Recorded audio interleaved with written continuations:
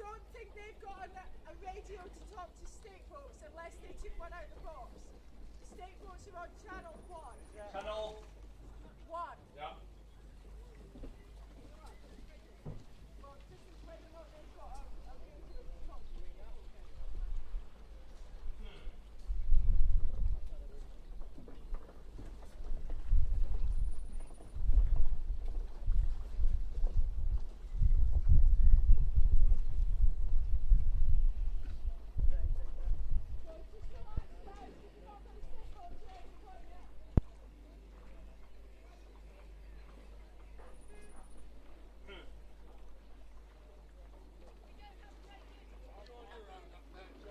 Just for now, yeah. Why are you missing me? Oh, terribly. You're so flirty.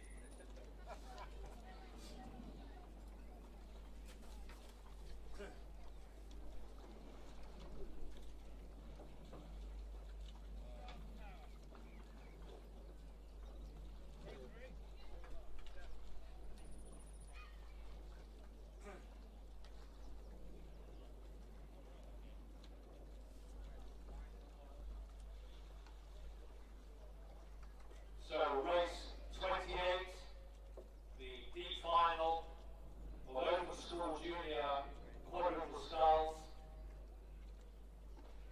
Walton lane 1, Maidenhead lane 2, Henley lane 3, Reading lane 4, Molesey lane 5, Tiffin lane 6, 4 minutes.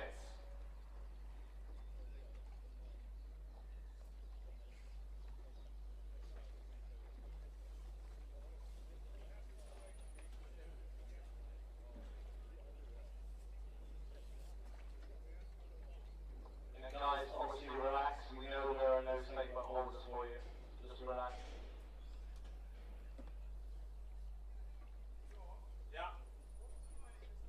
1 o'clock. Yeah. That's okay. Has the liner got the radio to talk to them? Just come from it. I told you you've got it. So, where are they in the... Okay, I'll just go get it then. Sorry, Rosemary, it's not here, so I was fed false information. we couldn't copy you, so yeah. just as well as the mic. Sorry, just sit there. Do they know that we're just sort of...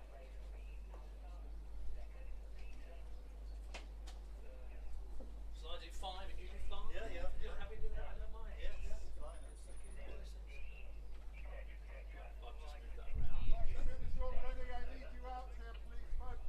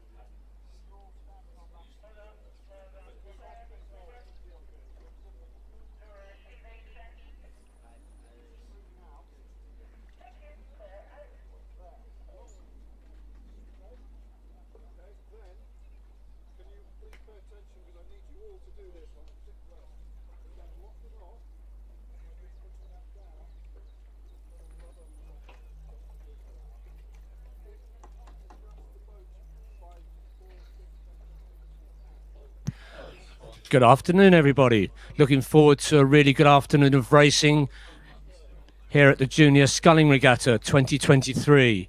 The first boats are getting attached now for race 28, which is the final D of coxless fours. It's the Open Junior Sculls coxless fours final D.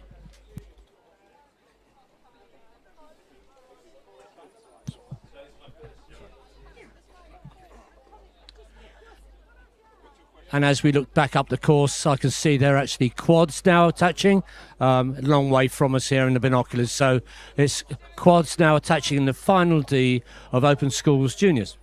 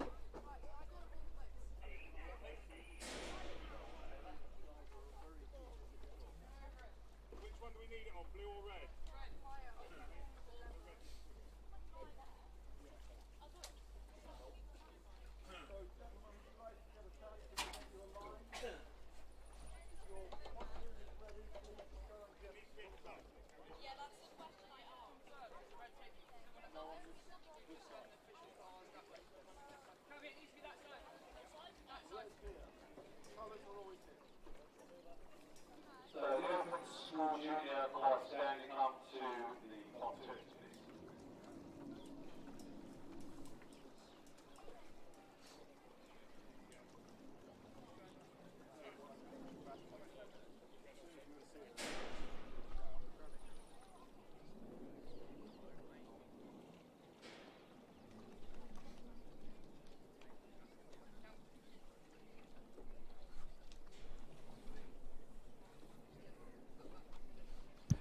Good afternoon, everyone, and welcome to Eton Dorney on a cloudy May Bank Holiday Monday. The first crews for the first race of the afternoon are lining up now on the start. This is the final D of the Open Schools Junior Quads. This is race 28, the D final of the Open School Junior quadruple sculls.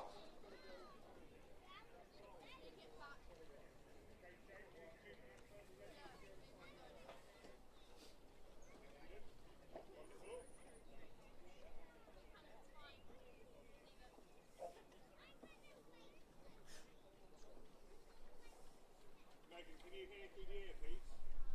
You can't? Tomorrow, can you hear on the earpiece?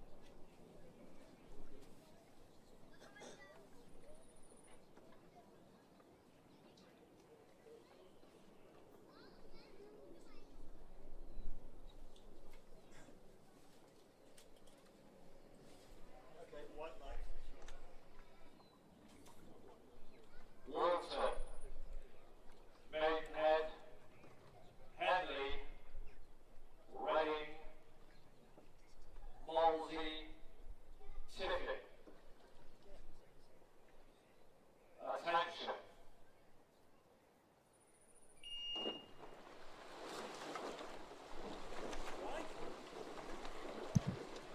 So we now have the start of the D final of the junior quads open schools. In lane 1 we have Walton Rowing Club B. In lane 2 Maidenhead Rowing Club A. In lane 3 Henley Rowing Club B.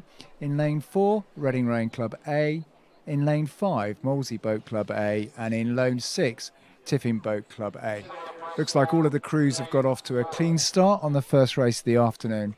There is a fairly brisk tailwind here at Dorney. The water's still pretty flat, just a little bit bumpy towards the finish, and a bit of a breeze as we look at the flags over on the spectator side. For those of you that are new to Dorney, lane 1 is the spectator side, nearest the car park and where all of the boats are, and lane 6 is the commentary tower side of the course. Yes, high Wickham, lane 6.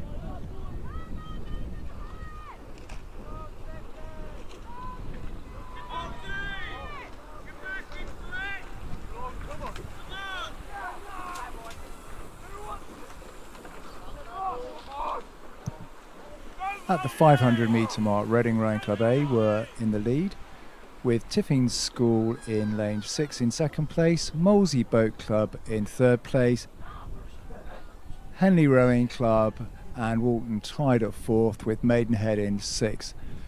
Reading have maintained that lead at the 1,000 metres and have gone through in a time of 3:11, with Tiffin School in second, followed by Henley Rowing Club, a couple of seconds behind in third, followed by Maidenhead in fourth. Reading is rating 33. Molesey are at fifth at 1,000, and Walton Rowing Club in sixth.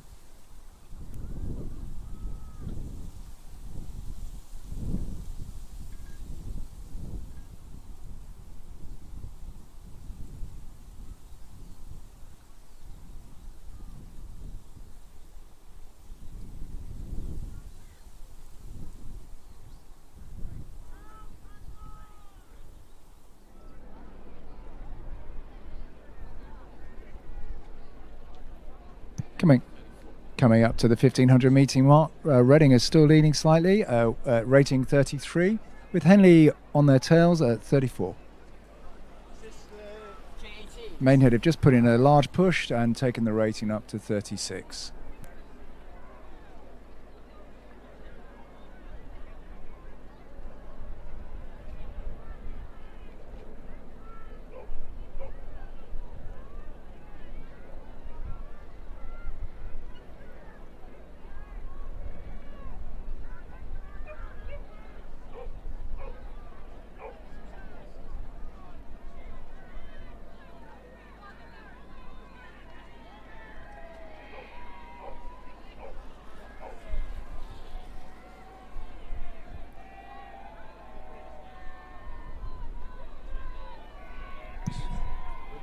As we come up to the last 250 metres, it looks like Reading have established a lead of around about a length over Tiffin over here in lane 6.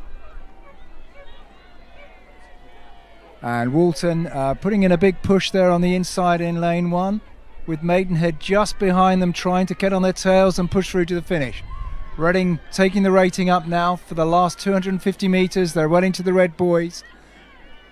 Reading with a comfortable lead of around about a length and a half as we come to the last few strokes of this first race of the afternoon. The D final of the Junior Schools quads. It's now a real scrap for second place between Henley Rowing Club and Maidenhead Rowing Club. I can't call it here from the tower. I think Maidenhead may just have a couple of inches, but Henley have really taken it up over the last 2 or 3 strokes and look like they're coming through to take second, with Maidenhead in third, Tiffin in fourth, Walton in fifth, and Molesey coming through in sixth place.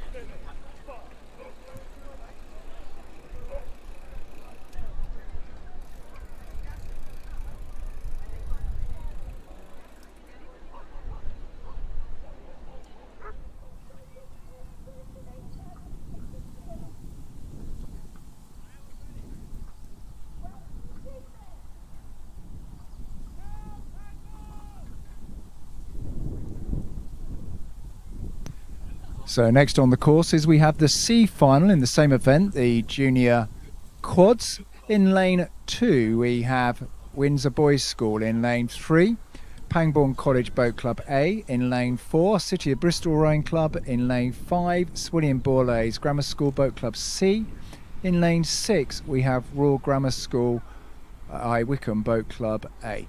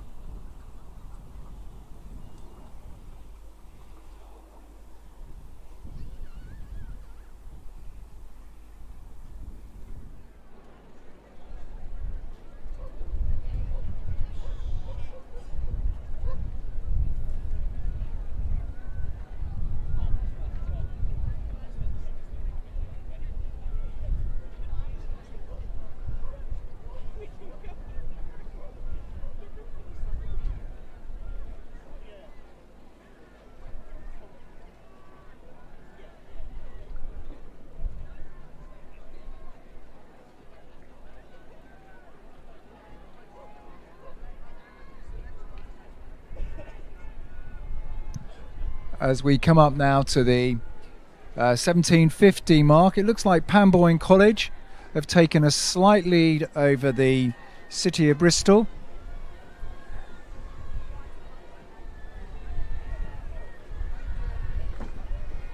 With Sir William Borlase in third, closely followed by Royal Grammar School High Wycombe.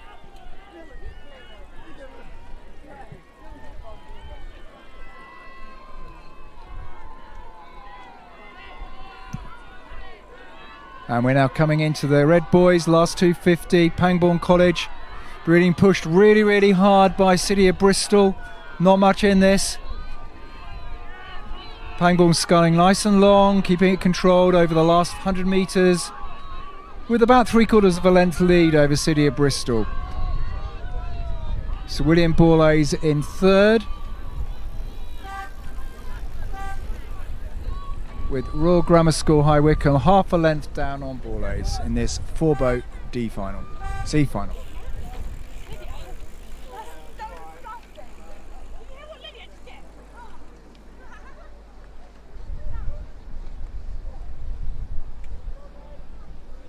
The next race on the course is the B final of the Open Schools Junior Quads. In lane 1 we have Lee Rowing Club A. In lane 2, Walton Rowing Club A. In lane 3, Kingston Rowing Club A. In lane 4, Great Marlow School Boat Club A. In lane 5, Trentham Boat Club. And in lane 6, Hereford Cathedral School Boat Club A.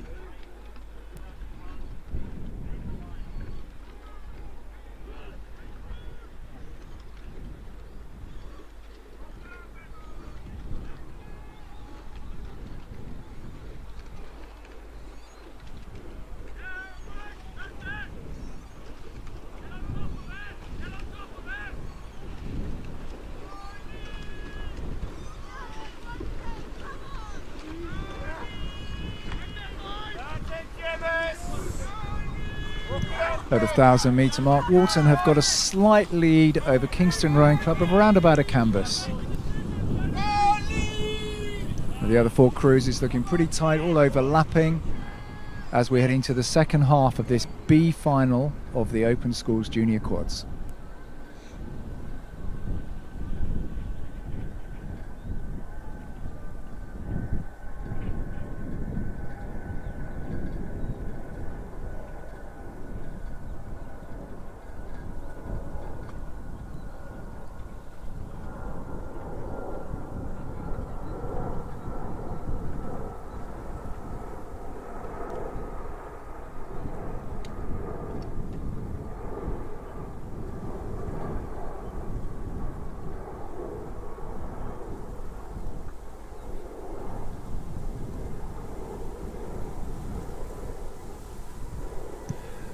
At the 1,000 metre mark, Walton were in first place, Kingston Rowing Club in second, Lee Rowing Club third, Hereford Cathedral School in fourth, Trentham Boat Club in fifth, and Great Marlow School in sixth.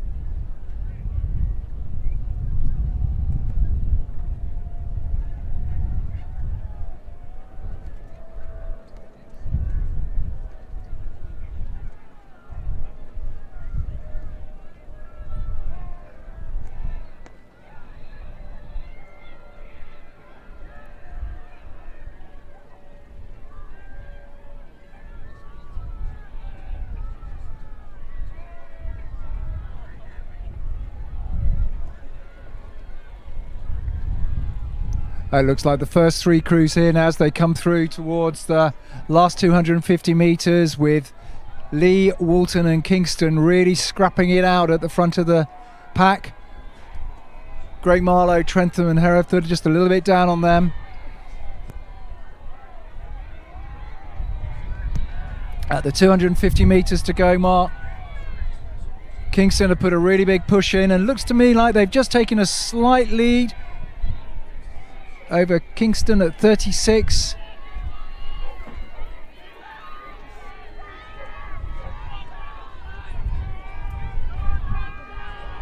Lee just winding it up now at 35. But this is really, really close. Kingston still with a very, very slight lead here. Great Marlow School putting in a push to try getting back in contact with the first 3.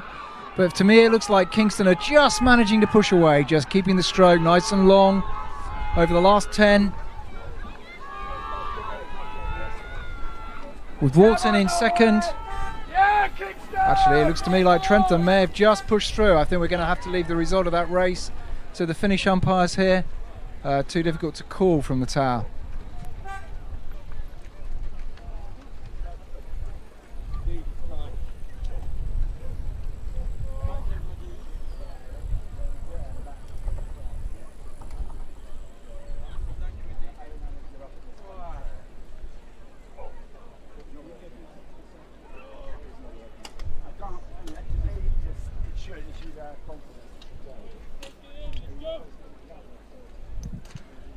And now on the course, this is the final A of the quads of the Open Schools Juniors. In lane 1, you've got Tideway Scullers School A. In lane 2, we've got Marlow Rowing Club A. In lane 3, Windsor Boys School Boat Club B.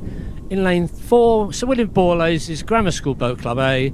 In lane 5, Hinksey Sculling School A. And in lane 6, Hartbury University and College Boat Club A.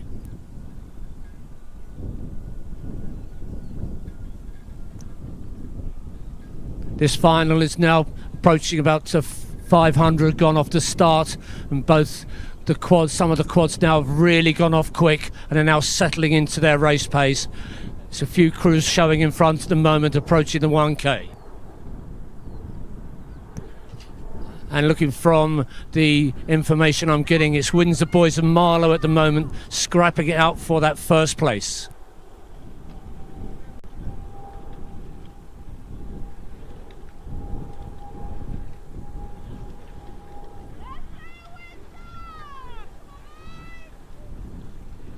And as Windsor Boys School now settle into their race pace, they're at 35 strokes per minute. Marlow at 36, trying to hang on to them. Windsor Boys just pushing out now with every stroke. And as we approach the 1K, Windsor Boys just breaking clear now of the rest of the field.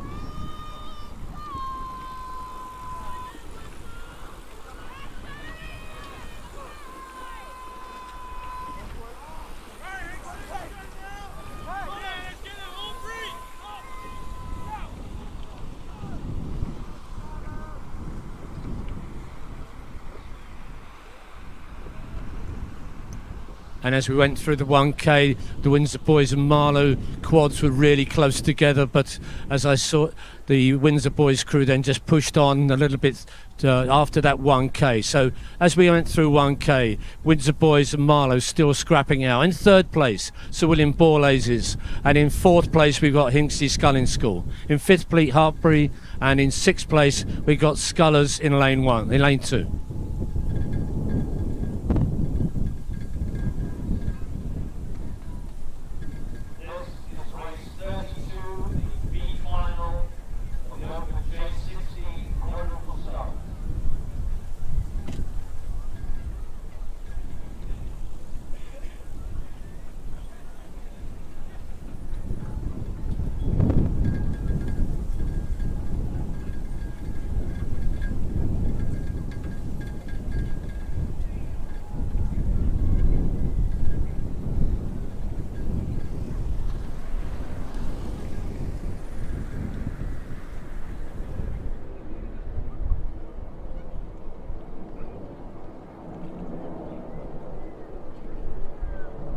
And as we go through the 1500 metres now, approaching the final 300 towards the line where all these boats wind up for the finish, it's still Marlow and Tideway and Windsor Boys scrapping it out now for that first place. It's a good race now for third place as well.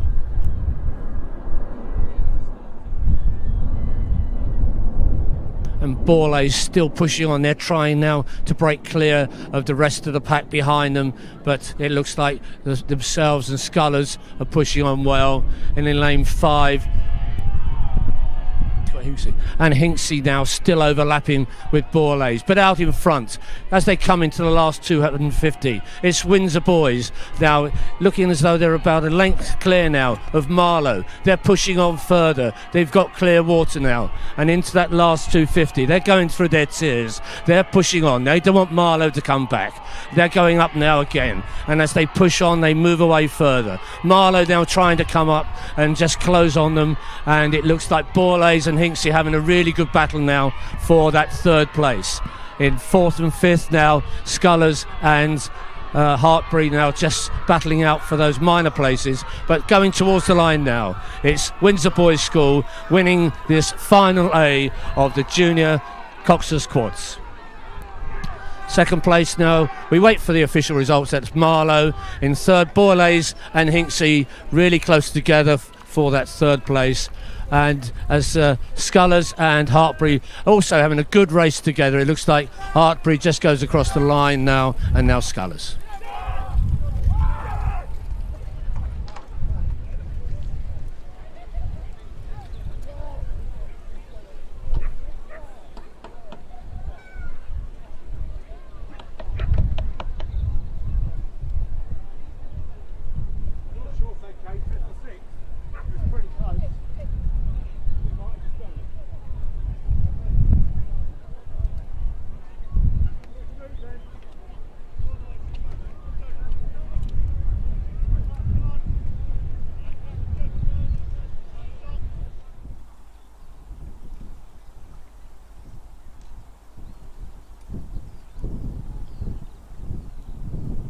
And the next race on the course is race number 32.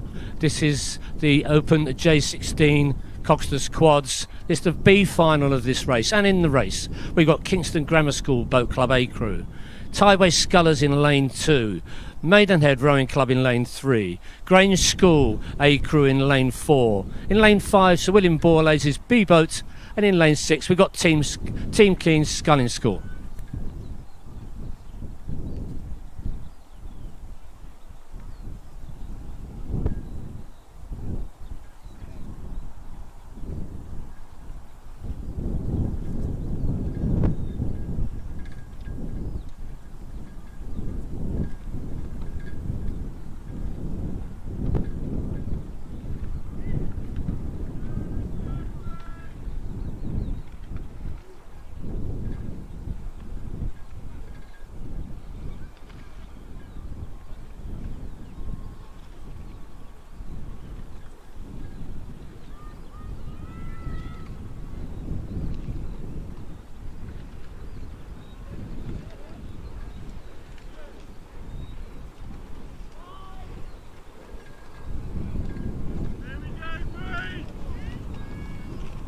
And as we approach the 1,000 metre mark, it looks like Tideway Scullers School have just pushed out, and there's 3 boats close to them as well. You've got KGS over there in the car park side. In the middle of the course, you've got Maidenhead and Grange School.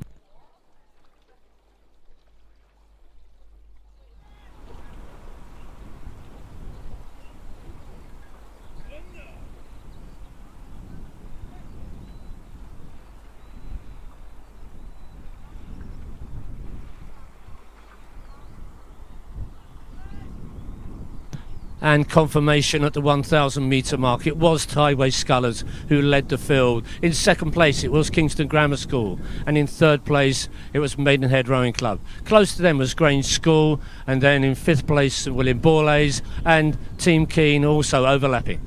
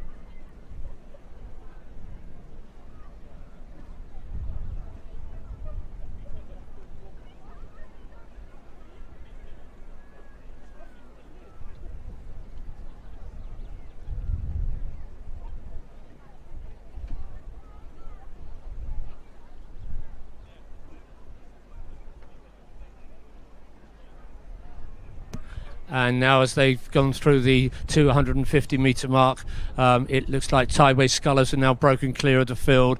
KGS, Grange School and Sir William Borlase is now pushing hard for that second place as well. And it looks like Grange School have now just gone on with Scullers. They're just trying to get back on Scullers. They've raised their sculling rate as well. Sir William Borlase trying to hang on to Grange School, and on the far side KGS now started to wind up for the finish as well, but going towards the line it's Tideway Scullers, Grange School, and now it's Maidenhead, who are now started to close down on Tideway Scullers. And Grange has still not been dropped at the moment, and there's a good now race for the finish.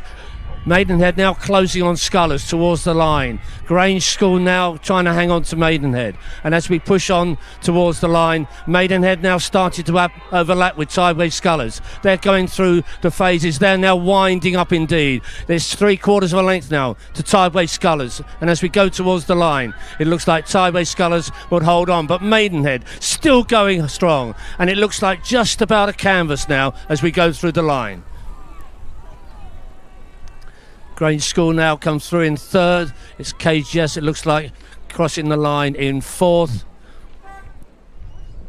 Sir William Borlase, and then Team Keen. And we wait for the official result.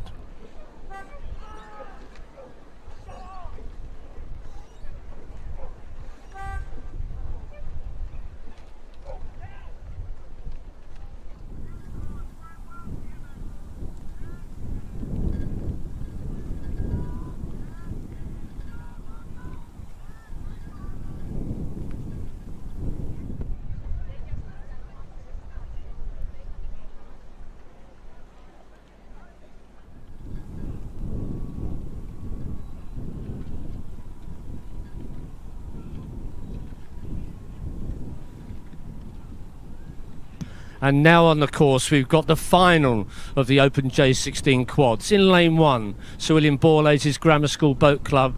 In lane 2, we've got the Great Marlow School Boat Club. In lane 3, Sir Windsor Boys, the Boat Club A Crew. In lane 4, we've got Molesey Boat Club. In lane 5, Lee Rowing Club. And in lane 6, we've got Kingston Grammar School, their B boat.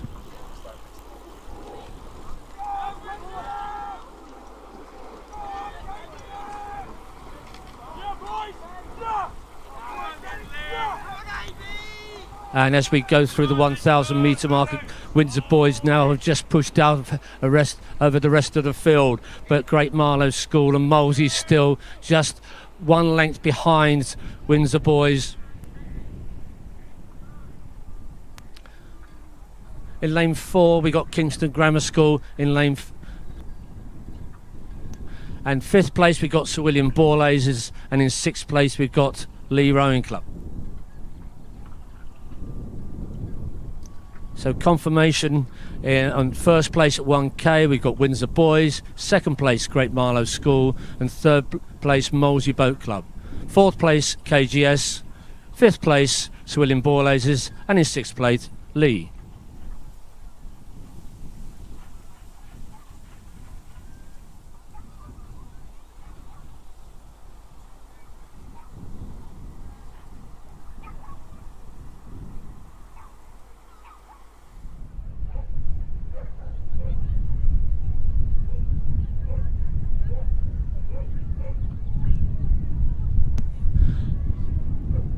And with 500 metres to go, it looks like Windsor Boys, their quad, they've just caught a crab, and it looks like they've lost a single scull. So a change now to the leader, where Great Marlow School now have taken the lead.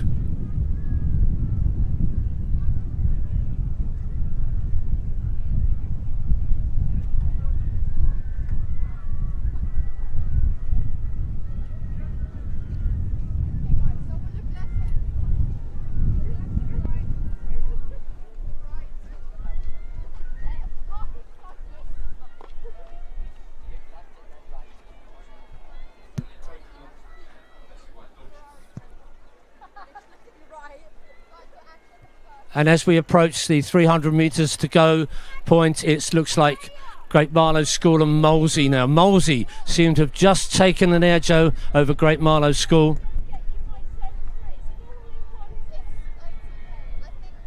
Windsor Boys have now recovered that shipwreck and are now starting to push back again to challenge for the 3rd place. But out in front, Molesey now have nearly a length's lead over Great Marlow School.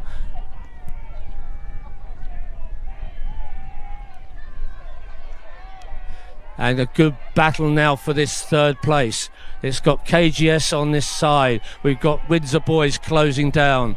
And we've got Sir William Borlase's on the far side, the nearest you, far side from me. But going towards the line, Molesey Boat Club keep on pushing away now from Great Marlow School. They've nearly got a length now. And as we wind up towards the finish, this 3rd place is now under contention. Will Great Marlow's, will Borlase's hang on? Will KGS go through? Will Windsor Boys come back into that 3rd place? Crossing the line though, Molesey lead by nearly 2 lengths over Great Marlow School. KGS and Borlase's have a good battle towards the line for 3rd place. Windsor Boys in 5th and Lee in 6th place. And we wait for the official result.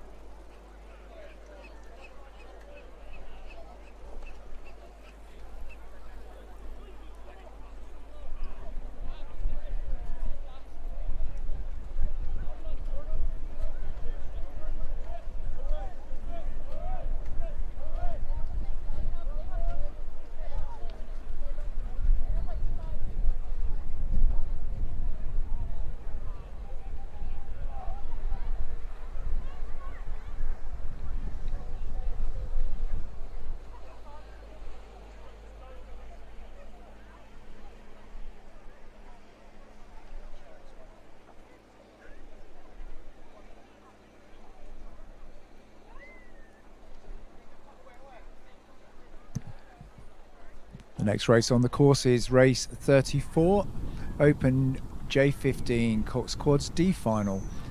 In lane 1, Magdalen School Boat Club. In lane 2, Hinckley Sculling School. In lane 3, Sir William Borlase Grammar School Boat Club. In lane 4, Clares Court School Boat Club. In lane 5, Kingston Grammar School Boat Club. And in lane 6, King's School Ely.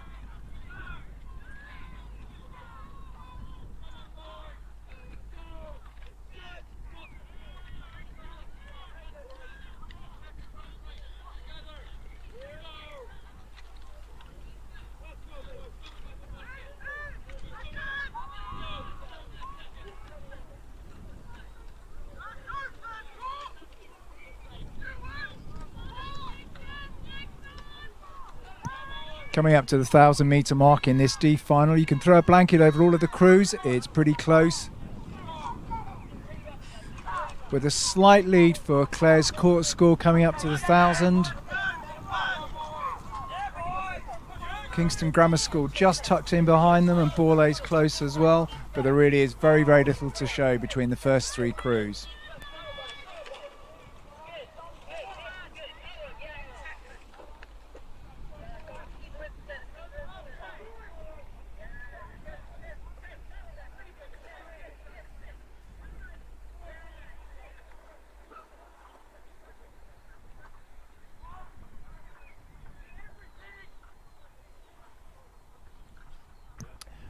At the 1,000 metre mark, it was Clares Court School in first place, Sir William Borlase Grammar School in second, Kingston Grammar School A in third, Hinckley Sculling School in fourth, Magdalen College School Boat Club in fifth, and King's School Ely in sixth.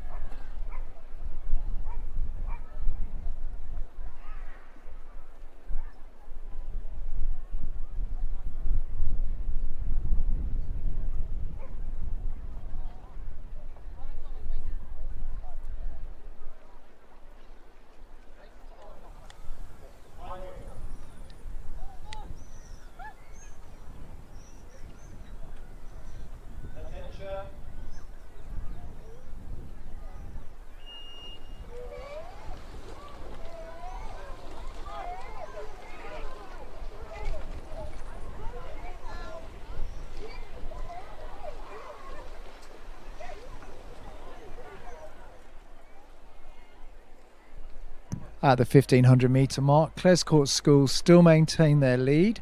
Sir William Borlase School are second, 4 seconds behind them, with Kingston Grammar School in third, Magdalen College Boat Club in fourth, Hinckley Sculling School in fifth, and King's School Ely in sixth. As we come towards the last 250 metres now, Clares Court maintain their lead. The water's just getting a little bit choppy, as we saw in that previous race. You can lose a blade, so it's worth hanging in there. Pushing hard in this D final. Clares Court looking like they're maintaining their lead now over Sir William Borlase School in the lane next to them, and Hinksey Sculling School putting in a big push along with Magdalen College Boat Club over there in lane 1. Pretty close for second, third and fourth. Looks to me that Clares Court now have got a length lead. Pretty comfortable as they come towards the last few strokes of this race. Borlase in second. Hinksey Sculling School just about in third place, with Kingston Grammar School just pushing through in the last couple of strokes to get third.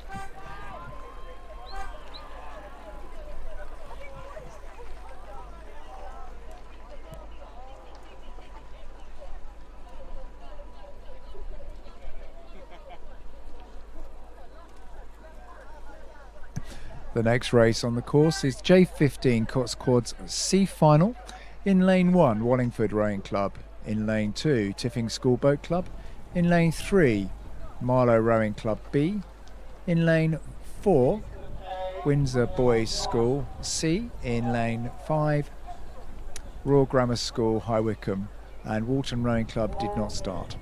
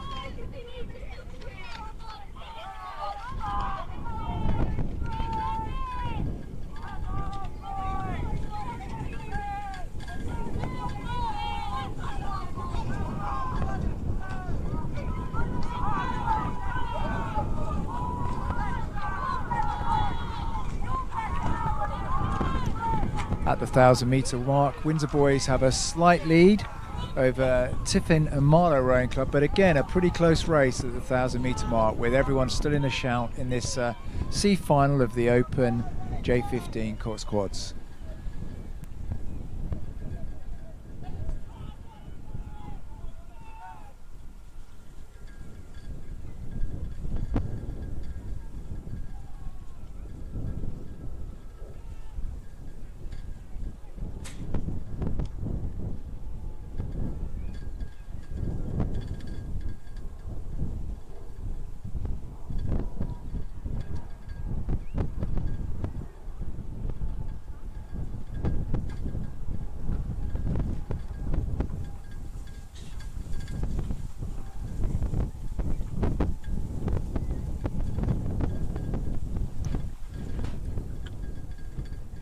At the 1,000 metre mark, Tiffin and Marlow School were equal first, Windsor Boys School in third.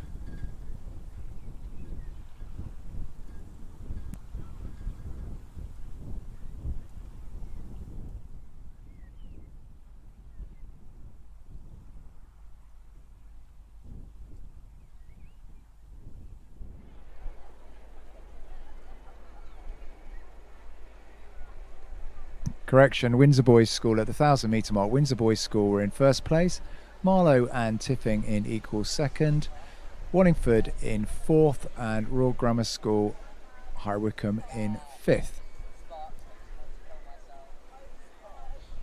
As the water gets a bit choppier here towards the finish now, it's really important that the technique that the crews are displaying, keeping the blades nice and high off the water and clean so they don't get caught.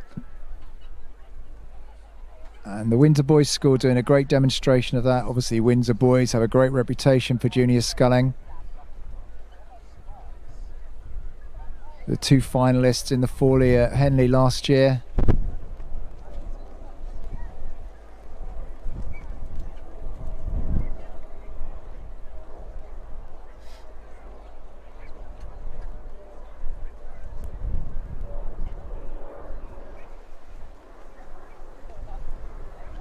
And at the 1500 metre mark, Windsor Boys School continue to maintain their lead over Marlow by just over a second, with Tiffin in third, Wallingford Rowing Club in fourth, and RGS High Wycombe in fifth.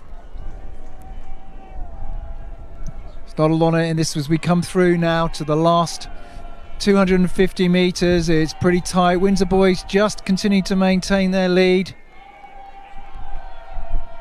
over Marlow, but really there isn't much to call between any of the crews in the last 30 strokes of this C final of the Open J15 coxed quads.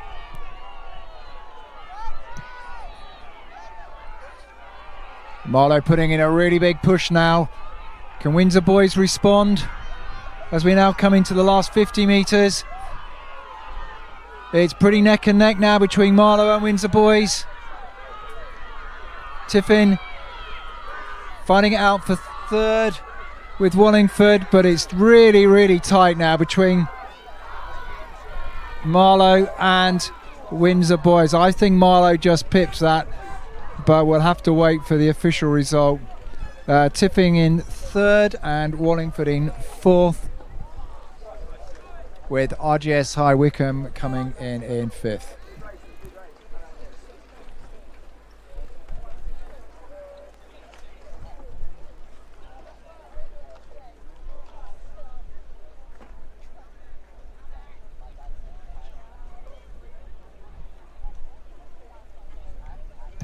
Next on the course is the B final of the Open J15 coxed quads. In lane 1, Kingston Rowing Club. In lane 2, Tideways Scullers School A. In lane 3, Great Marlow School Boat Club. In lane 4, Maidenhead Rowing Club. In lane 5, Clares Court School Boat Club A. And in lane 6, Sir William Borlase Grammar School Boat Club H.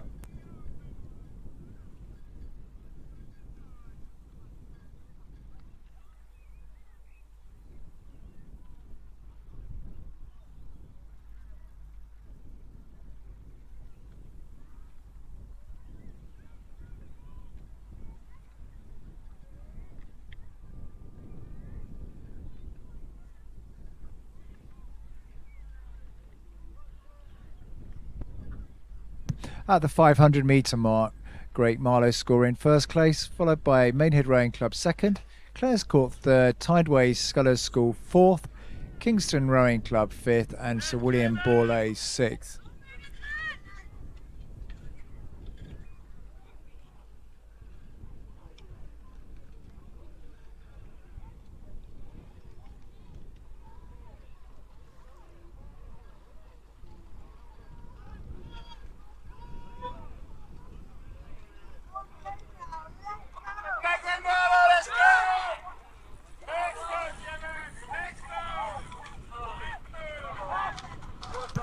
And at the 1,000 metre mark, it looks like Maidenhead have pushed through to first place, just over Great Marlow School in second.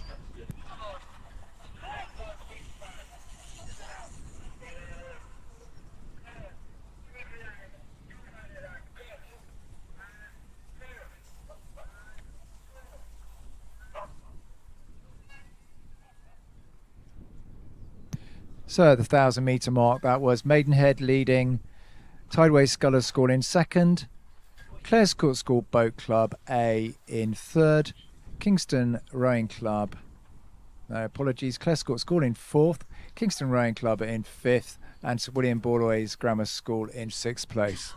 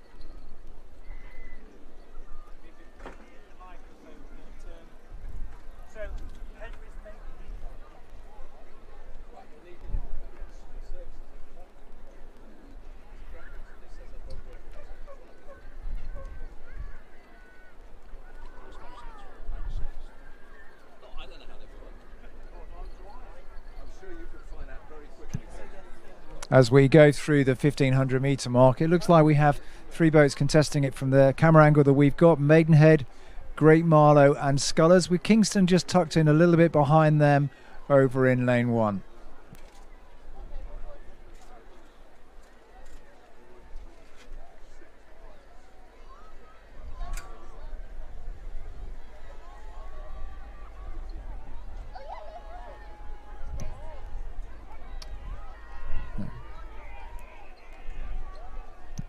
And now as we come through to the Red Boys, it looks like Maidenhead just ahead of Great Marlow as we get into the last 25-30 strokes. Really important now, these young men keep their blades nice and clean as they really push and drive for home. Looks like Maidenhead in first, Great Marlow School in second, Tideway School in third, with Clare's Court putting in a really big push to try and get back in contention in fourth, with Kingston Rowing Club in lane 1 in fifth. Maidenhead now pushing out to just about a length lead over Great Marlow, who in turn have a length over Tideway Scullers, who have Clare's Court just trying to push through, who left it a bit late to try and get through into a higher position in this B final of the J15 coxed quads.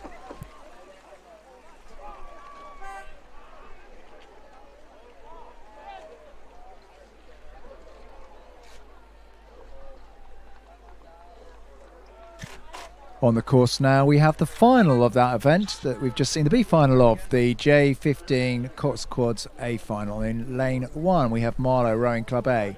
In lane 2, Grange School Rowing Club A. In lane 3, Windsor Boys School Boat Club B. In lane 4, Windsor Boys Boat Club A. In lane 5, Guildford Rowing Club A. And in lane 6, Tiffin School Boat Club.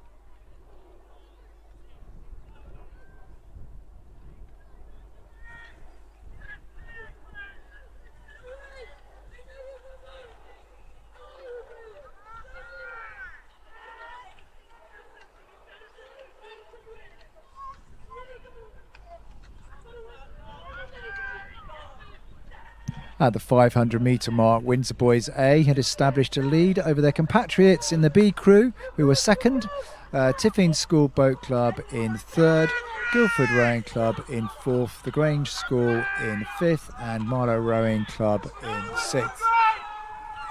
Continuing to maintain their lead at the 1,000 metre mark is Windsor Boys A, with their B crew just about a length down on them.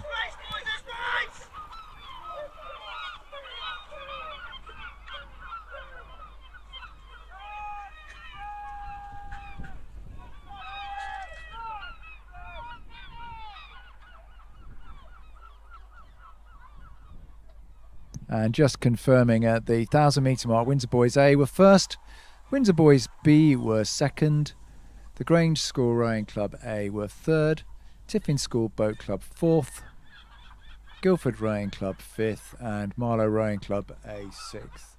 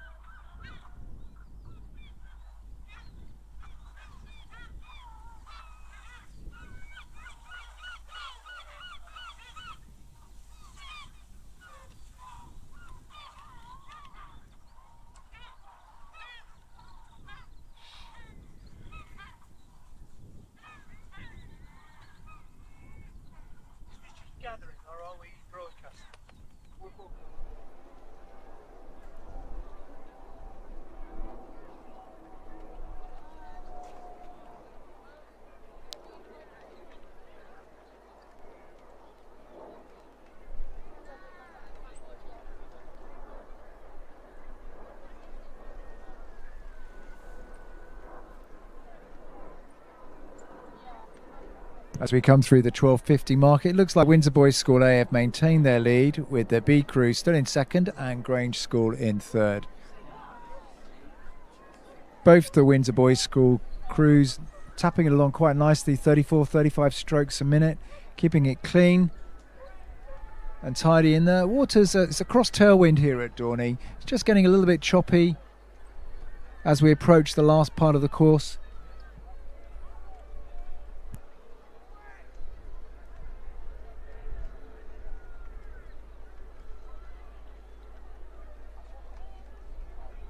So the 1500 metre mark, just confirming Windsor Boys School A were first, Windsor Boys School B were second, the Grange School third, Tiffin School fourth, Marlow Rowing Club fifth and Guildford Rowing Club sixth. About 3 seconds between the A and the B crew here, so that's around about a length.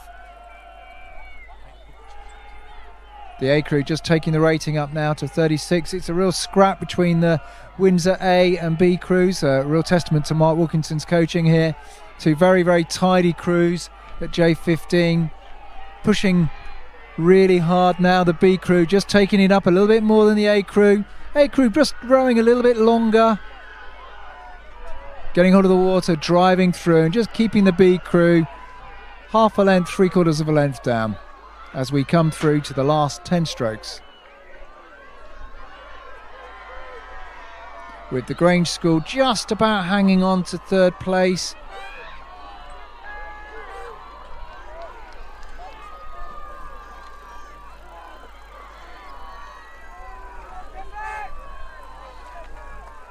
Tiffin School may well have just pipped third place here. And we've got Guildford coming in sixth place.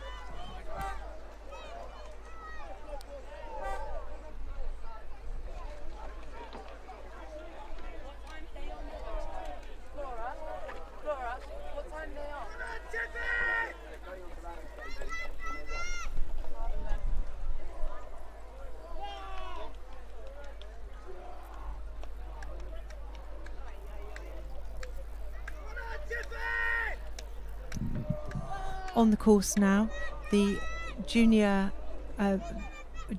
open double sculls B final.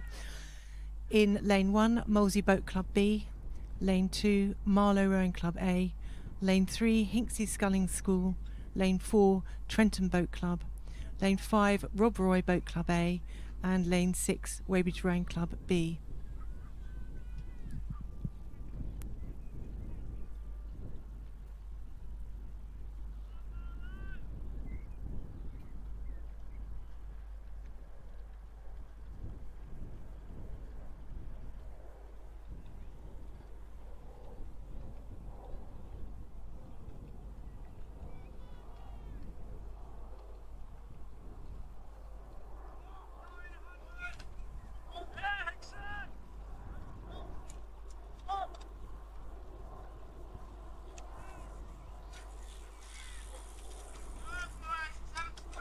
Approaching the 1,000 metre mark.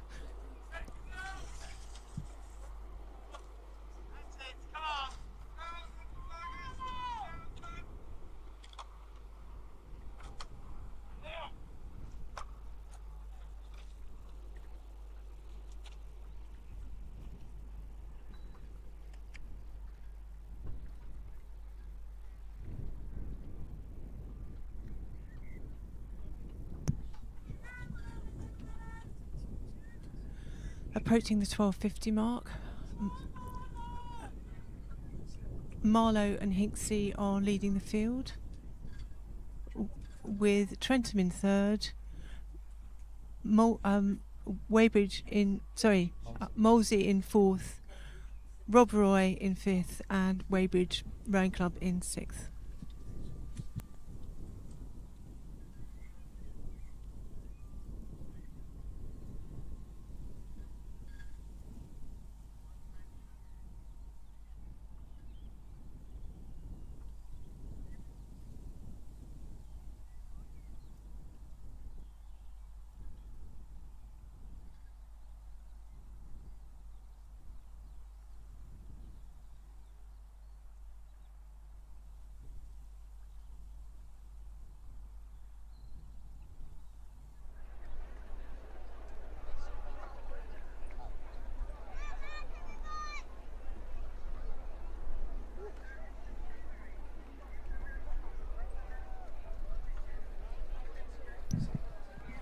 At the 1500 metre mark, the 1000 metre mark, the field has been led by Marlow Rowing Club, followed by Hinksey, Trenton Boat Club, Molesey Boat Club, Rob Roy, and then Weybridge Rowing Club bringing up the field.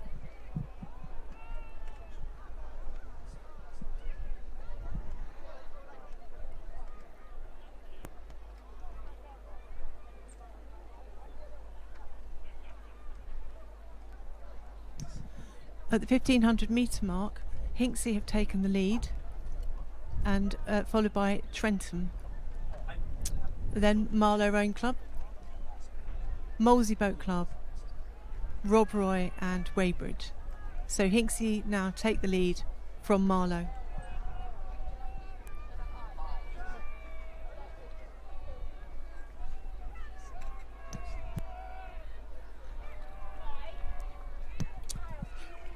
In the last 250 metres, Hinksey are comfortably ahead and maintain their lead over the field, with Trentham in second, followed by Marlow, Molesey, Rob Roy and Weybridge.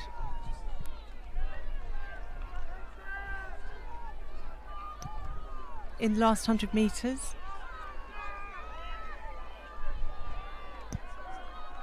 Hinksey maintain their comfortable lead, being challenged now by Trentham and Molesey, Marlow having dropped back to fourth. And that was a win for Hinksey, with Trentham second, Molesey third and Marlow fourth.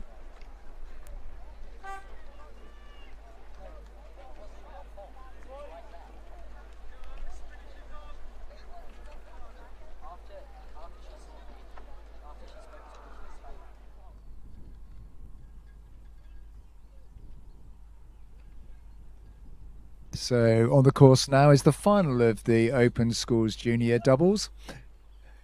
In lane 1, Peterborough Rowing Club. In lane 2, Exeter Rowing Club. In lane 3, Marlow Rowing Club B. In lane 4, Windsor Boys School. In lane 5, St Peter's School Boat Club. And in lane 6, Weybridge Rowing Club. At the 500 metre mark, Marlow Rowing Club were in the lead, just over Windsor Boys School Boat Club A. In third place, Peterborough. In fourth, Exeter Rowing Club. In fifth, St Peter's. And in sixth was Weybridge.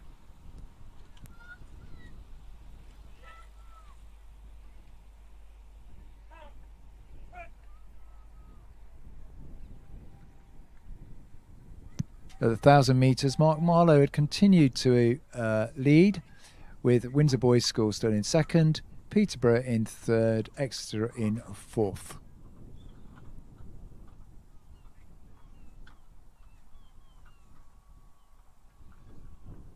St Peter's School in fifth and Weybridge in sixth.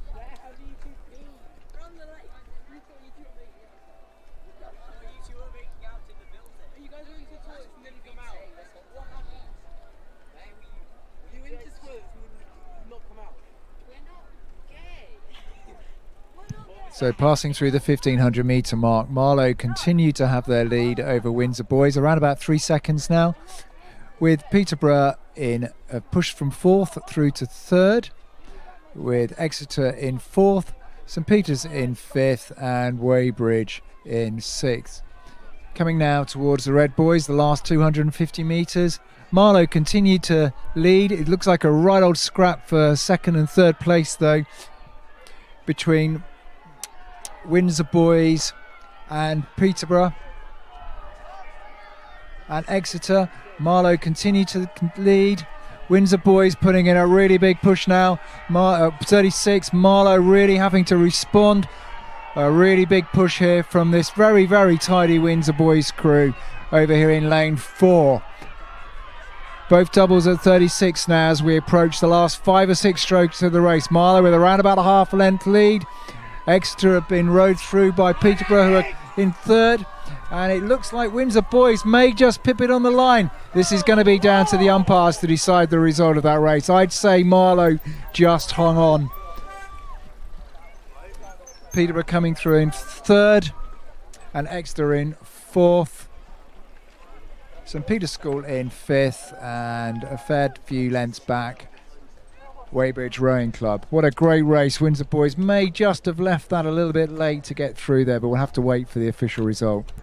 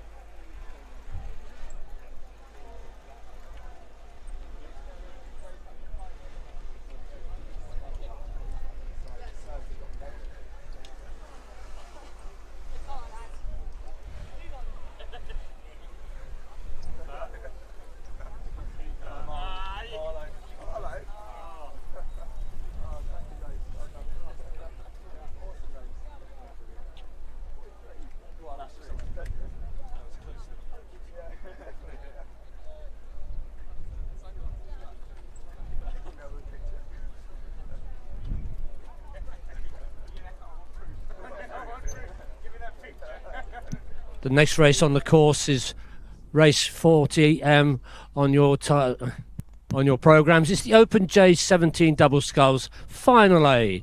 And in lane 1 we've got Itchin Imperial Rowing Club. In lane 2, Gordon School Boat Club. In lane 3, Walton Rowing Club. In lane 4, Team Keynes Sculling School A. In lane 5, Tideway Sculler School B. And in lane 6, Tideway Sculler School A.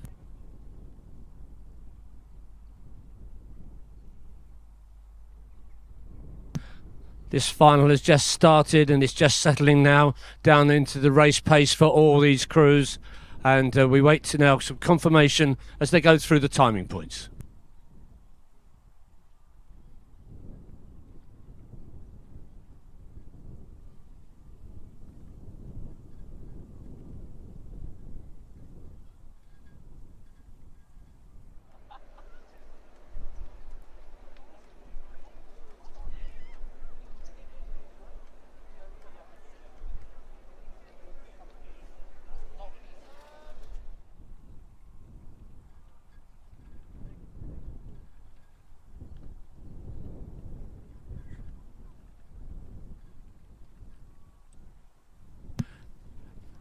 And now they've gone through the 750 metre mark, and looking back up the lake, it looks like Walton Rowing Club have established a slight lead.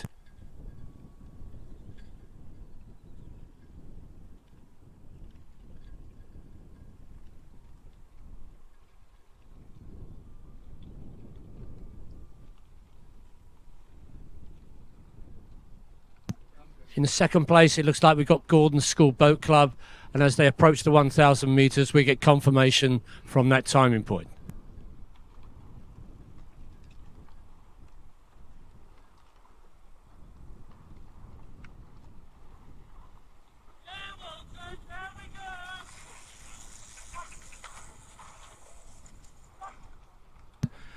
And it looks like going through the timing point at the moment. Walton Rowing Club maintain their lead. Close to them, it's Gordon School Boat Club. In third place, we've got Team Keen now starting to pull through. In in fourth place, we've got Itchin Imperial. In fifth place, we've got Scullers B Crew. And in sixth place, we've got the Scullers A Crew. Walton continue to lead, but only by about a length.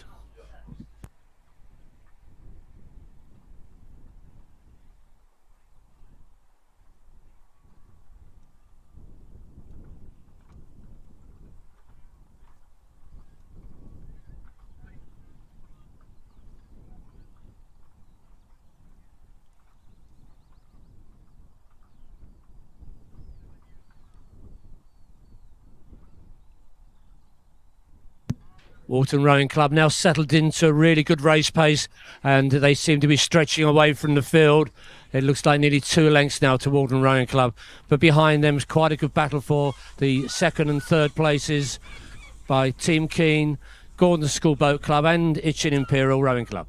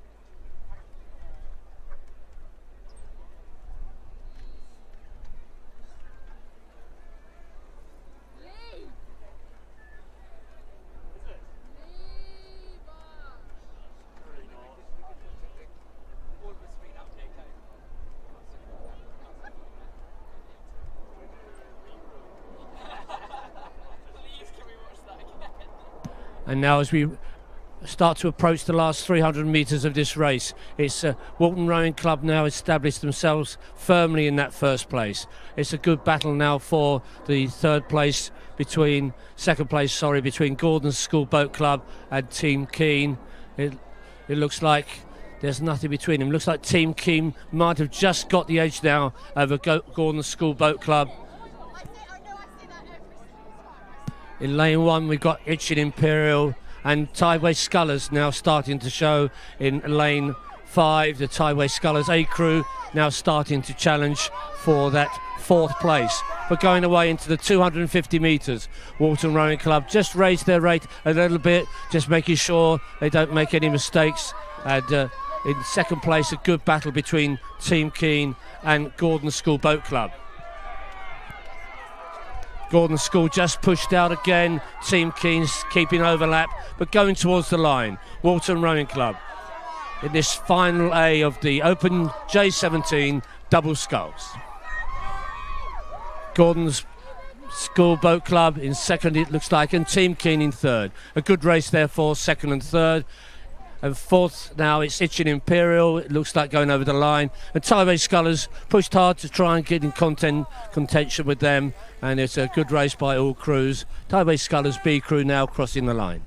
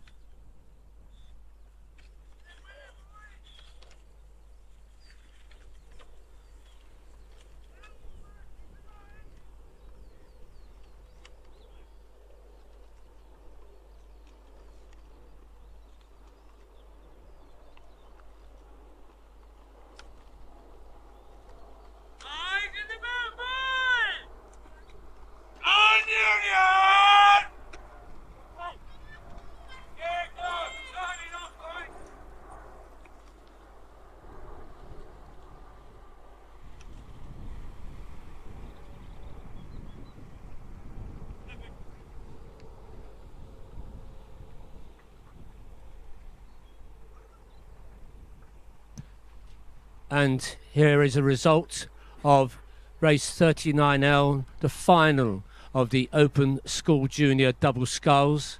The official result was a dead heat between Windsor Boys School Boat Club A and Marlow Rowing Club B crew.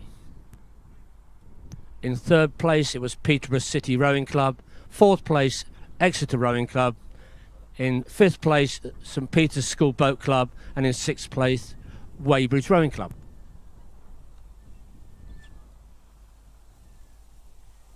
The next race on the course is the Open J16 Double Sculls Final B, and in this race we have Nottingham and Union Rowing Club A crew, Globe Rowing Club, Marlow Rowing Club B, Walbrook Rowing Club, Marlow Rowing Club A and Upton Rowing Club.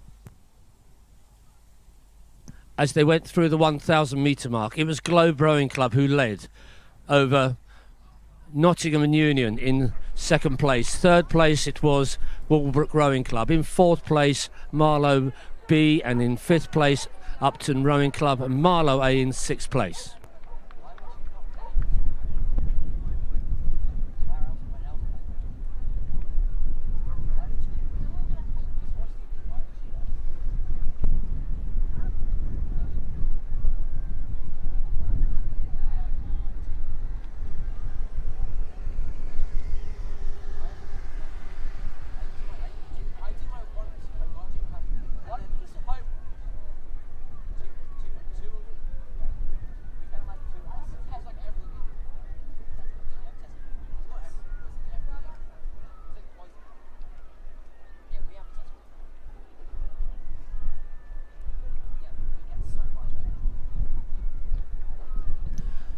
And coming away now with about 300 metres to go.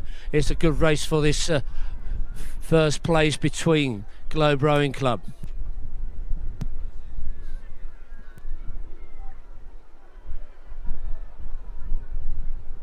and Walbrook Rowing Club starting to show. Nottingham Union on the far side still overlapping, and Marlow Rowing Club. So in the centre of this lake at the moment, it's Walbrook who seem to be now pushing through, but it's and they're going with them. It's Marlow.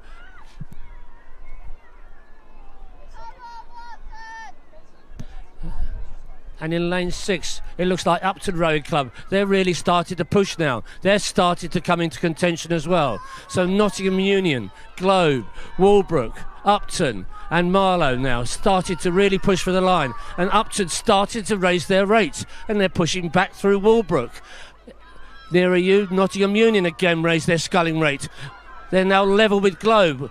It's now Upton coming through again into third place on the far side. Nottingham Union, Globe now responding and pushing back on Nottingham Union and going towards the line. It's really good racing. Upton coming through, Walbrook and Marlow in the centre of the lake. And as we go towards the line, it's very close indeed, and we wait for the umpire's decision.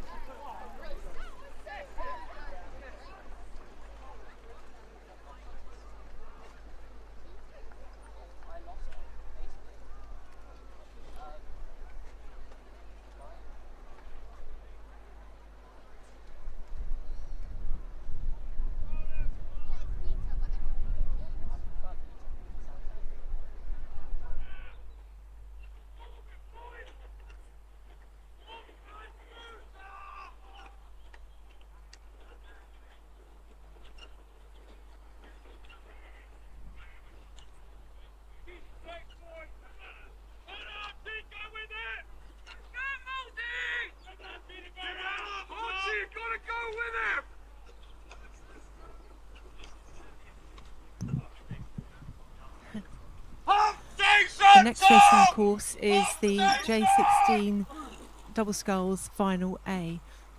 In lane 1, Peterborough City Rowing Club. Lane 2, Molesey Boat Club A.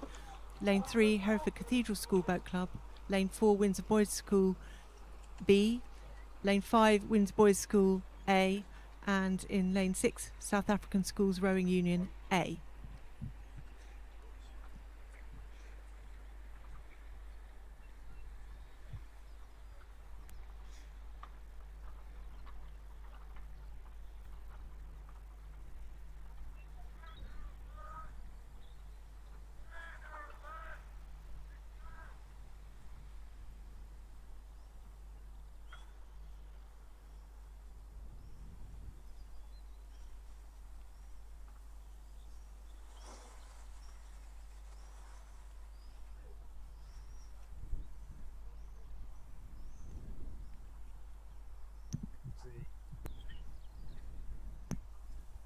At the 1,000 metre mark, Hereford Cathedral School led the race from Molesey Boat Club, followed by Peterborough City Rowing Club, Windsor Boys School A,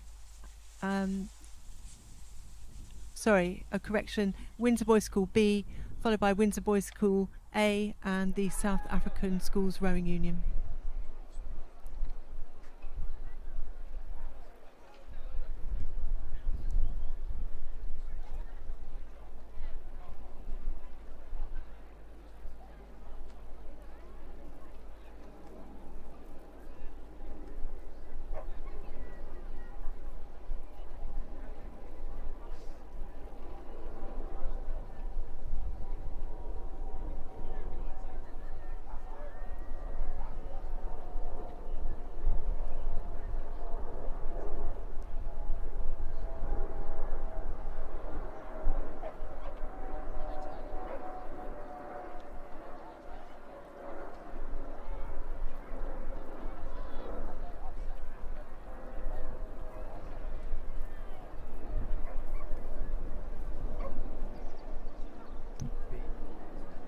At the 1,500 metre mark, Windsor Boys School B have overtaken the lead of the race and are now followed by Hereford Cathedral School.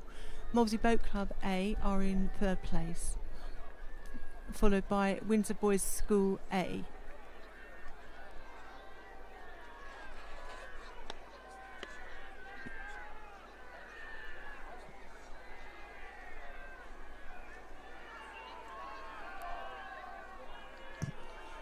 Coming into the last 250, there's a very good race developing. Windsor Boys School maintain their lead. Windsor Boys have taken the lead. The first three crews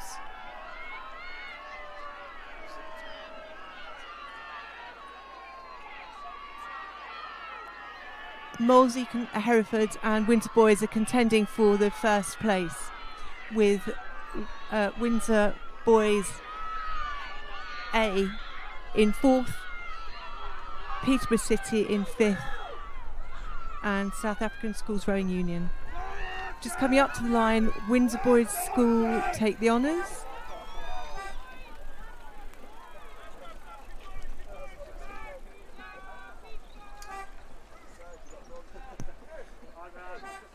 The result of that race was that the Windsor Boys School B crew won, Hereford Cathedral School came second, Molesey third,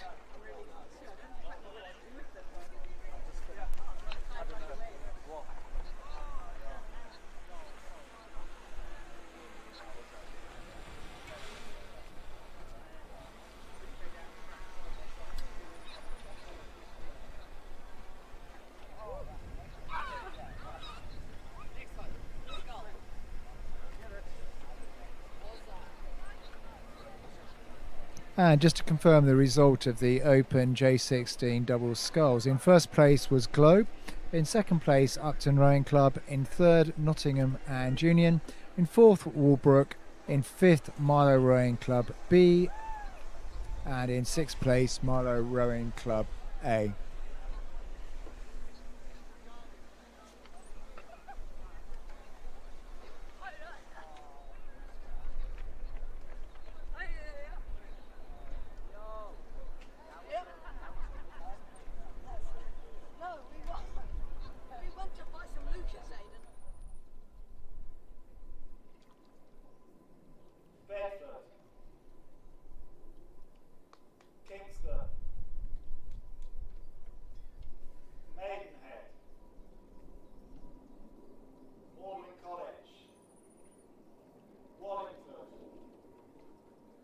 And just lining up on the start now for the final of the Open Schools Junior Singles. In lane 1, Jack Allington from Bedford. In lane 2, Dominic Harris. In lane 3, from Maidenhead Campbell Orr. In lane 4, Peter Crosley. In lane 5, Ewan Sleep. And in lane 6, Ewan Johnson.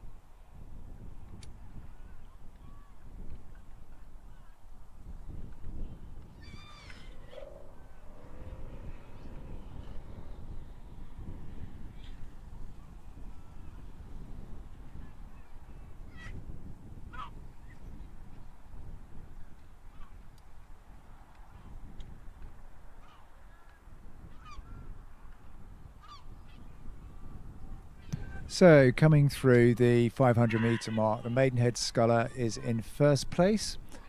That's Campbell Orr. In second place, Magdalen College Boat Club.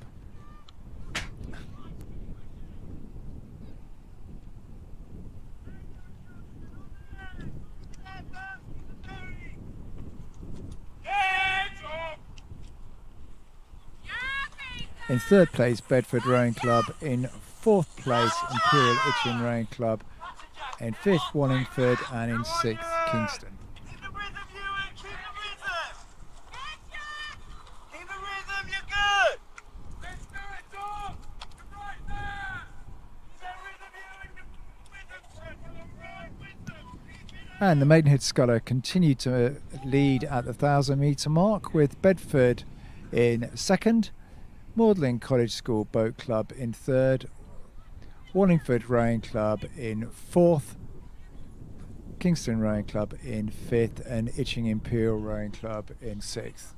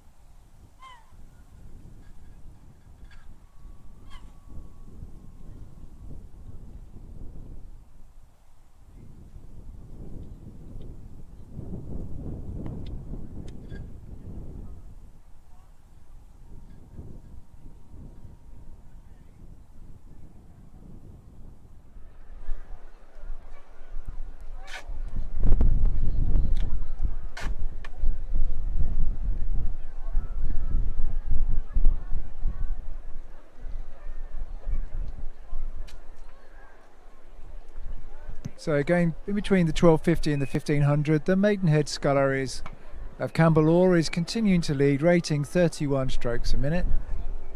On the feed we've got at the moment, there's a Kingston Sculler in there, still in fifth. Bedford over in lane 2, still in second place as we go through the 1500 metre mark.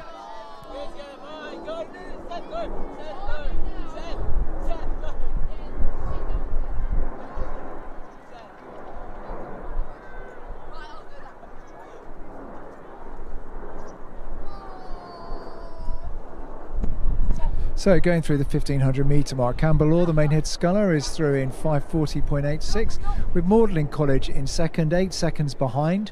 Bedford Rowing Club in third. There's not much in it between Magdalen and Bedford though. In fourth place, Wallingford Rowing Club. In fifth, Kingston Rowing Club, and in sixth, Itchen Imperial.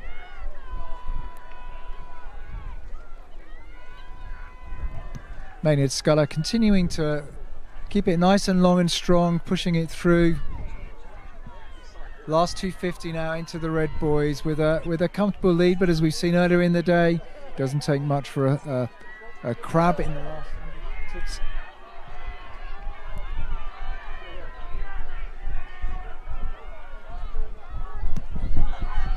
Pretty tight though for second and third. Bedford Sculler just about hanging on to second, but the Magdalen College Boat Club in lane 4 is putting in a big push and looks to me like he might just be overhauling Bedford in the last few strokes. Maidenhead Sculler comes through in first. Oh, actually the Wallingford Sculler may well have pulled through to take second in the last 2 or 3 strokes.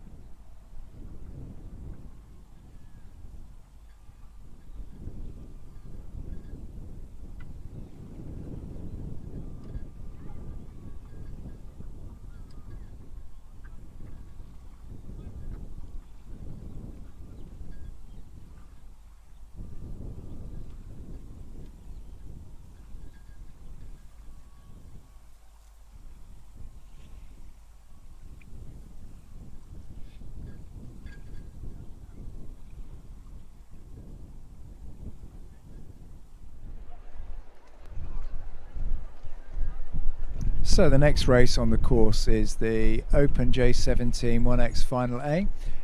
In lane 1, Molesey Boat Club. In lane 2, Dart Totnes Amateur Rowing Club. In lane 3, Exeter Rowing Club. In lane 4, Bedford School Boat Club. In lane 5, Northwich Rowing Club. And in lane 6, Kingston Grammar School Boat Club. At the 1,000 metre mark, Exeter Rowing Club were in first. 4 seconds behind them were Northwich Rowing Club. In third, Bedford School Boat Club. In fourth, Dart Totnes. In fifth, Molesey Boat Club. And in sixth, Kingston Grammar School.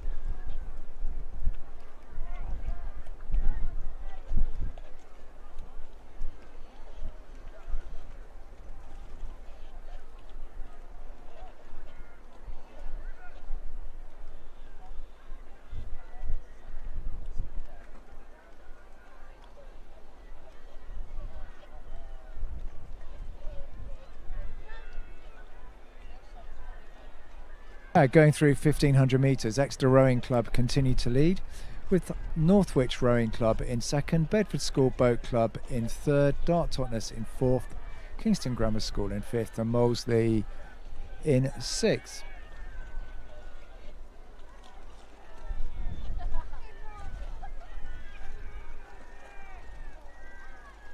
And as we come now into the last 250 metres, looks like the Exeter Sculler has pulled out to have a slight lead over Dart Totnes and Molesey Boat Club.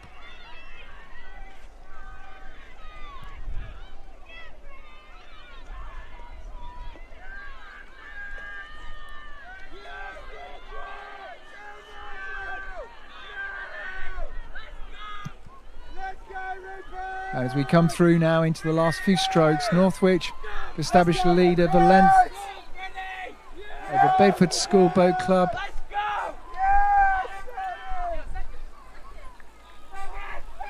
With Exeter Rowing Club in third, Dart Totnes in fourth,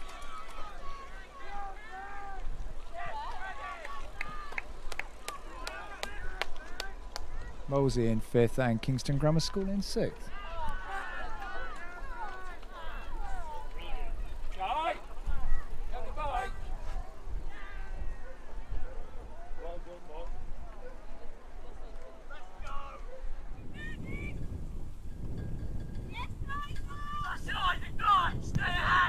So just got that slightly wrong. So Northwich were in first in that race, Bedford School Boat Club in second, Exeter third, Dart Totnes Amateur Rowing Club fourth, Kingston Grammar School fifth, and Molesey Boat Club sixth.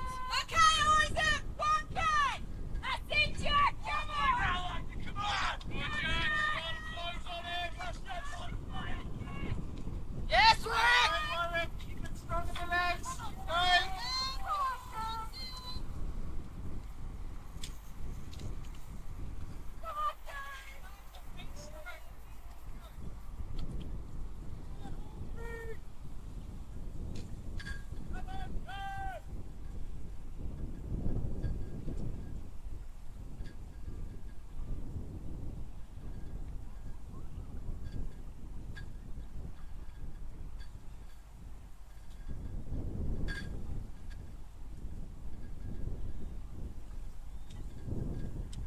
On the course now, we have the final of the Open J16 singles. In lane 1, Tideway Scullers. In lane 2, Gloucester Rowing Club A. In lane 3, Bedford Rowing Club. In lane 4, Buell Bridge Rowing Club.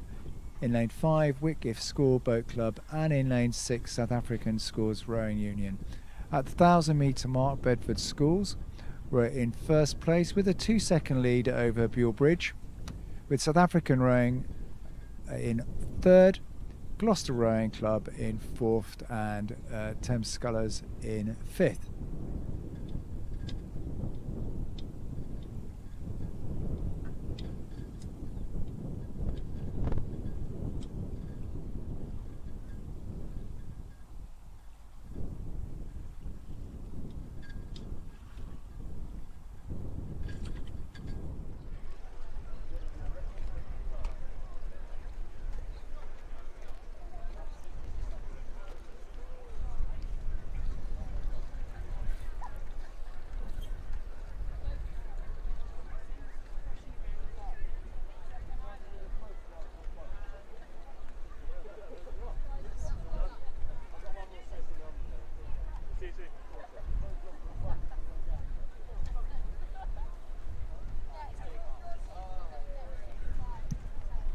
And at the 1,000 metre mark, the Bedford sculler Isaac Dean continues to lead with Buell Bridges, Jack Ribbins in second place. South African schools rowing Warwick Kirianzis in third. Gloucester rowing clubs George Coates in fourth. Thames scullers James Brooks in fifth place.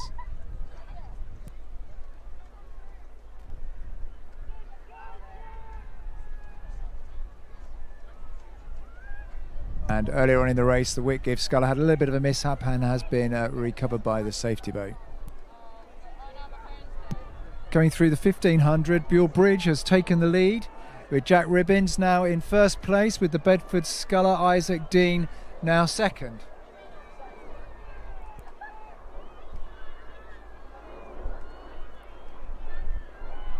And the Buell Bridge sculler now has taken a considerable lead in the last half of the race, pulling out 3 or 4 fent lead, sculling really, really nicely in this slightly choppy tailwind, really pushing it on.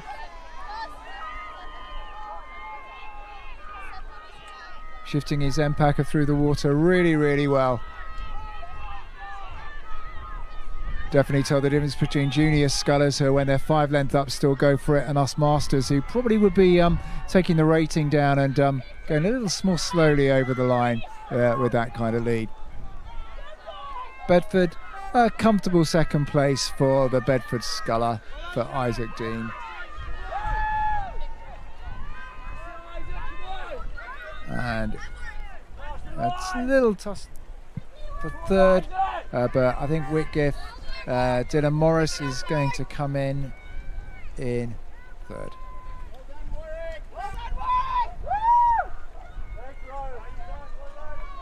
Apologies, that's the South African sculler Warwick, who's just coming now into, going to cross the line into third place, and Gloucester rowing clubs George Coates in fourth.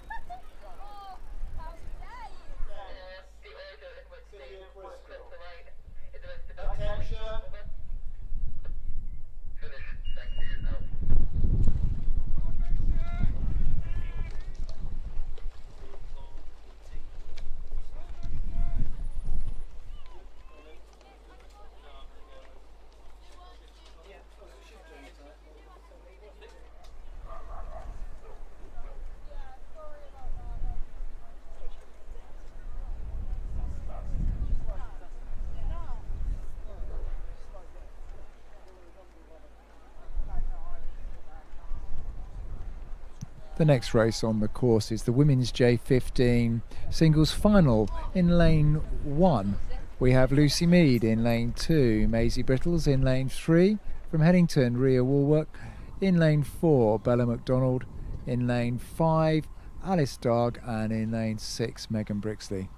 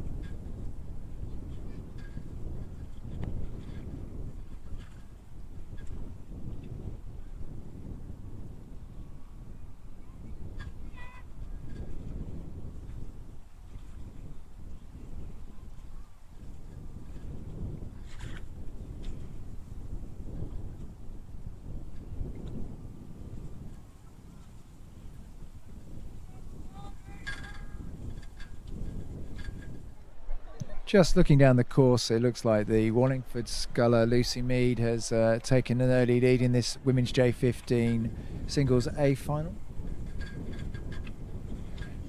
Wind's just picking up here at Dorney. You can just see the ripples on the course. It's a fairly strong tailwind blowing down the course, maybe just slightly across.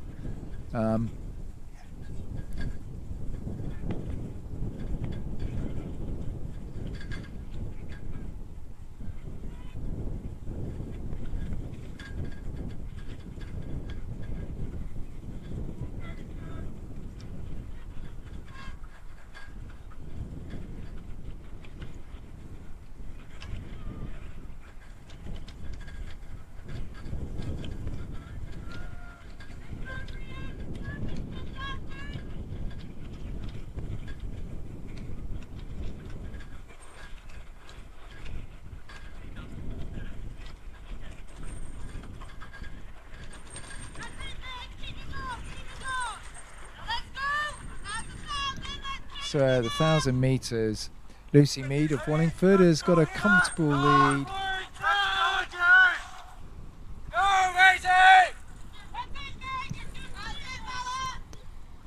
Over there.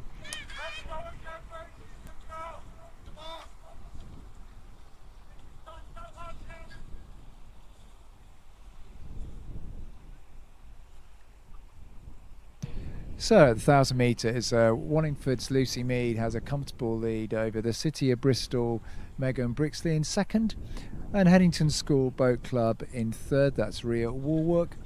In four, Bradford Grammar School Bella MacDonald, and in fifth, Staines Boat Club's Alice Darg, and in sixth, Warrington Rowing Club's Maisie Brittles.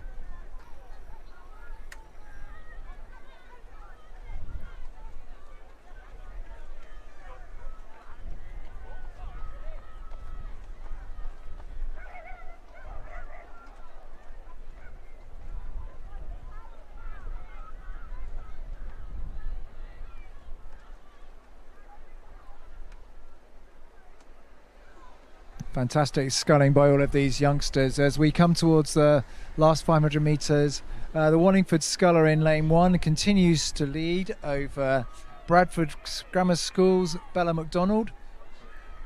In second, in third, we have City of Bristol Rowing Club's Megan Brixley. Fourth, Staines Boat Club's Alice Darg, and in 5, Warrington Rowing Club's Maisie Brittles, and in 6th, Headington School's Rhea Woolwork. All of these young ladies doing amazingly well in these pretty choppy conditions now at Dorney as we go through to the last 250 metres.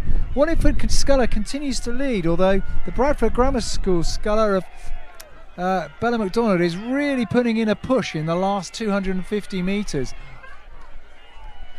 I hope Lucy Mead has taken a look over to her left to see competition. The Bradford sculler is really pushing the rating up now as we come through to the last 25 strokes. She's really driving through. Is she going to run out of water? The Wallingford sculler is trying to keep it long, but she's not really pushing the rating up. And this is really, really tight now as we come through to the last 4 or 5 strokes. Bella MacDonald is really pushing through, and she's pushed through the Wallingford sculler, who's led for almost all of this race and wins by just over 3/4 of her length. What a fantastic effort. Amazing sculling by both of these young women. In third place we have City of Bristol's Megan Brixley and Alice Darg in fourth.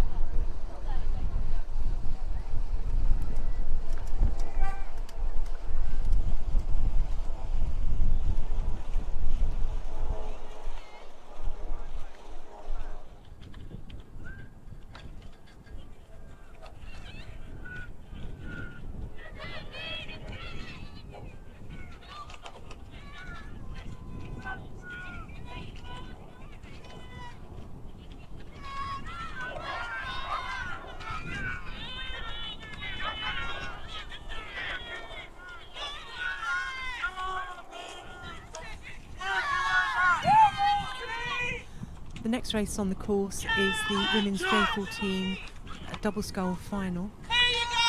In lane 1 is Falcon Boat Club, lane 2 Molesey Boat Club, lane 3 St Mary's School Boat Club Cambridge, lane 4 Hinksey Sculling School, lane 5 Barn Elms Rowing Club, and lane 6 Northwich Rowing Club. At the 500 metre mark, St Mary's School Boat Club Cambridge were in the lead, then Molesey Boat Club, Barn Elms Rowing Club, Hinksey Sculling School, Northwich Rowing Club, and finally Falcon Boat Club. St Mary's continued to lead at 1,000, followed by Molesey Boat Club, then Barn Elms, Hinksey Sculling School, Falcon Boat Club, and finally Northwich Rowing Club. The water's still quite choppy, and all of the crews having some difficulty with the water at the minute.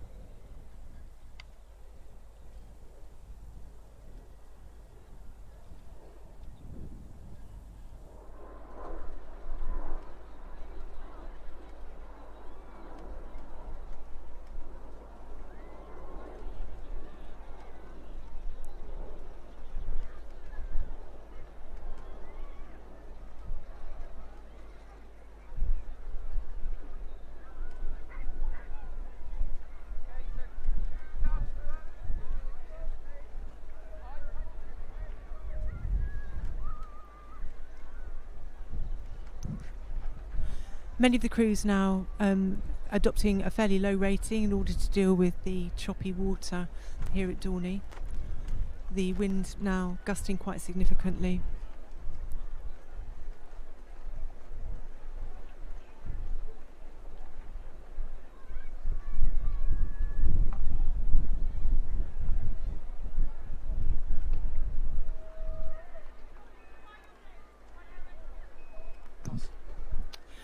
St Mary's School Cambridge still well at the head of affairs and sculling confidently in this rather difficult water.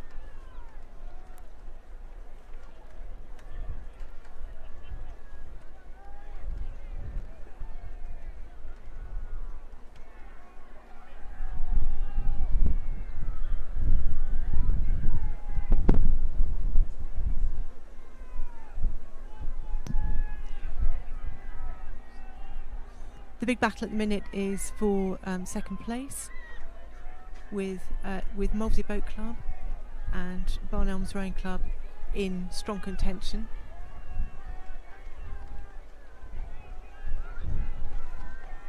Followed by Falcon, Hinksey and finally Northwich.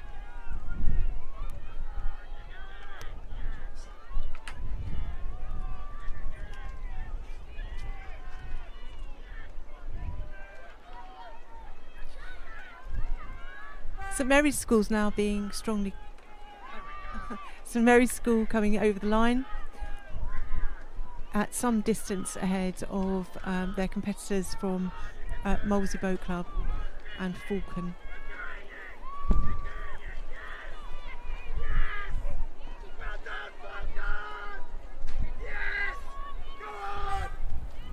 Barn Elms and Hinksey in 4th and 5th, and in 6th place, Northwich Rowing Club.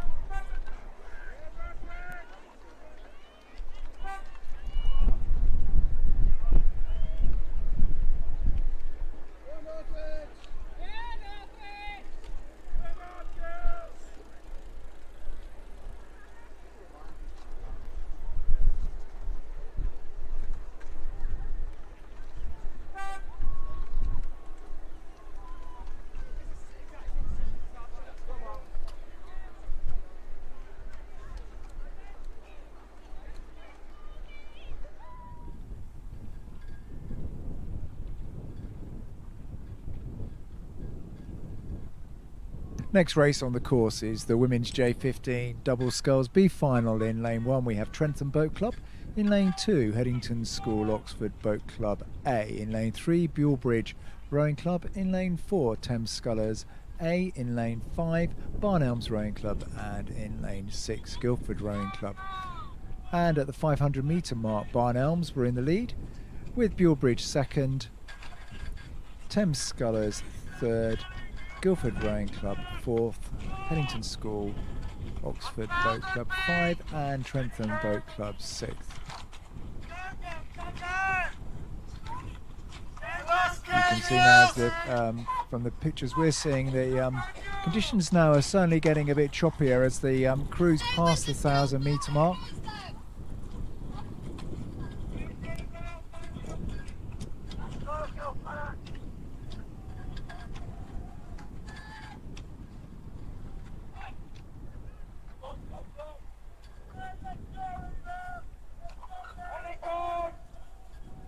So coming through the 1,000 metre mark, Bulebridge now have taken the lead over Barn Elms in second, Headington School Oxford third, Guildford Rowing Club 4, Thames Scullers A 5th, and Trentham Boat Club 6th.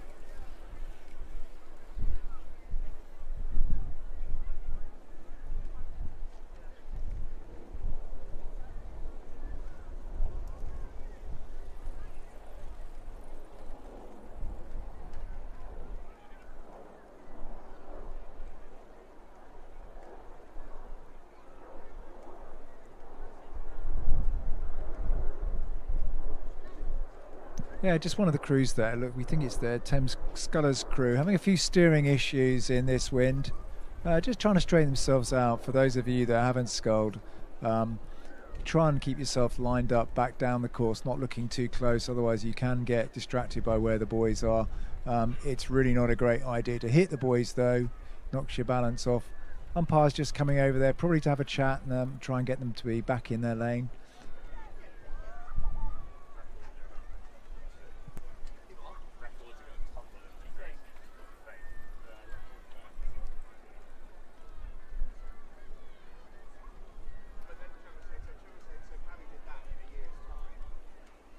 So going through the 1500 metre mark, Barnelms taking the lead back from Bulebridge, who are in second, and Headington School Boat Club in third, Guildford Rowing Club fourth, Trentham Boat Club fifth, and Thames Scullers A, who are doing a bit of a slalom, in sixth place.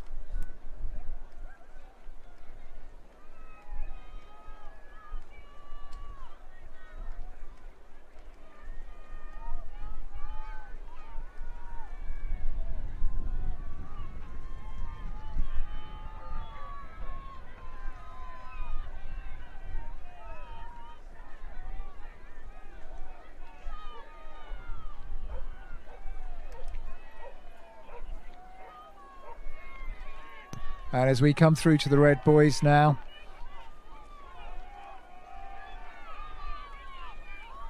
Barnelms just about continuing to maintain their lead over Bulebridge. Bulebridge putting in a big push. Barnelms probably with around about half, 3/4 of a length, just taking it up as we come into the last 10 strokes.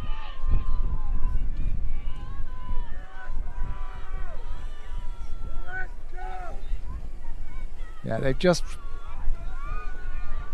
moved away nicely there to win by just about a length over Bulebridge, with Guildford coming in third, Molesey in fourth, Headington in fifth, and the somewhat errant steering crew from Thames Scullers in sixth.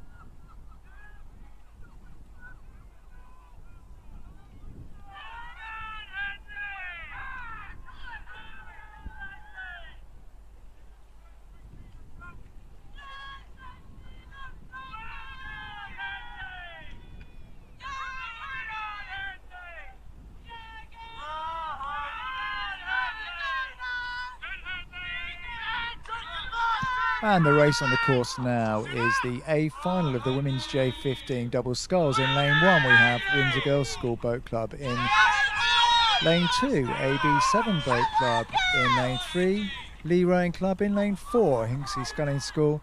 In 5, Henley Rowing Club.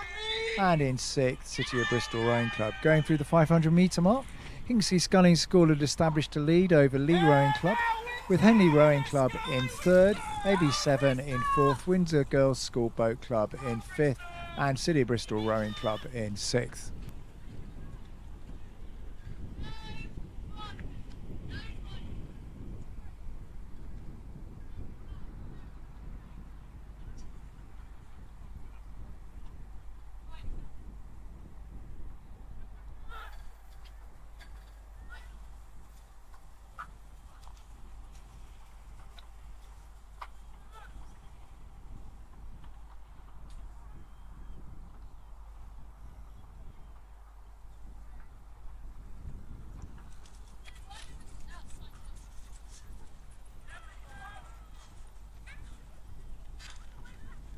And at the 1,000 metre mark, Hinksey had maintained their lead over Lee Rowing Club, Only about a second though. And in third place we have Henley Rowing Club. In fourth, AB7. In fifth, Windsor Girls School Boat Club. And in sixth, City of Bristol Rowing Club.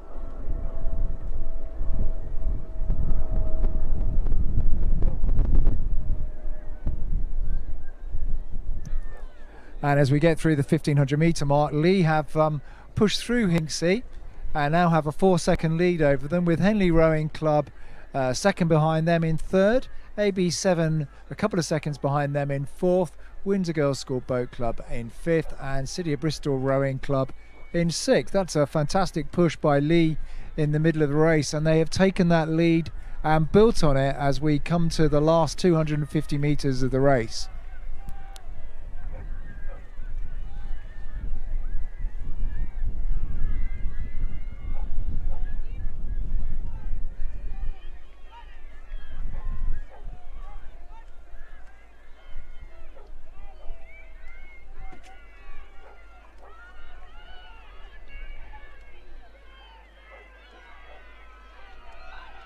Lee now with a fairly comfortable lead, rating 32, just trying to keep it in control in this choppy water. Henley Rowing Club over on this side in lane 5, putting in a big push. Having a real fight with AB7 over in lane 2. Not much in it between second and third place.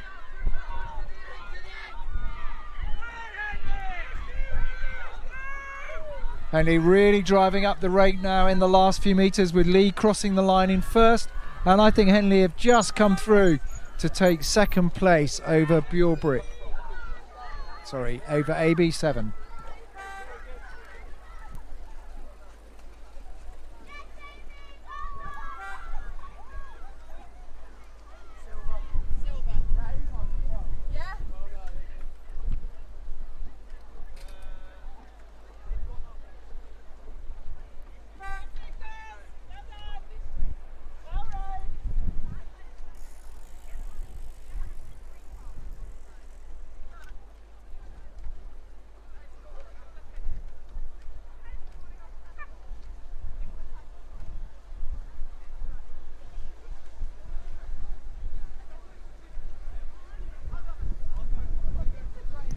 So, and the unofficial result of that last race was Lee Rowing Club first, Henley Rowing Club second, AB7 third, Hinksey Sculling School fourth, Windsor Girls School Boat Club fifth, and City of Bristol Rowing Club in sixth place. A fantastic race for second and third there between Henley Rowing Club and AB7.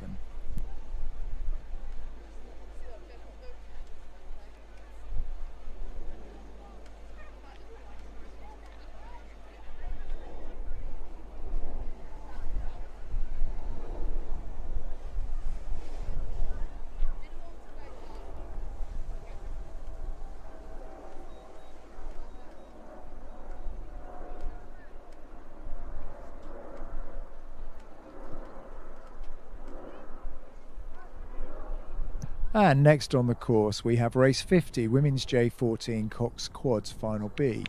In lane 1 we have Guildford Rowing Club. In lane 2, Tiffin School Boat Club. In lane 3, Maidenhead Rowing Club B.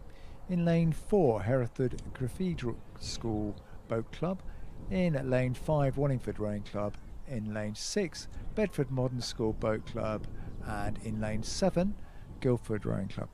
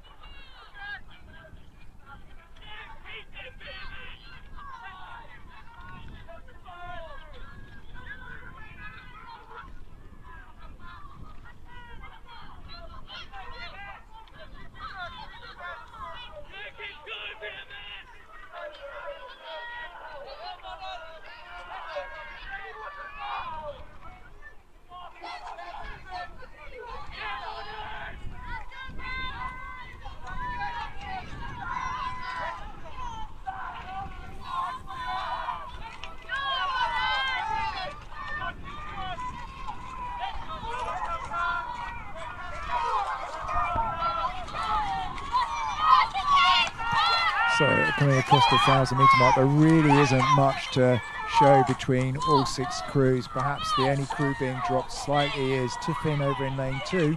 Otherwise, there is overlap from all of the boats. So as they go into the second half of the race, everything to go for.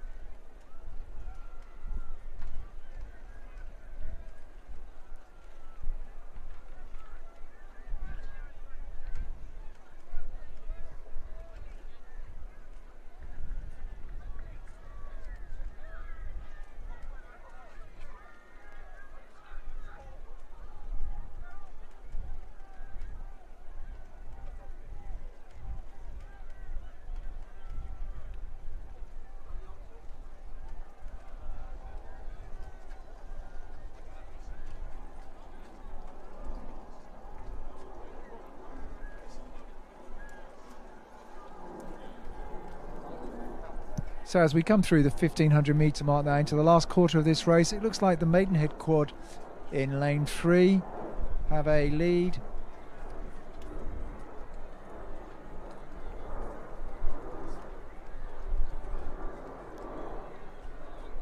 Yeah, it looks like in lane 4, Hereford, and in lane 5, Wallingford, having a bit of a tussle here for second and third. And over in lane 1, Guildford Rowing Club also in the mix for that second place. So Maidenhead look they have a lead, but it looks like Wallingford are pushing back at them now as we're well into the red buoys, the last 250 metres of the race. Wallingford putting on a big push now. Maidenhead are going to have to take it up to keep ahead. Try and keeping it long and strong, just driving harder with the legs in the last 200 metres.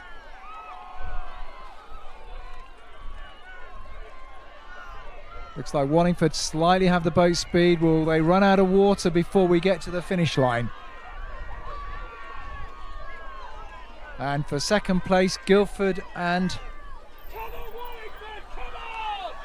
Oh, that's very close there between Maidenhead and Wallingford. That's definitely going to be down for the umpires to make up their mind.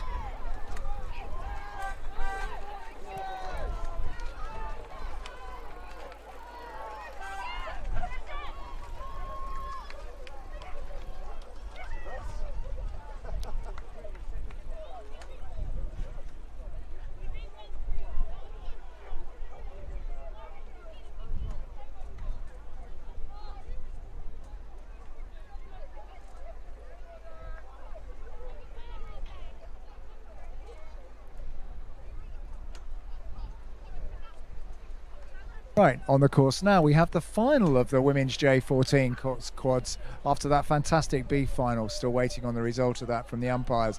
In lane 1 we have Exeter Rowing Club. In lane 2 Wimbledon High School Boat Club. In lane 3 Henley Rowing Club. In lane 4 Great Marlow School Boat Club. In lane 5 Globe Rowing Club. And in lane 6 City of Bristol Rowing Club.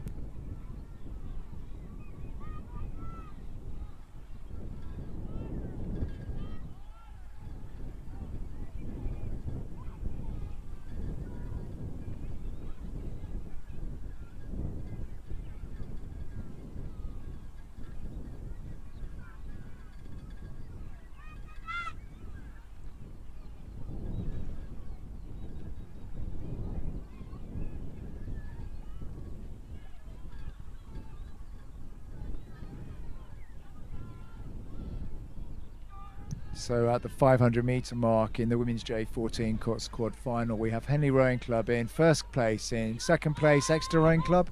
In third, Great Marlow School. In fourth, Wimbledon High School Boat Club. In fifth, City of Bristol Rowing Club. And in sixth place, Globe Rowing Club.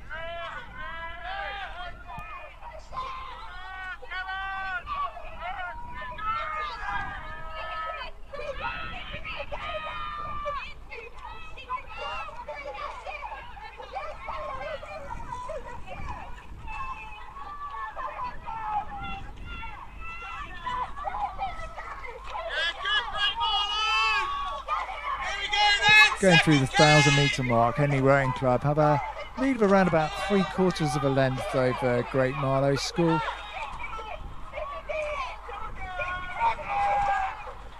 And just behind them, Wimbledon.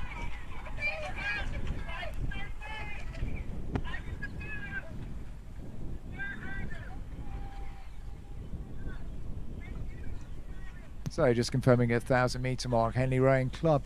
In first place, Great Marlow School. Second, in third, Exeter Rowing Club. In fourth, Wimbledon High School. In fifth, the Globe Rowing Club. And in sixth, City of Bristol Rowing Club.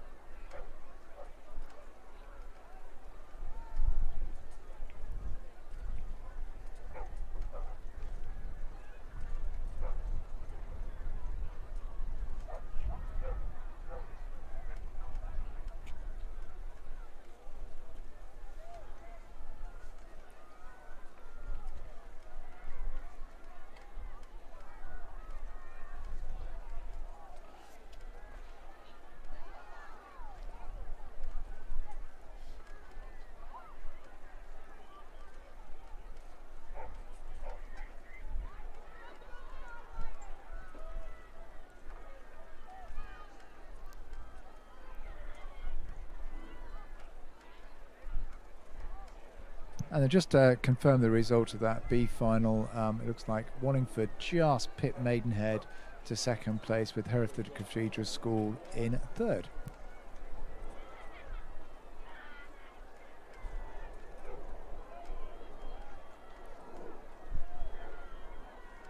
So it looks like Henley continue to maintain their lead now as we come towards the last 250 metres of the race. Great Marlow School in second, Exeter Rowing Club in third, Wimbledon High School in fourth, and Globe and City of Bristol bringing up the rear. Fair distance off the pace now in fifth and sixth.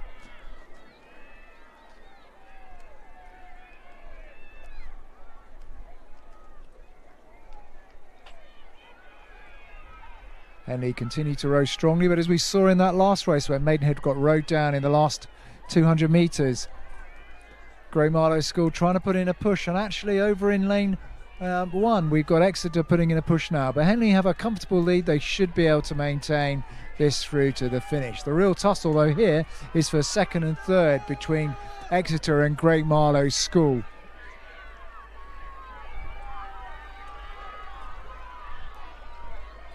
I would say Great Marlow School will look on for second here, but Exeter are not letting go, really pushing hard in the last 200 metres. Henley with about a length and a half, just about to cross the line, and Great Marlow School coming through in second, with Exeter in third, Wimbledon High School in fourth, and a real tussle here for pride in fifth and sixth between Globe Rowing Club and City of Bristol, with Globe just about half the length on City of Bristol, but they're really pushing through, just trying not to be last. And I think Globe just about hang on from that from City of Bristol for fifth place, with City of Bristol in sixth.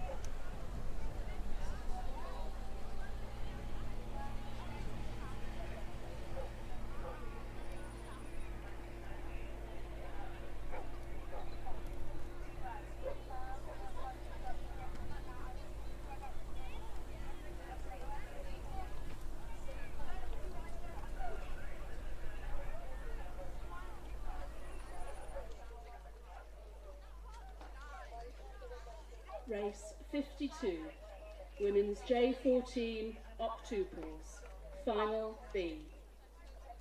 Wimbledon High School, Surbiton High School, Putney High School, Bedford Girls School, Team Keene, Sir William Perkins School. Attention.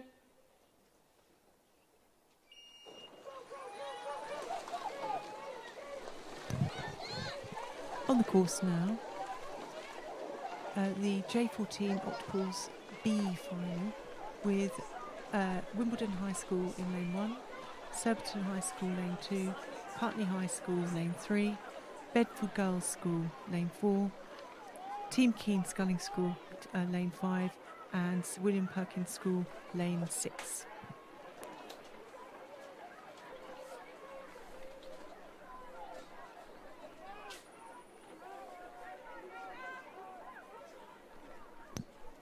All crews have started cleanly.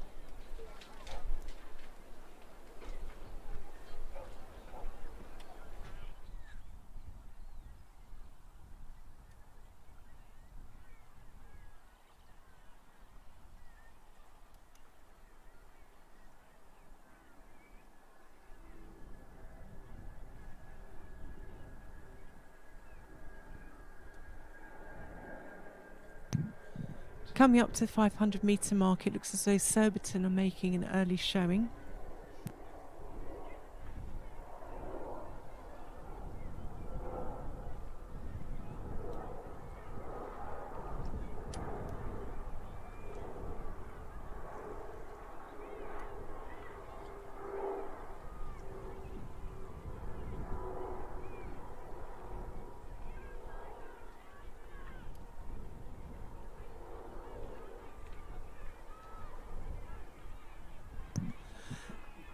Wimbledon High School appear to be having a bit of an issue right now.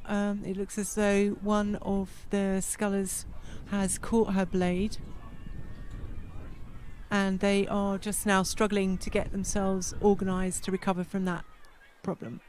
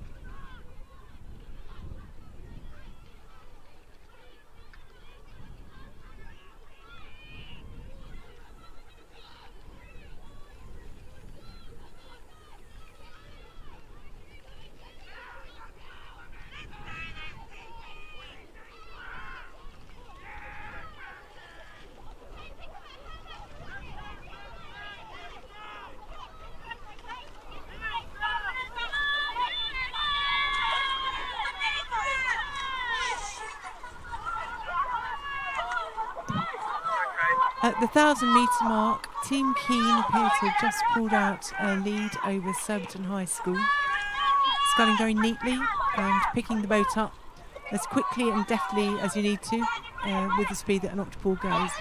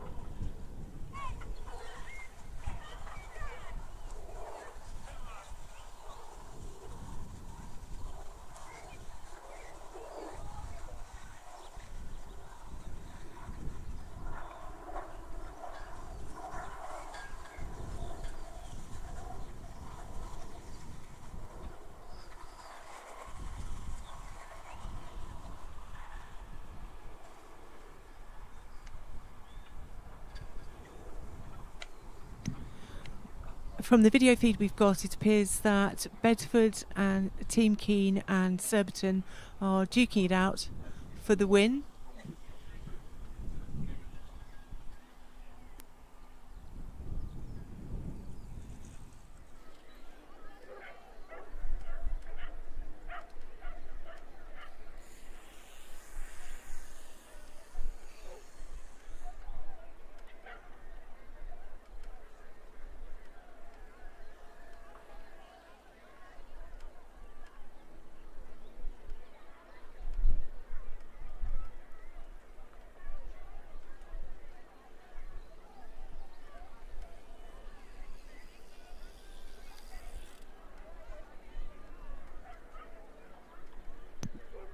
It's still Team Keen, Bedford and Surbiton, but Putney High School are putting in a good showing and may yet come back on the others and contend for the win.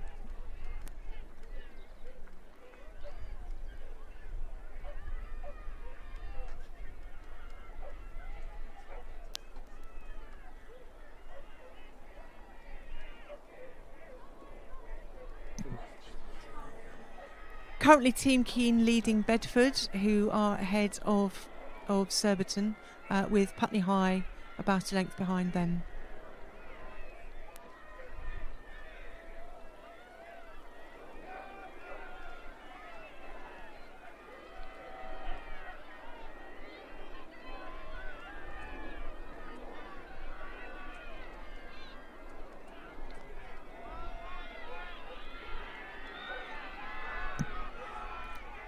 As we come into the last few 100 metres or so, Team Keene continue to lead at Surbiton, who lead Bedford, and they are ahead of Putney High.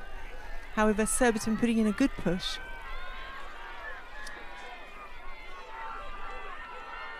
Team Keene pushing on very strongly, and Bedford are now challenging Surbiton High for the second place, and have now just come through Surbiton High. Team Keene win, Bedford second, Surbiton High third, and Putney just come in for fourth.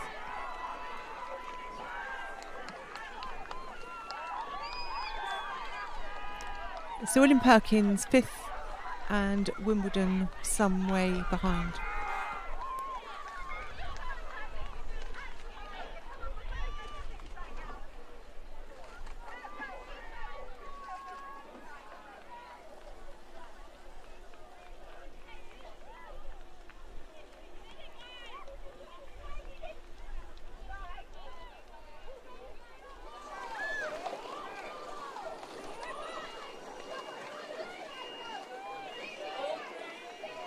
All crews paddle light, all crews easy, all crews paddle light, all crews paddle light, easy there.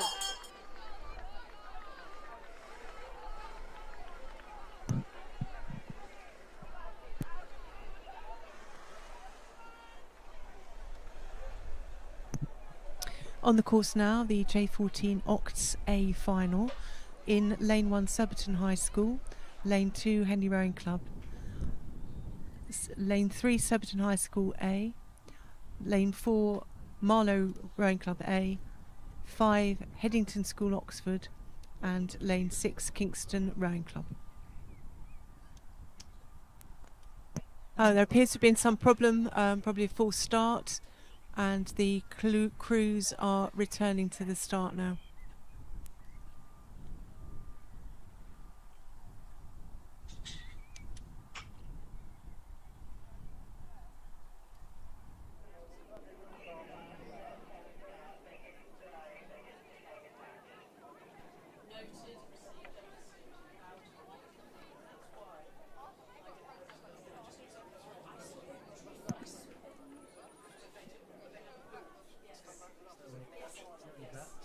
Not really.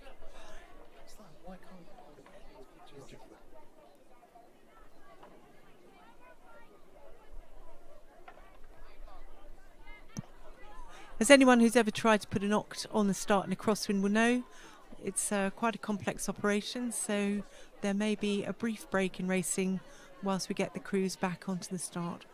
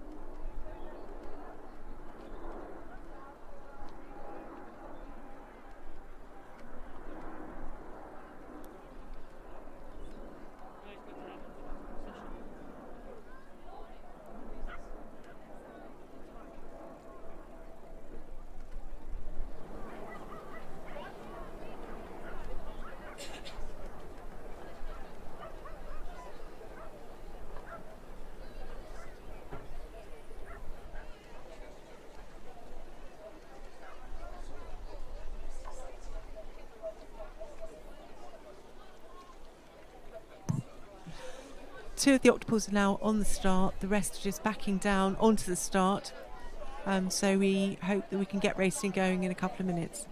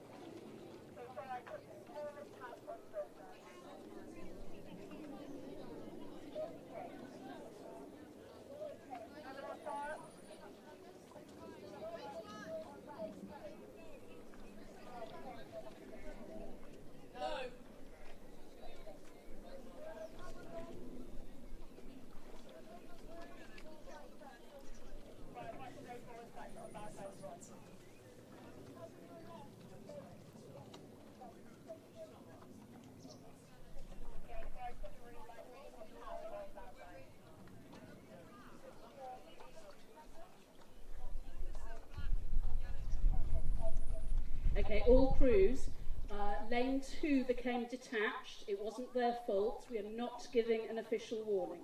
Okay, so we're going to start that race again, and I'm going to start from the beginning.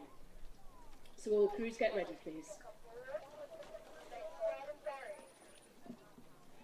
Race 53, women's J14 octuples, final A. Surbiton High School B. We have all octs on the start. They're just lining up and getting straight. High School A. Marlow. Headington School. Kingston. Attention.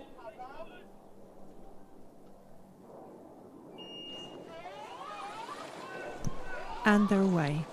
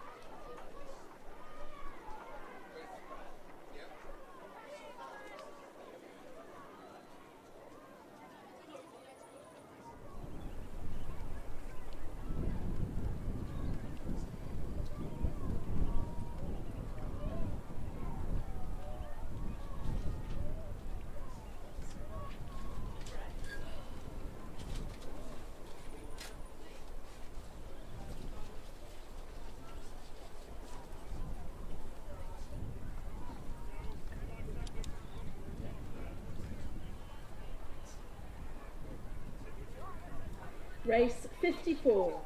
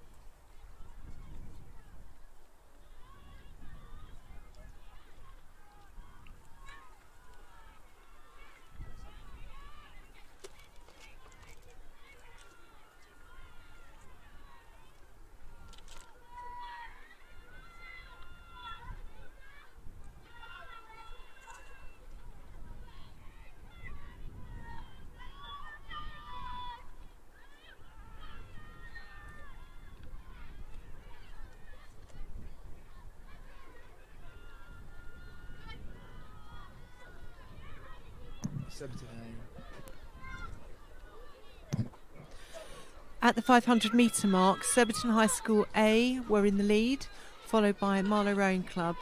Third was Headington School Oxford, then Kingston Rowing Club, and finally Surbiton High School B. Come on, Headington!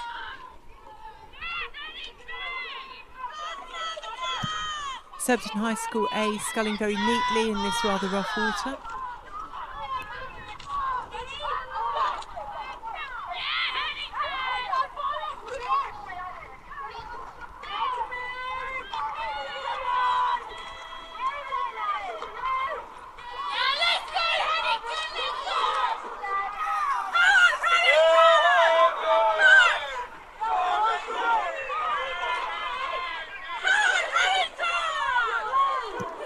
Crews well spread out at the 1,000 metre mark, with about a length between each crew.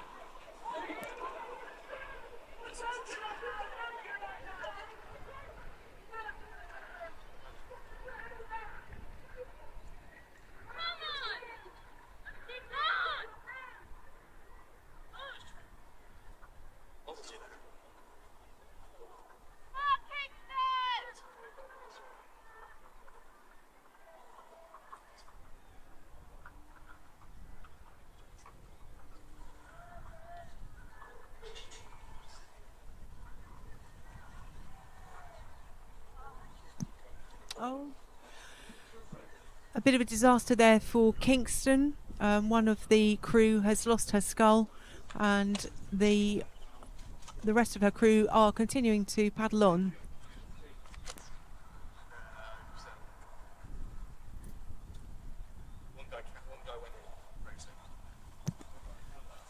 Coming up to 12:50, Surbiton in a commanding lead.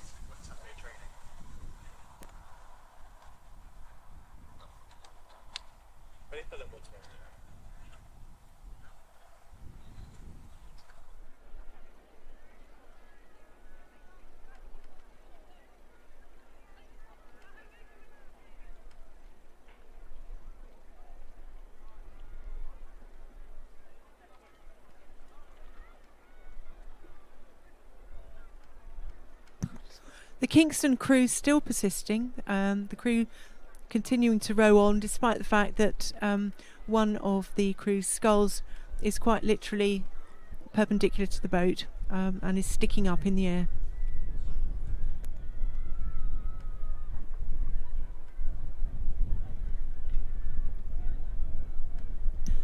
At the 1,500 metre mark, Surbiton lead Marlow.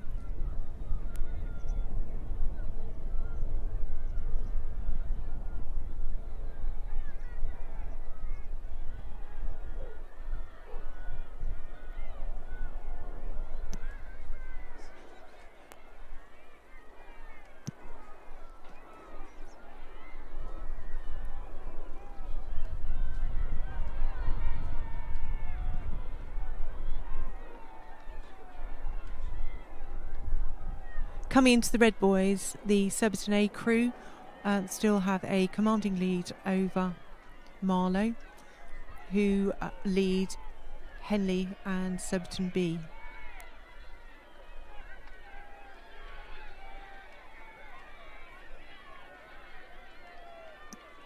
Also in contention are Headington.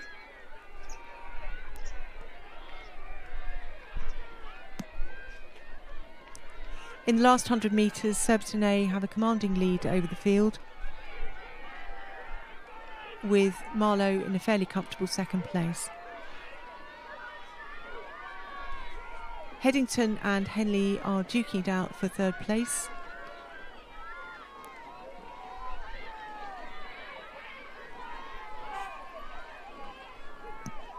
And it appears that Headington are getting the better of that particular battle.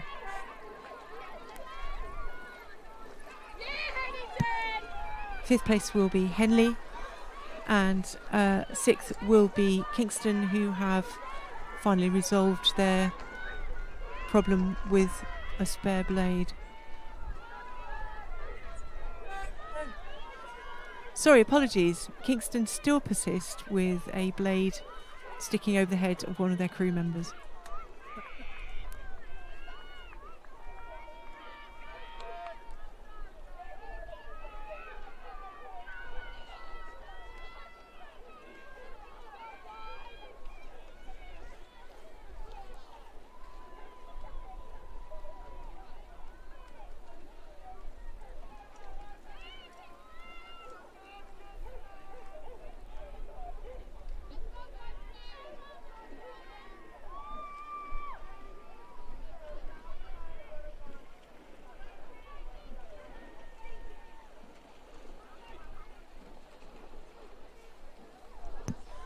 Congratulations to the incredibly intrepid Kingston crew who have rowed most of the course with the blade dragging under the boat. Well done, girls.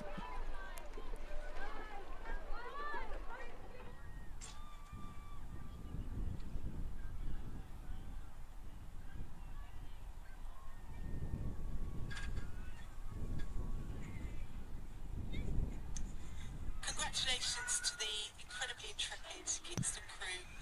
On the course at the moment is the J14. Well done,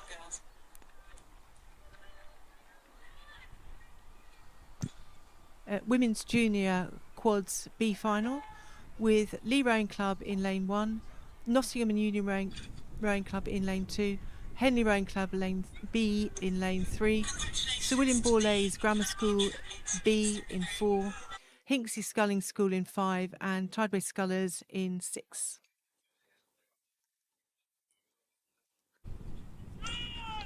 Women's Junior. Oh, is it Flea or nothing? Actually, it's only in the middle. I think you're going to be the camera. Thing at all.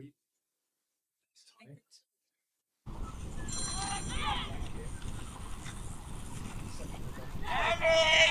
1K down! Yeah, let's go now!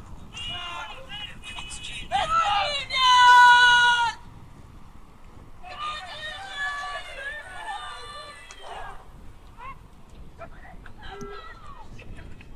You could throw a blanket over Hinksey, Borlase, Henley and Nottingham. They're all in very close contention for first place. At the 1,000 metres, Henley Rowing Club led with Hinksey Sculling School second, Sir William Borlase third, and Lee Rowing Club fourth. Nottingham Union Boat Club Rowing Club were fifth, and Tideway Scullers sixth.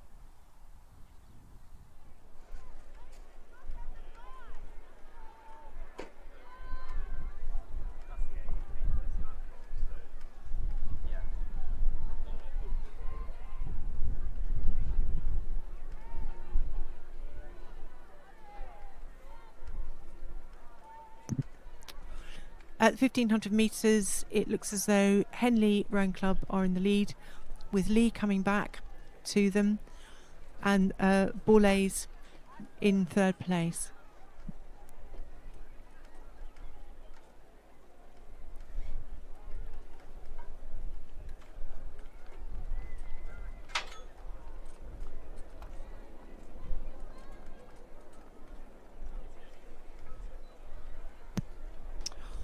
At 1,500 metre mark, Henley Rowing Club were in the lead, second Hinksey Sculling Club, third Lee Rowing Club, fourth Sir William Borlase, fifth Nottingham Union Rowing Club, and sixth Tideway Scullers School.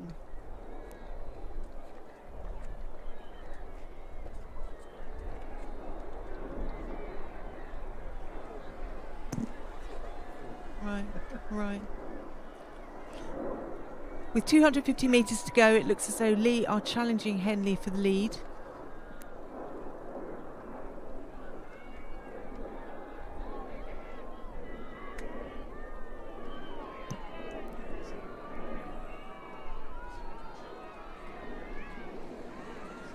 Lee are challenging strongly against Henley. And there's a battle developing also for third place between Sir William Borlase and Hinksey. Henley just holding on against Lee. Henley have half the length on Lee, but Lee now taking it up in hope to take the lead in the last few strokes. Big push from Henley, and Henley win.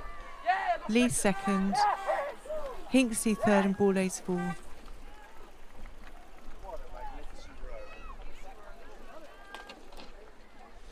Nottingham Union fifth, and Tideway Scullers sixth.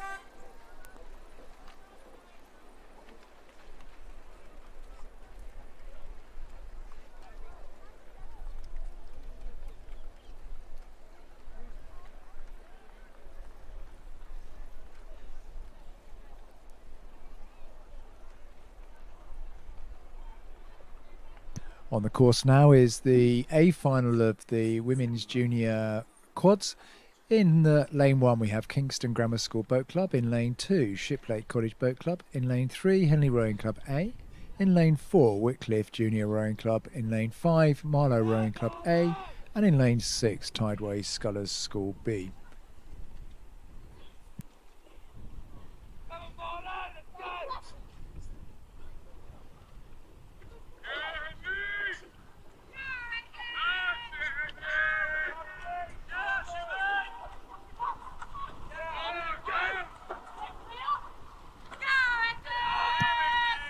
Going through the 1,000-metre mark, it looks like Wycliffe have a 1 length lead over Henley, who have a slight lead over Tideway Scullers.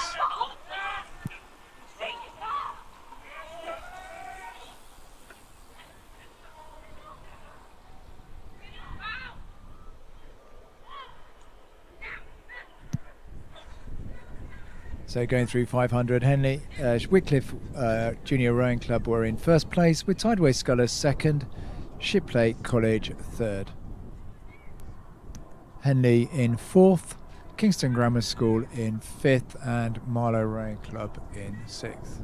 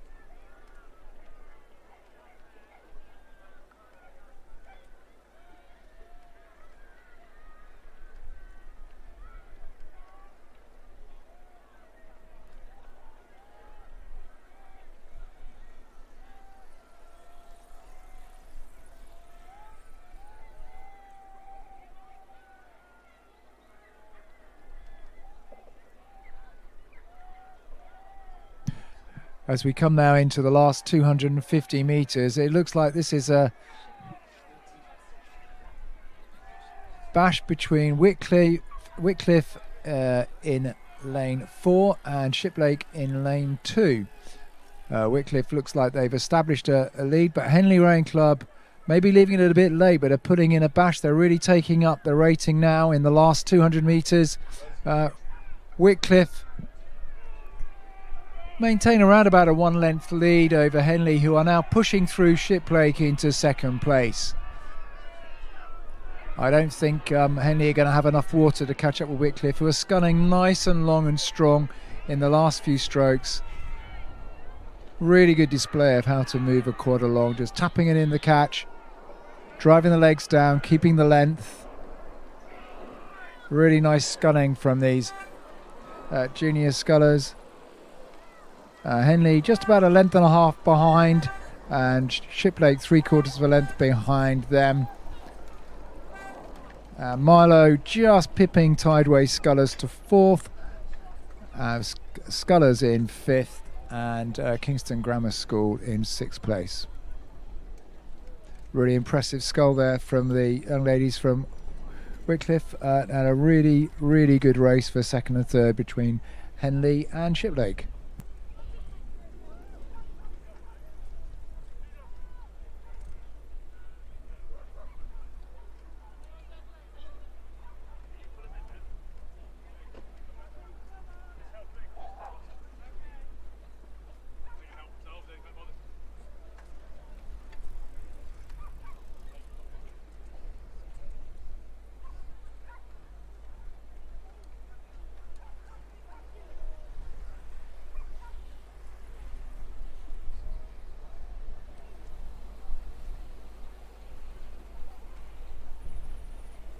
Putney High School, lane 5.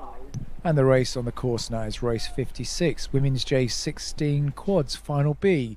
In lane 1 we have Lee Rowing Club A. In lane 2, Twickenham Rowing Club A. In lane 3, Walton Rowing Club. In lane 4, South African Schools Rowing Union. In lane 5, Grange School. In lane 6, Maidenhead Rowing Club. And in lane 7, Molesley Rowing Club.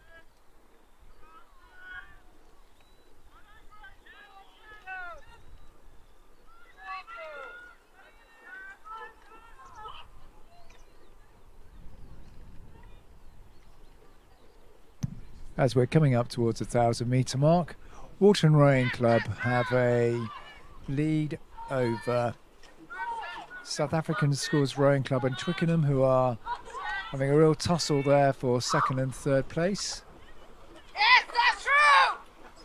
With South African Schools with just a half a length lead over Twickenham. And just around about a length down on them is Grange School, followed by Molesey, and down in 7th place, Maidenhead Rowing Club.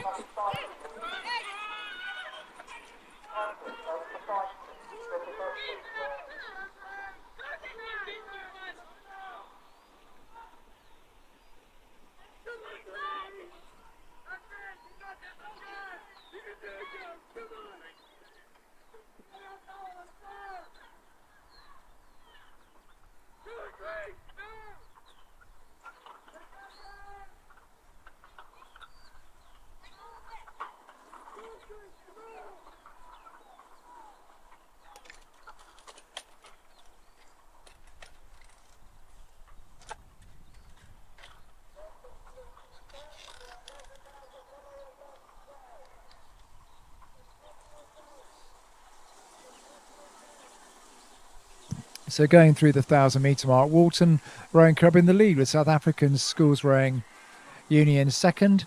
In 3rd place, Twickenham Rowing Club. In 4th, Grange School. In 5th, Molesey.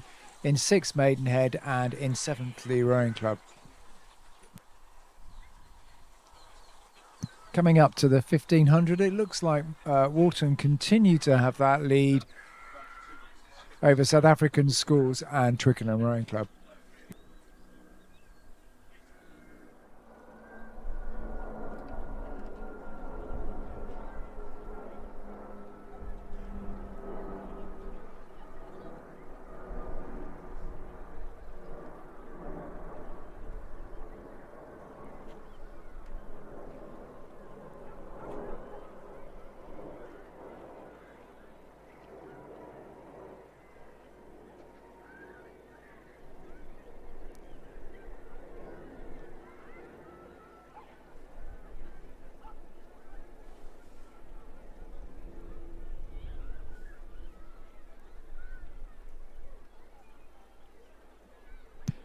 So coming through the 1500 metre mark now, Walton continue to lead over South African Sculls and Twickenham, and it looks like it will be between these three for their places. Walton had took that lead early on and have kind of sat on a length and a half all the way down the course. We'll have to see if the South Africans or Twickenham have got anything left to try and push hard, or if Walton pushed too hard in the first half of the race. At the moment they're continuing to scull nicely, keeping their length and keeping it out to around about a length lead over South African Sculls and Twickenham Rowing Club.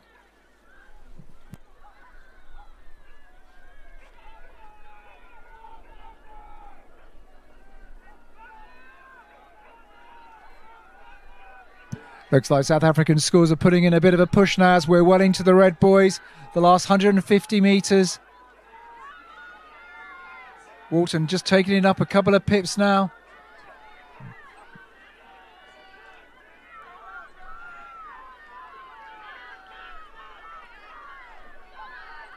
Walton at 36.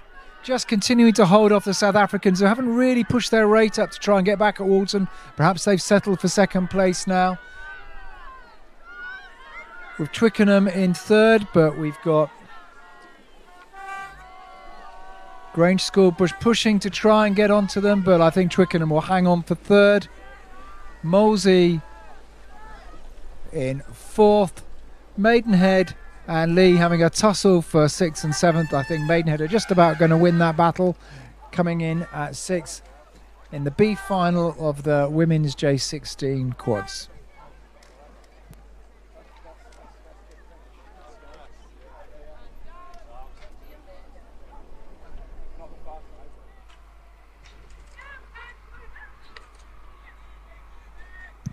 So on the course already, we have the A final of the women's J16 quads. In lane 1, we have Marlow Rowing Club B. In lane 2, Kingston Grammar School Boat Club.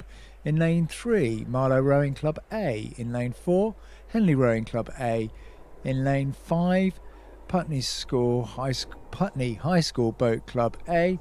And in lane 6, Great Marlow School. So 3 Marlow boats in this A final of the women's J16 quads. And at the 1,000 metre mark, Marlow Rowing Club A were showing in the lead, with Henley Rowing Club a couple of seconds behind in second, Putney High School Boat Club in third, Kingston Grammar School fourth, Great Marlow School fifth, and Marlow Rowing Club B in sixth.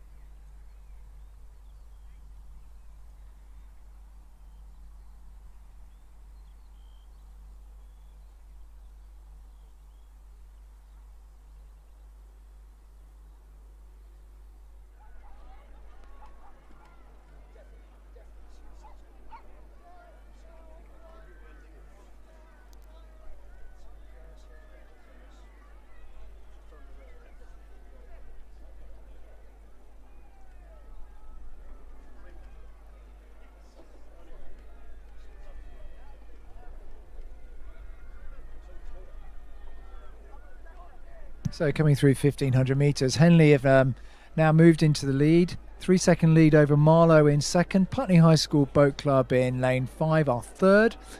Kingston Grammar School fourth. Marlow Rowing Club B fifth. And Great Marlow School in sixth. So Henley really putting in a big push in the middle of the race, moving through from third at 500 through to first. And it's looking like they're pushing out now to around about a length lead over the competing field. But the finish umpires, I think, are going to have their task cut out with the second and third positions, as it looks like a real tussle between Kingston, Marlow and Putney High School for that second and third place in this A final of the women's G16 quads. Henley looking really good now as they come into the red boys, striding away with clear water between him and the competing pack. But certainly for second and third now, there's a real race on. Putney High School A and Marlow Rowing Club neck and neck as we come into the last 2 strokes. Putney to me look like they've just about pulled away a third of a length over Marlow. Henley continuing to lead. As we just come up to the finish line, Putney have broken away from Marlow's challenge for a clear second behind Henley Rowing Club in first, Marlow third, Kingston Grammar School in fourth, Marlow Rowing Club B in fifth, and Great Marlow School Boat Club in sixth. A really good race there from Henley, starting off third and just driving through in the middle of the race to push out to a good length and a half lead at the finish of that final of the Women's J16 quads.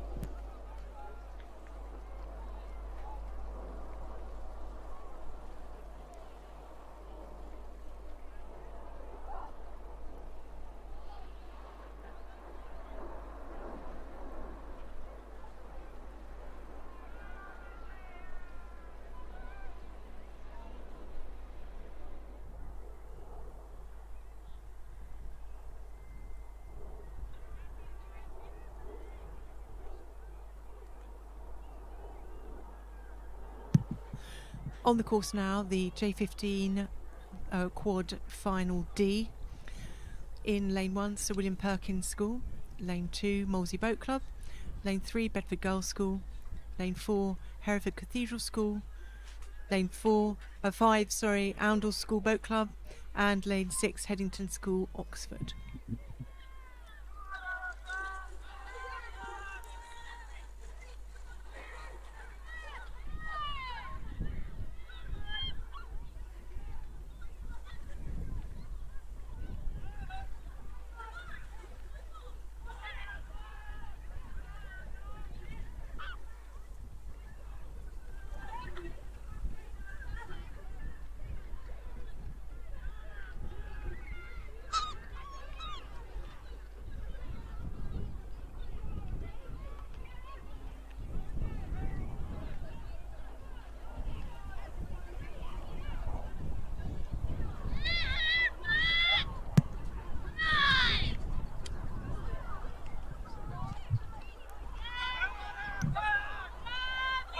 At the 500 metre mark, Bedford Girls School led Hereford Cathedral School.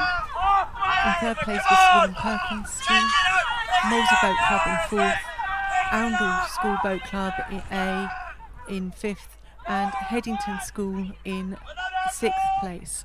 We have reports that Headington School have had an equipment failure or something caught one around their rudder and are struggling at the moment.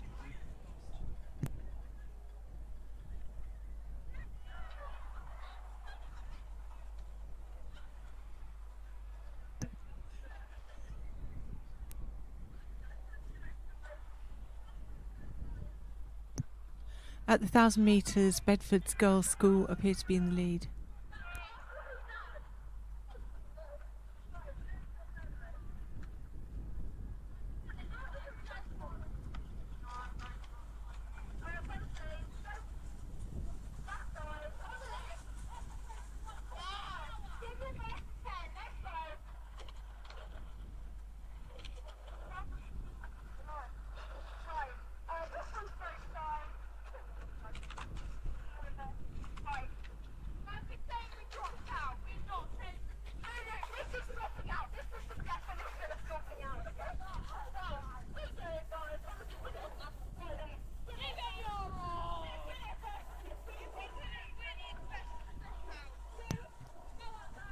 At the 1,500 metre mark, the Bedford School appear to be leading Hereford Cathedral School.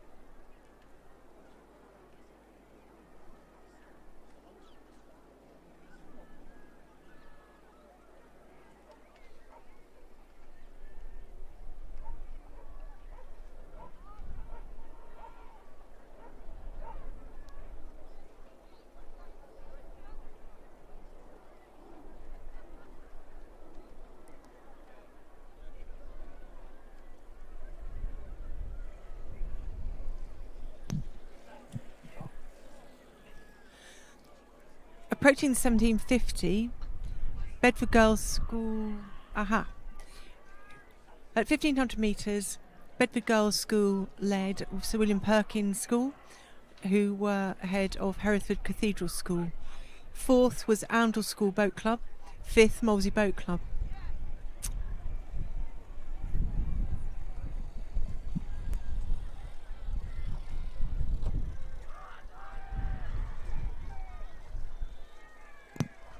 Headington School have withdrawn from the race as a result of their mechanical.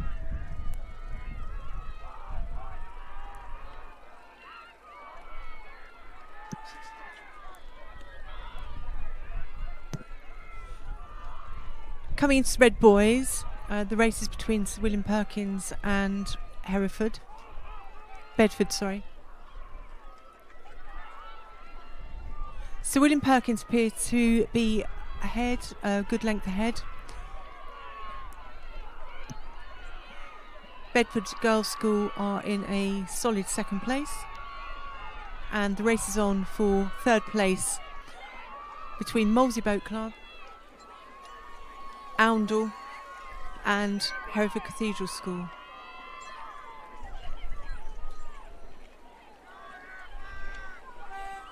William Perkins win with Bedford second. Tight race here for third place. Just won by Hereford Cathedral School over Molesey Boat Club, with Oundle fifth.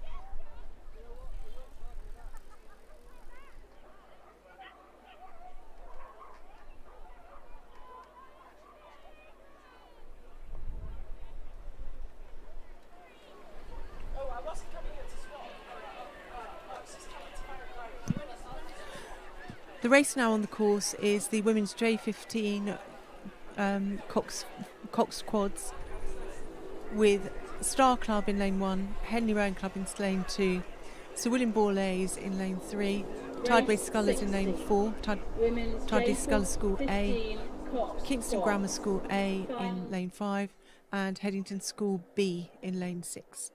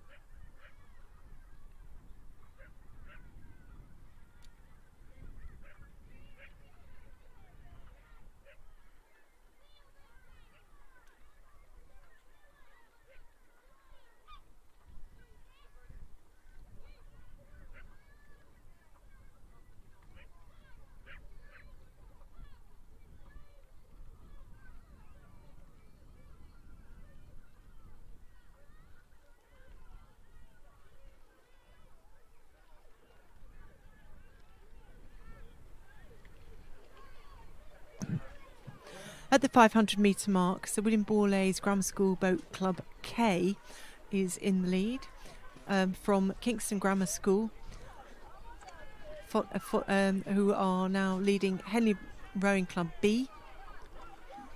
In 4th place, Star Club. In 5th, Tideway Scullers School. And in 6th, Headington School, Oxford B.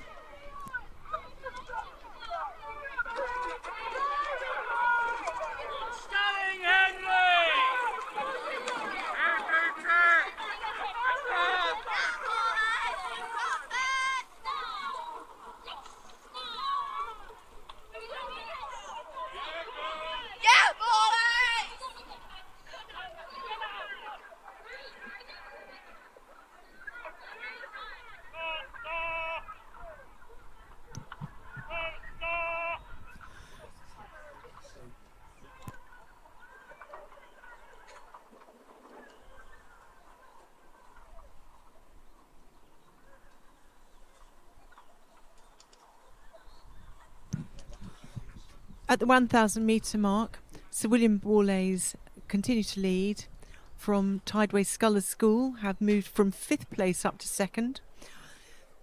Kingston Grammar in 3, Star Club in 4, Henley Rowing Club in 5, and Headington School are 6. Oh.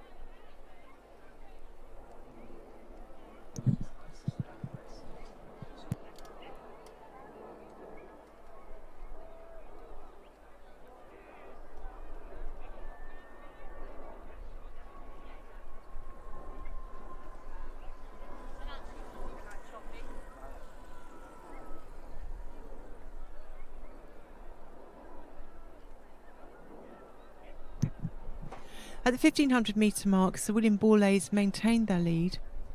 In 2nd place was Tideway Scullers School. 3rd, Headington. 4th, Star Club. 5th, Henley Rowing Club. And 6th, Kingston Grammar. Coming into the Red Boys, Borlase are still comfortably in the lead, with Scullers in 2nd place.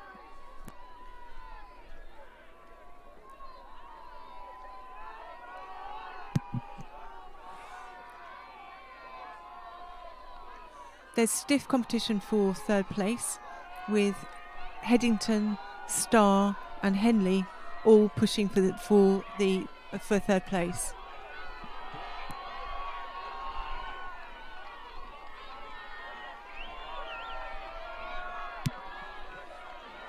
Approaching the finish, William Borlase still in a commanding position over Tideway Scullers, with Headington School getting the best of the struggle for 3rd place. Competition now for 4th place between Henley and Star. Henley just ahead, but with Kingston Grammar School, just pipping them on the line. So Kingston Grammar School in 4th, Henley 5th, Star 6th.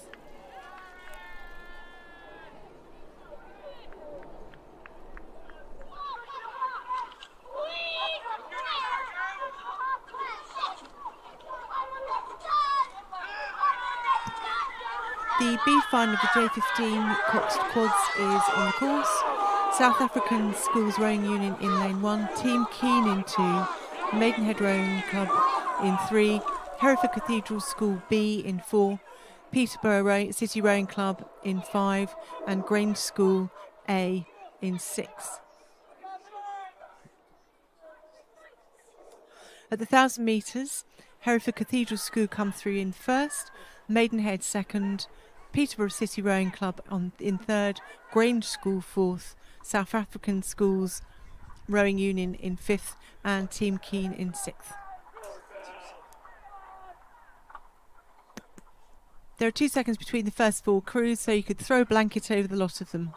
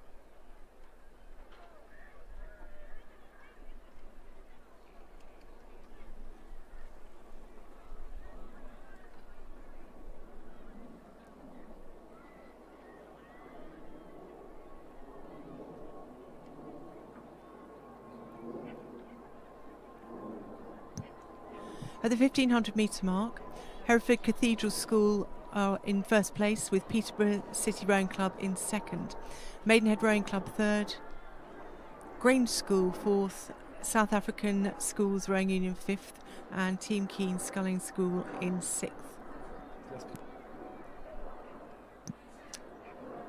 Very close race between the first three crews, less than a second at 1,500 metres. Approaching the last 250, the race is still incredibly close.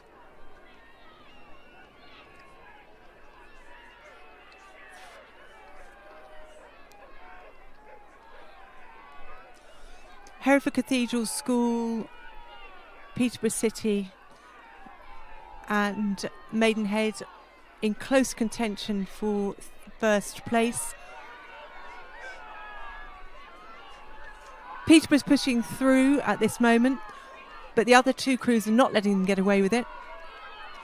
Hereford and Maidenhead are going with them, and Peterborough are just holding on to a half-length lead.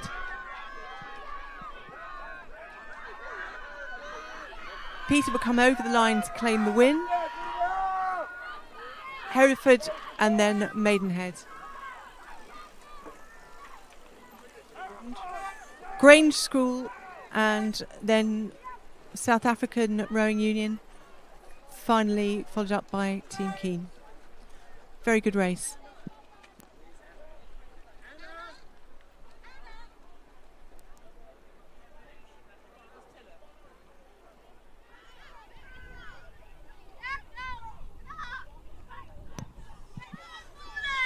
The J15 Women's Cox Quad Final A has just started. At the 500 metre mark, Sir William Borlase Grammar School Boat Club J is in the lead. Sir William Perkins School Club B in second. Headington School third. Gloucester Rowing Club fourth. Kingston Rowing Club fifth, in equal fifth with Marlow Rowing Club. is. So that was at the 1,000 metre mark, Borlays are still in the lead.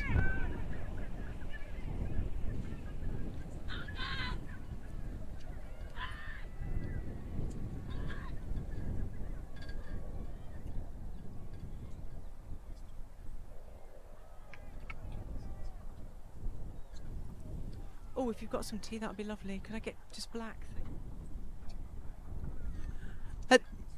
At the 1,000 metre mark, Sir William Borlays Grammar School was in the lead, followed by Sir William Perkins School.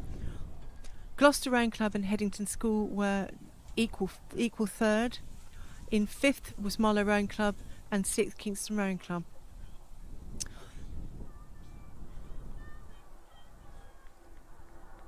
That's very close.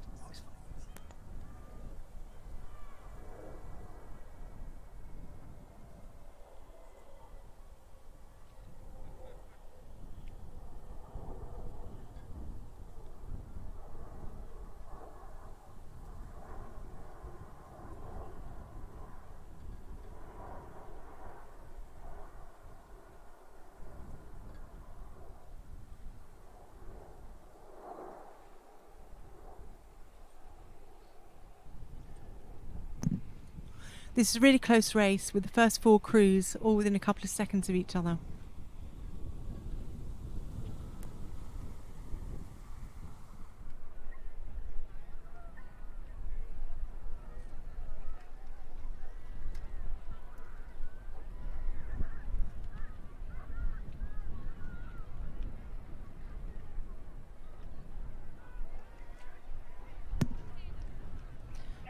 At 1,500 metres, it's still anybody's race.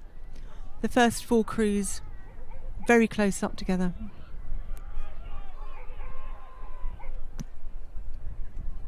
At 1,500 metres, Sir William Perkins are in the lead and have taken over from Sir William Borlays.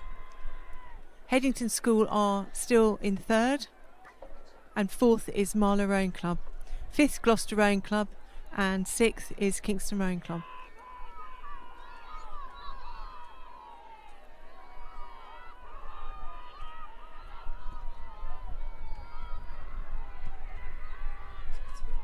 Isn't it?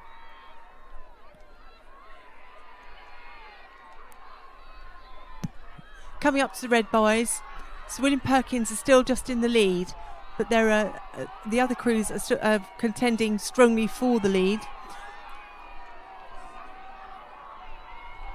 William Borlays and Headington putting in a big push right now.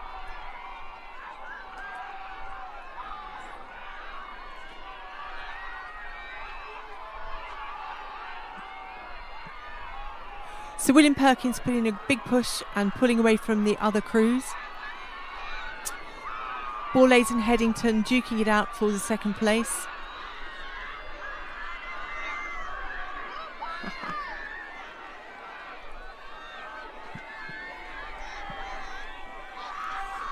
Borlays first.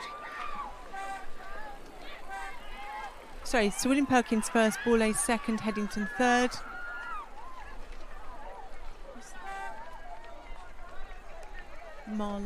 Marlow fifth, Kingston sixth, and Kingston fifth and Gloucester sixth.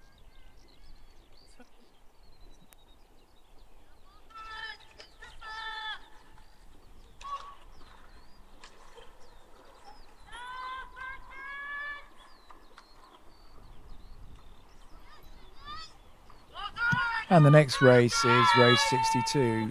Women's Junior Double Sculls final, and the crews have reached the 500 metre mark with Peterborough Rowing Club in lane 1, Exeter in lane 2, William Perkins in 3, Wycliffe in 4, Molesey in 5, Shiplake in 6, and Marlow Rowing Club in 7.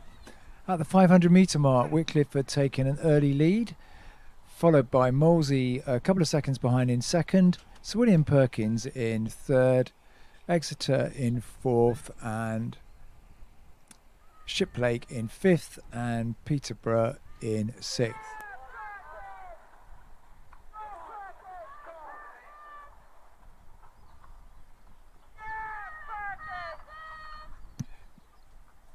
going through the 1,000 mark. Whitcliffe Junior Rowing Club have maintained their lead over Moseley Boat Club in second.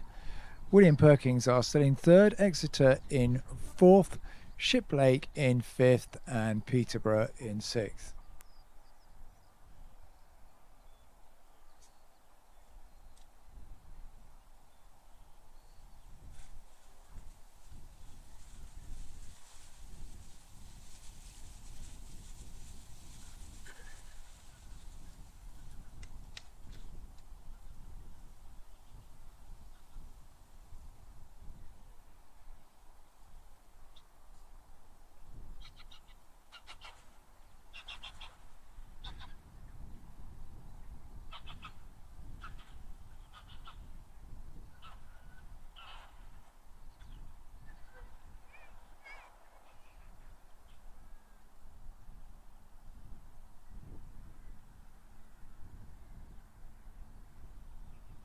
And as the crews approach the 1,500 metre mark, it's a little sunnier here at Dorney this afternoon. The clouds are clearing.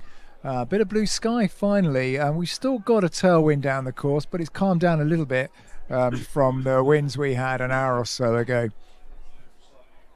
Really important with the tailwind. The crews are nice and tidy, making sure they're spinning their hands at the finish.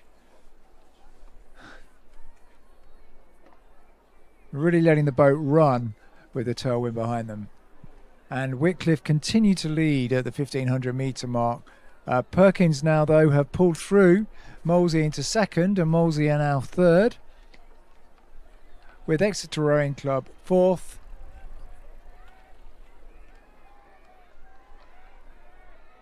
Shiplake fifth, and Peterborough sixth.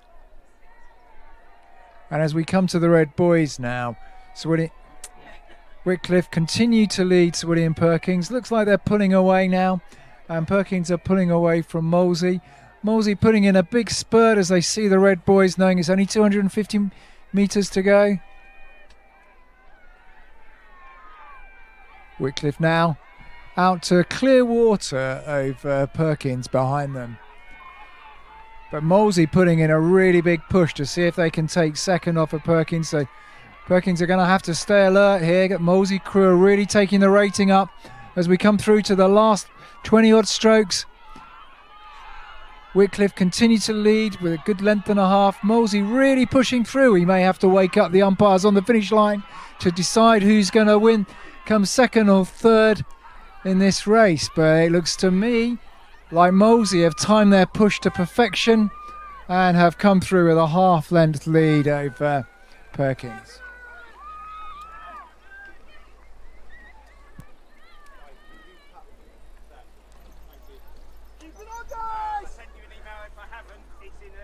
Exeter coming in for fourth, Shiplake fifth, and Peterborough City Rowing Club in sixth. Great push there from the Moseley double to take second just in the last 2 or 3 strokes.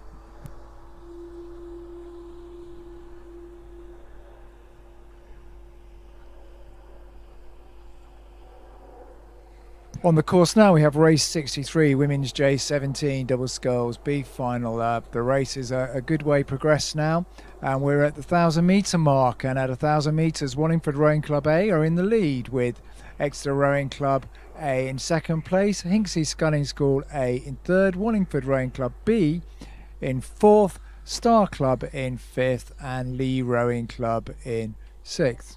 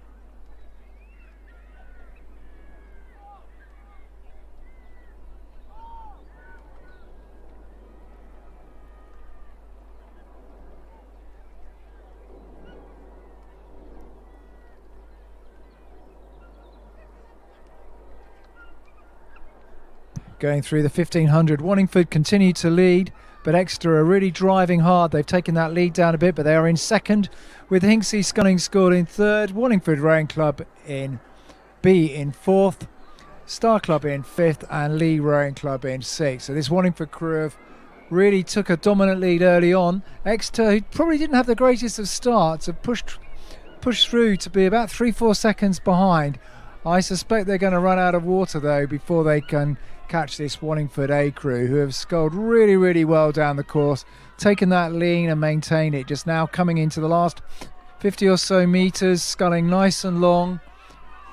They can see anything anyone else is doing from there. A good length and a half over the crews behind, but the real competition now is for second and third. Again, we're going to wake up the Empires on the finish line to see what's happening here. And I think it's the Wallingford B crew who are really pushing through now for second. With Hinksley in third.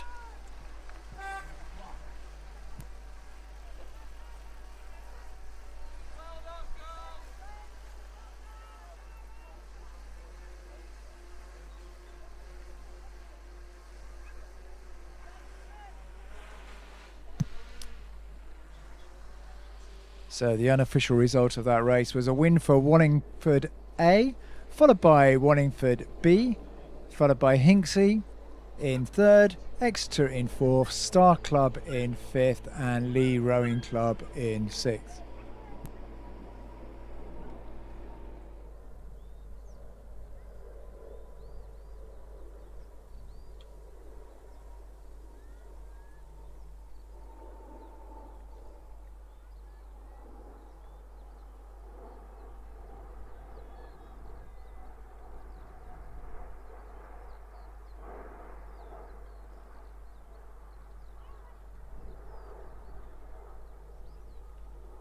On the course now, we have race 64, the women's J17 doubles final.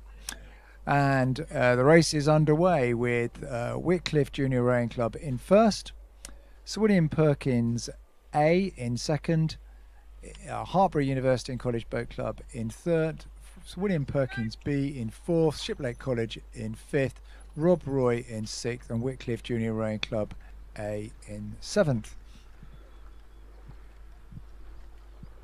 And for the lanes, Whitcliffe A are in lane 1, Rob Roy are in 2, Hartpury in 3, Whitcliffe B in 4, Shiplake in 5, Sir William Perkins in 6, that's Sir William Perkins A, and Sir William Perkins, B, Sir William Perkins A are in lane 7.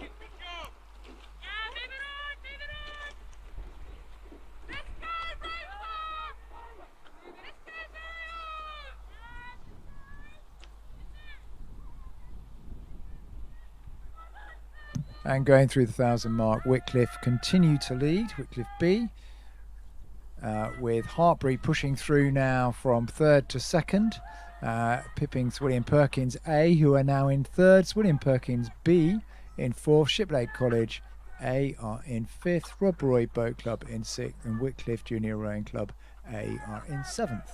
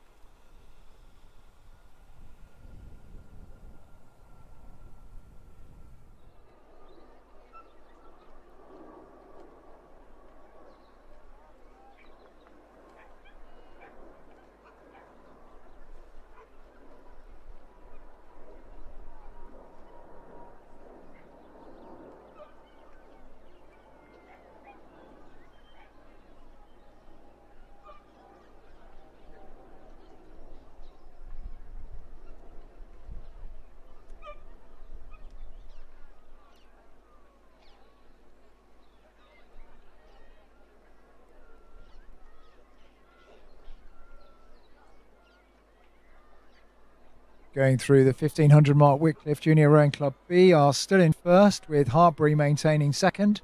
William Perkins A in third, William Perkins B in fourth, Shiplake College A in fifth, Wycliffe Junior Rowing Club A in sixth, and Rob Roy in seventh. As we come now, just coming into the red boys, Wycliffe maintain that lead. It looks to me like the angle's a bit deceiving from here in the finish tower, but at least a length over Hartbury.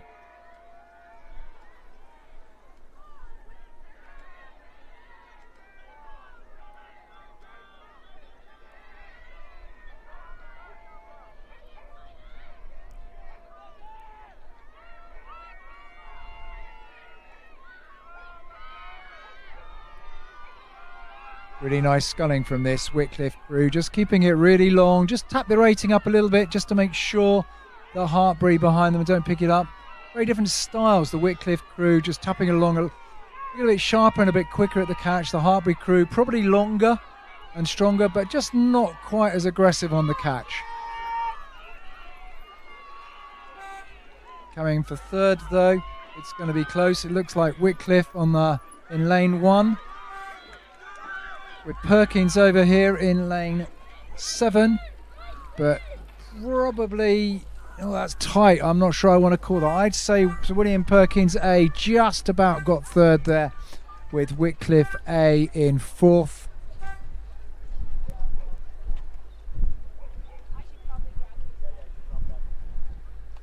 Well done, Perkins. Good job.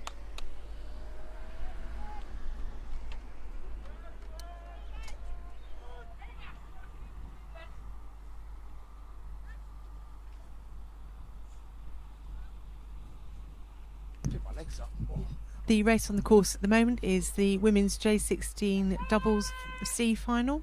In lane 1, Marlow Rowing Club. Lane 2, Clare's Court School. Lane 3, Putney High School Boat Club C. Eton Excelsior Rowing Club in 4.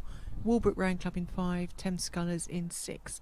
At the 1,000 metres mark, Walbrook Rowing Club were in the lead, followed by Putney High School Boat Club C.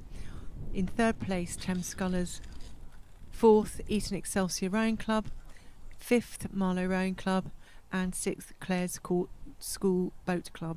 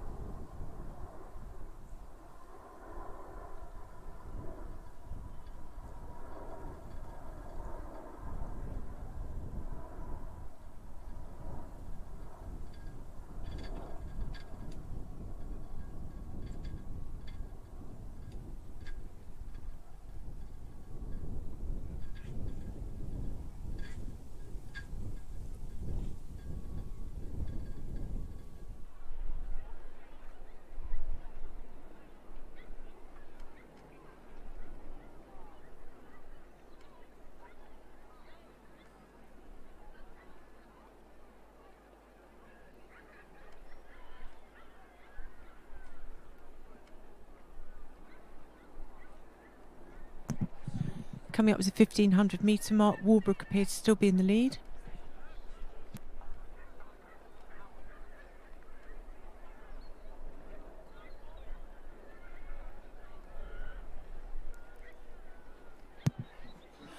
Walbrook lead at 1,500 metres. Second, Putney High School. Third, Thames Scullers. Fourth, Eton Excelsior Rowing Club.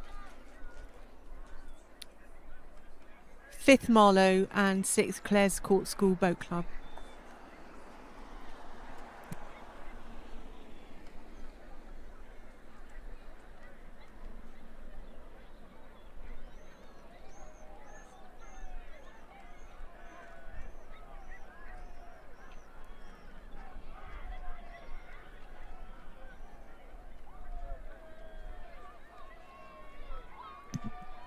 Coming up to the Red Boys, Walbrook are still comfortably in the lead, but there's close contention for the second and third.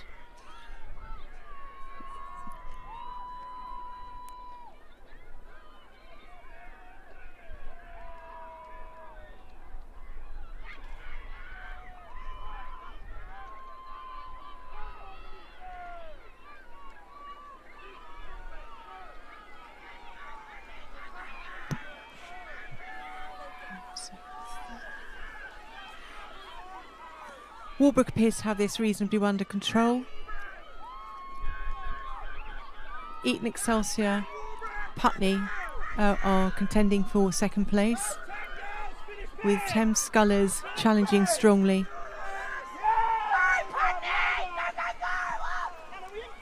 Oh!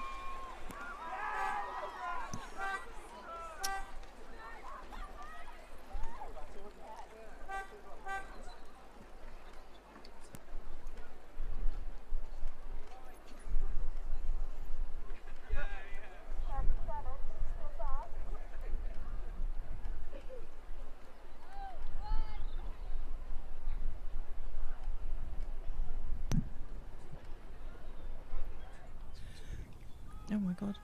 To confirm the results of that race, Walbrook Rowing Club first, Eton Excelsior second, Thames Scullers third, Putney High School Boat Club fourth, Marlow Rowing Club fifth, and Clare's Court School Boat Club were sixth. The B final is now on the course of the J16 women's double. Lane 1, Northwich Rowing Club. Lane 2, Kew House School Boat Club. Lane 3, South African Schools Rowing Union. Lane 4, Molesey Boat Club. Lane 5, Walton Rowing Club A. Lane 6, Kingston Rowing Club A.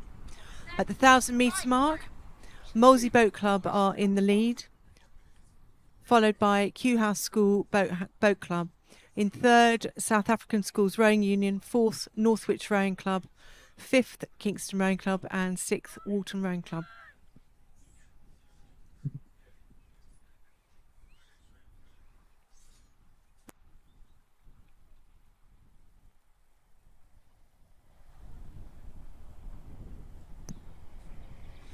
The water's starting to chop up again.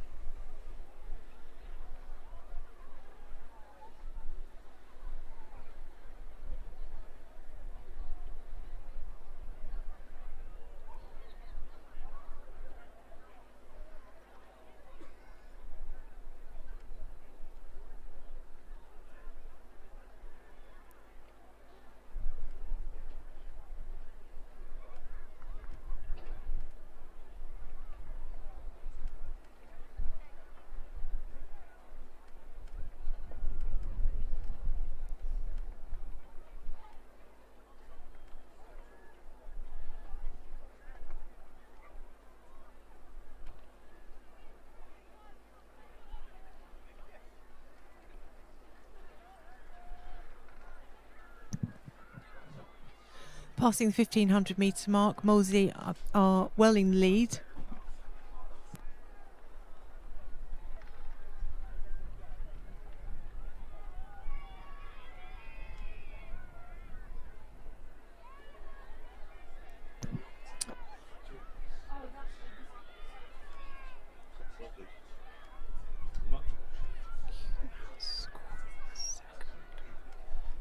School.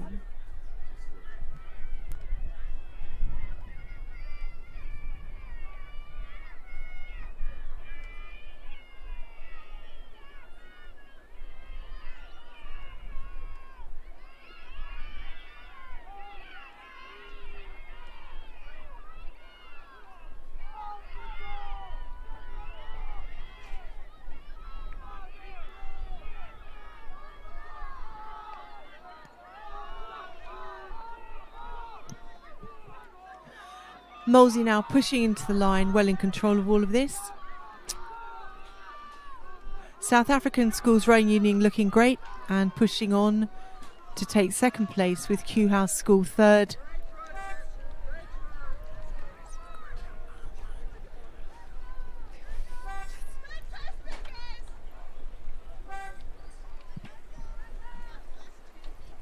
Walton Rowing Club fourth.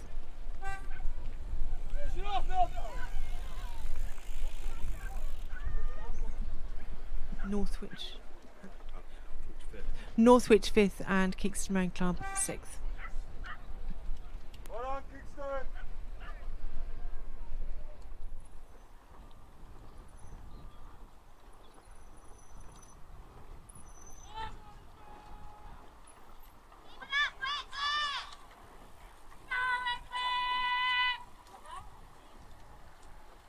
Let's go, Sculling.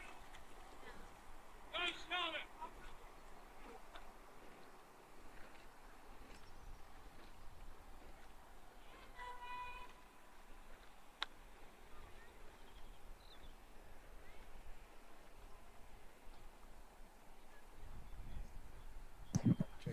The A final of the J16 women's doubles is on the course now.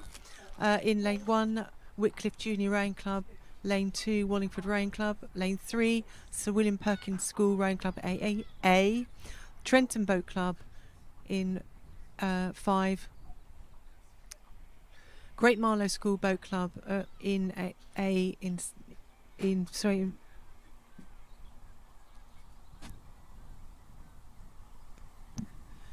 Sorry, apologies. Globe Rowing Club in 6, Tideway Scholars School in 7. At the 1,000-metre mark, Wallingford Rowing Club led the field, ahead of Sir William Perkins School in 2nd. In 3rd place, Whitcliffe Junior Rowing Club. 4th, Trenton Boat Club. 5th, Globe Rowing Club, and 6th, Tideway Scholars School.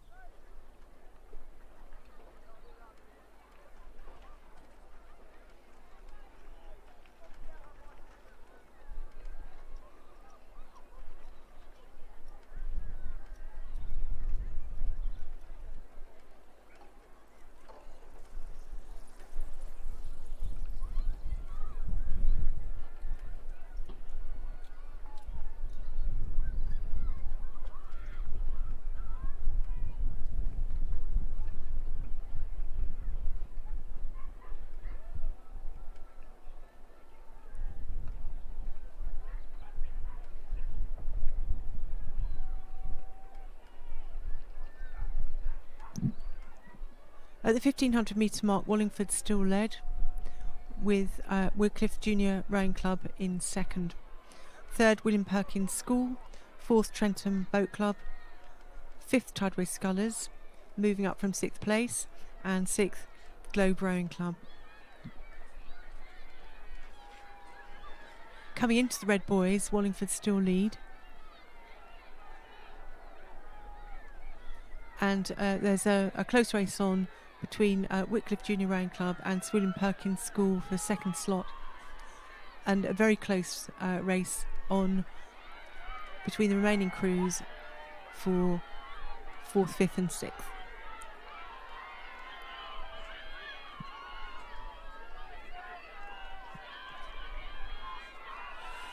Whitcliffe are now challenging Wallingford strongly, but I think they might run out of water before they manage to get past them. Wallingford now pushing on to stay well ahead of Whitcliffe.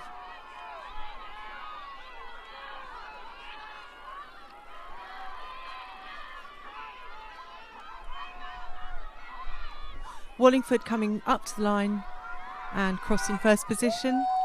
Whitcliffe 2nd. Perkins 3rd. Scholars 4th. Trenton 5th. I think. And Globe 6th.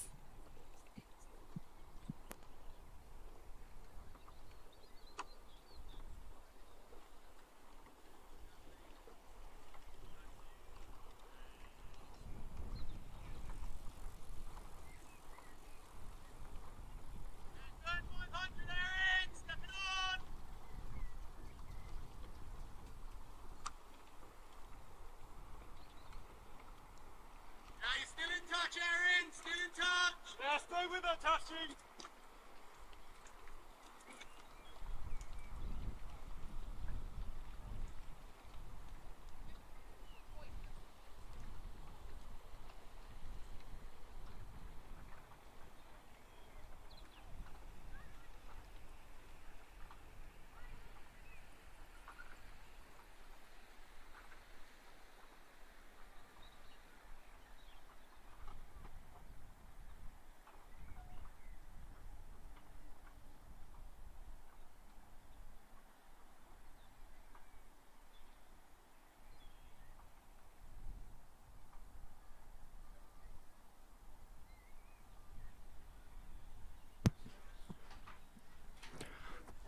The next race on the course is race 68, the A final of the Women's School Junior Single Sculls. In lane 1, Fulham Reach, lane 2, Trentham, lane 3, Marlow A, lane 4, Peterborough A, lane 5, Great Marlow, and lane 6, Derby Rowing Club. And this race is... The leaders have just gone past the 1,000 metre point, and Marlow leading at the halfway point. Great Marlow in second, Trentham in third, and Fulham Reach in fourth.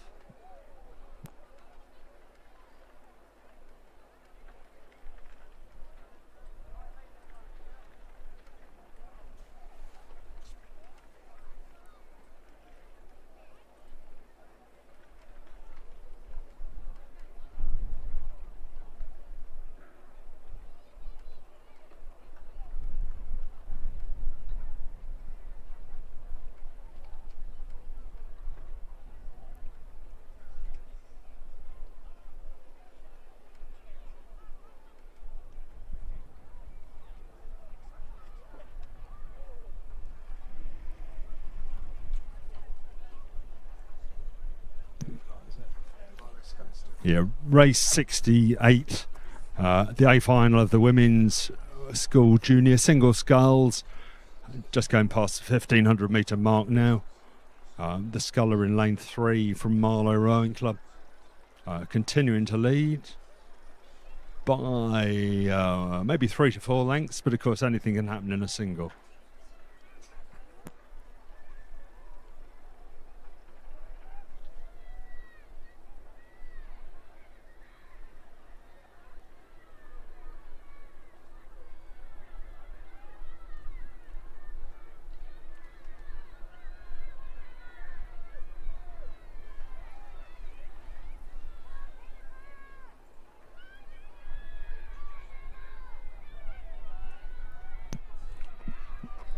About 200 metres to go in race 68, the final of the Women's School Junior Singles.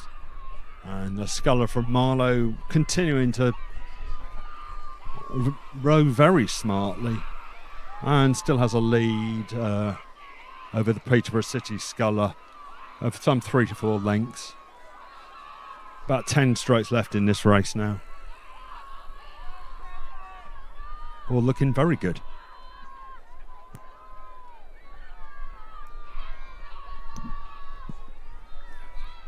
So the sculler from Marlow crossing the line first. Closely followed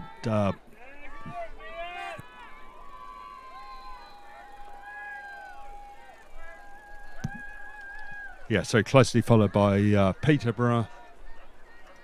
And in third place, just approaching the line now, the sculler from Trentham. Going to be a good race for fourth between Fulham Reach and Derby. And then in final place in the A final of the women's singles, Great Marlow.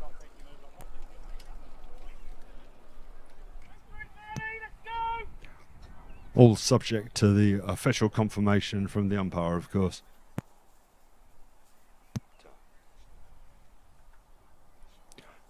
The next race on the course, race 69, A final of the women's junior 17 single sculls. In lane 1, Buell Bridge. Lane 2, Reading Bluecoat A.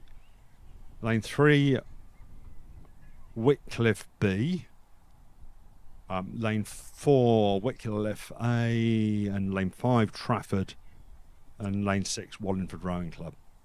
This race is now just past 1,000 metres. The Whitcliffe B sculler was in the lead at that point, closely followed by Whitcliffe A, then Reading Bluecoat A, Wallingford Rowing Club, Trafford Rowing Club, and in 6th place, Buell Bridge.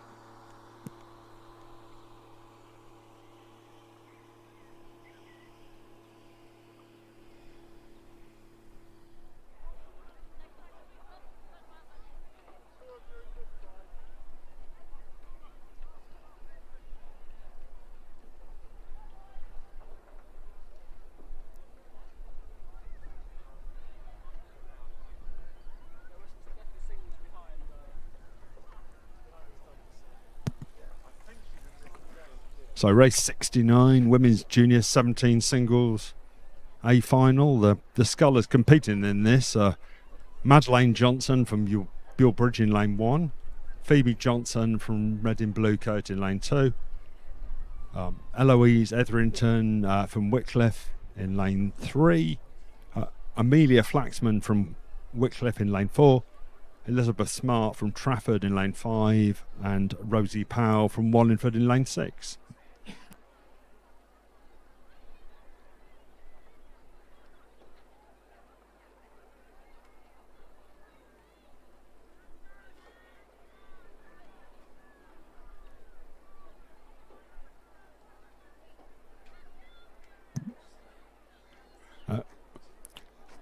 And leading this race, women's J17 singles A final. The leader at the 1500 metre point was Amelia Flaxman. Eloise Etherington from Whitcliffe. In second place, 4 or 5 lengths behind, was Amelia Flaxman, also from Whitcliffe. And then in third place, Phoebe Johnson from Reading Bluecoat. Buell Bridge, Trafford and Wallingford battling it out for the minor places.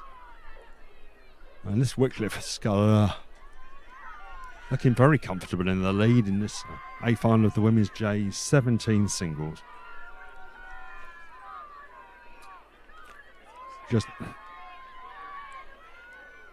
Rate's now gone up to 36 strokes a minute,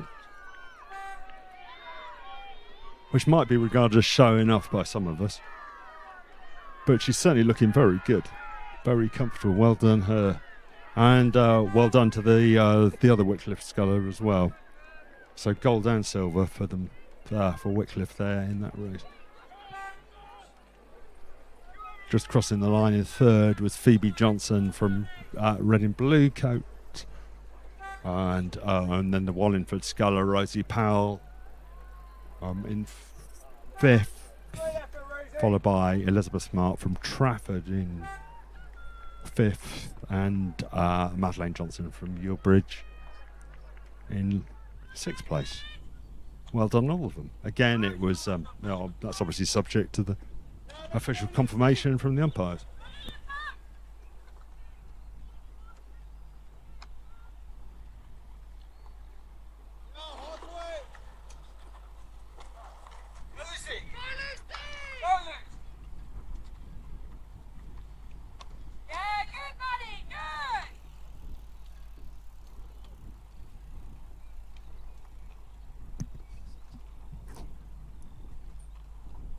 Race 70 is now on the course. This is the B final of the Women's Junior 16 single sculls. Francesca Sims from Weybridge in lane 1. Georgia Marshall-Say from Fulham Reach in lane 2.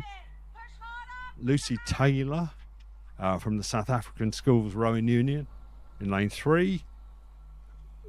Madeleine Gallagher from Marlow in lane 4. Katie Mellors from Wallingford in lane 5. And Beatrice Robertson from Team Keene in lane 6.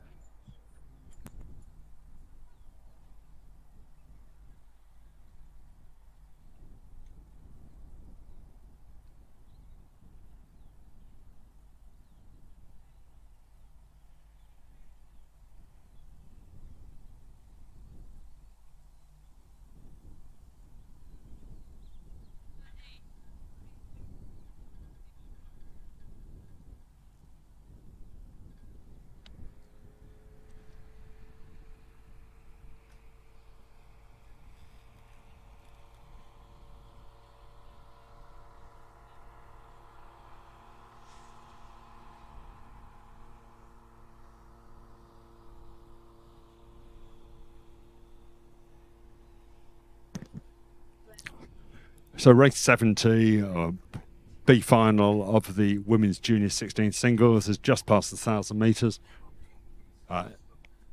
In the lead, the South African sculler Lucy Taylor. In second place, the Marlow sculler Madeleine Gallagher. In third place, Georgia Marshall-Say from Fulham Reach. In fourth, Francesca Sims from Weybridge. And then in fifth, Katie Mellors from Wallingford, and in sixth place at the 1,000 metres, Beatrice Robertson from Team Keene.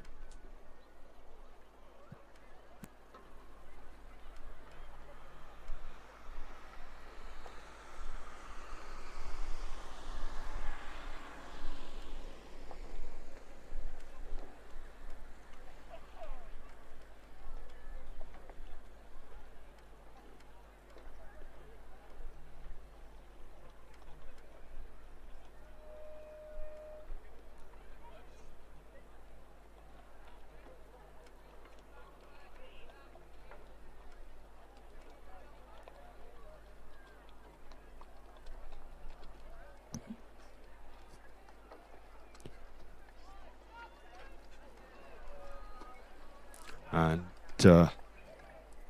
in race 70, the B final of the Women's Junior 16 singles, about 250 metres to go for the leading sculler, which is still Lucy Taylor from the South African Schools Rowing Unit. She's now striking 28 and paddling very comfortably ahead of the two scullers vying for second place, which are Madeleine Gallagher from Marlow and Georgia Marshall-Say. Sorry, say it again. Georgia Marshall-Say from Fulham Reach.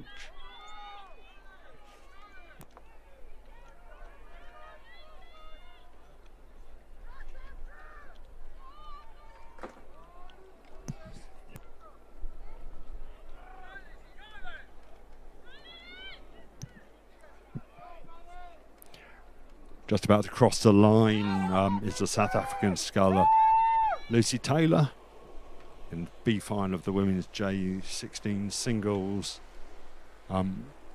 So well done to her. In second place, the Marlow sculler Madeleine Gallagher.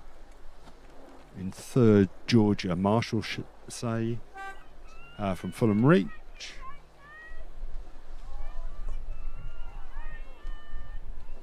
Fourth will be in the sculler in lane 1, Francesca Sims from Weybridge. And then fifth, Katie Mellors from Wallingford. And in sixth place, lane 6, Beatrice Robertson from Team Keene.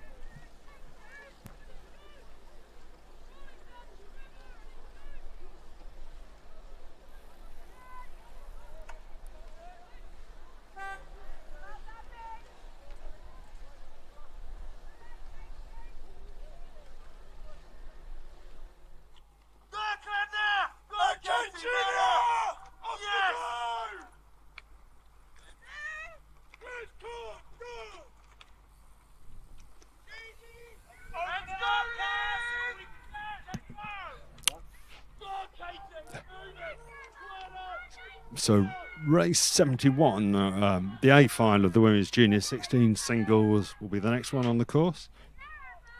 In lane 1, Olivia Hodgson from Royal Grammar School, Worcester. Lane 2, Emma Calver from Peterborough. Lane 3, Julia Riley from Barn Elms. In lane 4, Jemima Don from Clares Court.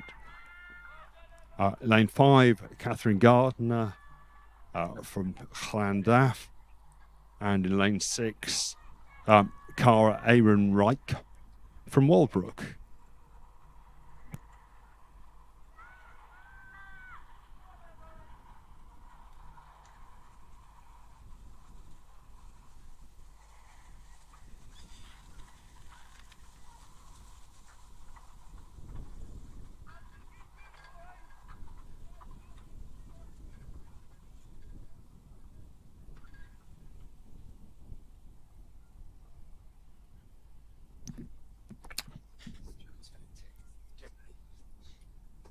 So race 71, the A final of the women's J16 singles, just gone past the halfway point.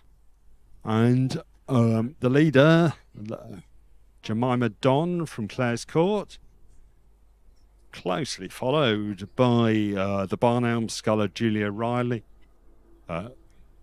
Then Olivia Hodgson from Royal Grammar School, Worcester. In 4th place at the halfway point, the Peterborough sculler Emma Calver. In 5th, Catherine Gardner from Llandaff. And in 6th place, Cara Aaron Reich from Walbrook.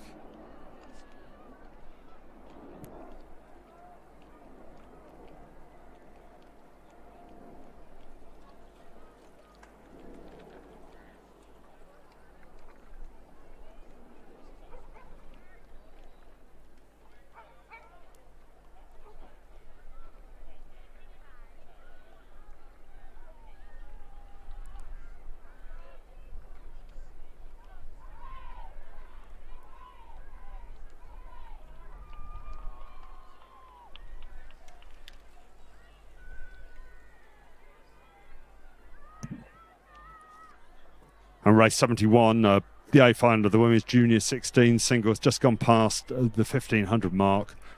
In the lead is still the Clares Court sculler in lane 4. That's Jemima Don. In 2nd place, it was still the Barn Elms sculler Julia Riley. In 3rd, Royal Grammar School, Worcester. Olivia Hodgson in 4th place after 1500. The sculler from Llandaff had overtaken the Peterborough sculler, and the Walbrook sculler still in 6th place. Yeah, it's going to be a good race, this one. Or as they're just coming in towards the finish, maybe 200, just under 200 metres to go. And the Clares Court sculler has taken the rate up to 32 now. But she's being pushed by Barn Elms. So Jemima Don for Clares Court, Julia Riley from Barn Elms, all the parents shouting on the bank and the other supporters. And the Clares Court sculler just looking round, just making sure she's safe, about half a length ahead. Really. And so just crossed the line. Good race from both of them. In 3rd place, Olivia Hodgson from Royal Grammar School, Worcester. Very close for 4th. Between lane 2, which was Peterborough, and lane 5, Llandaff, and then, lane 6, Walbrook, and then in last place was, or crossing the line last, was the Llandaff sculler. Very good final.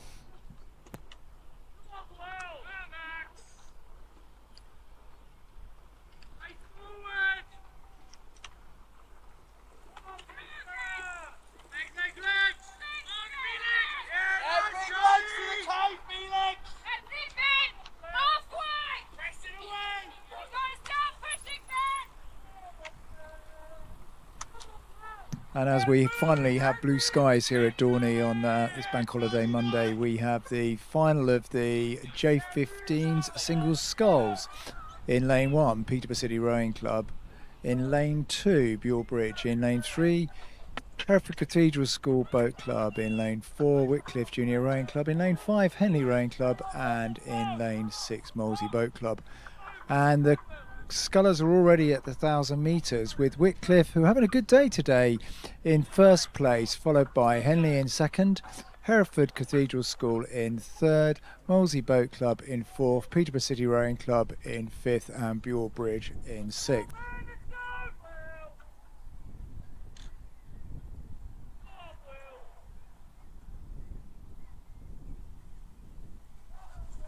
And the Whitcliffe sculler, Max Foreman, has made a good start to this race and continues to lead in lane 4, pursued by Henley Rowing Club's Felix Richardson.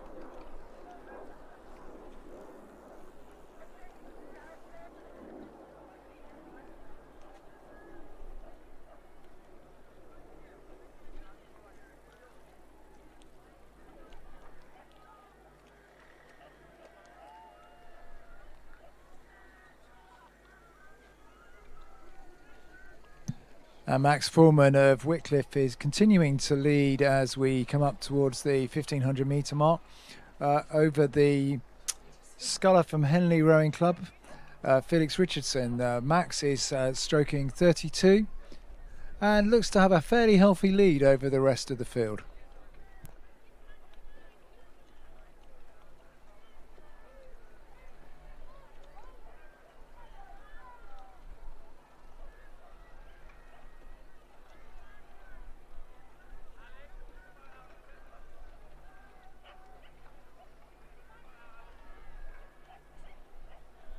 So at the 1,500 metre mark, the Whitcliffe sculler Max Foreman continues to lead with a 9-second lead over Felix Richardson of Henley, who in turn is about 4 seconds ahead of the Hereford Cathedral School sculler Hamish Gamble. And in fourth place, the Molesey Club sculler Charlie Thomas. In fifth, Buell Bridge sculler Benjamin Ribbins. And in sixth, Peterborough sculler William T. As we come well into the red boys now, Max Foreman of Whitcliffe continues a dominant race in this J15 single scull A final with several lengths over the rest of the field. The real race here, though, is going to be for second and third. Certainly for the moment, it looks like the Henley Rowing Club sculler Felix Richardson is maintaining his second place, being pushed hard from behind, but I think the others are going to run out of water before they get to the finish line. In third place at the moment, we have Hereford Cathedral School's Hamish Gamble.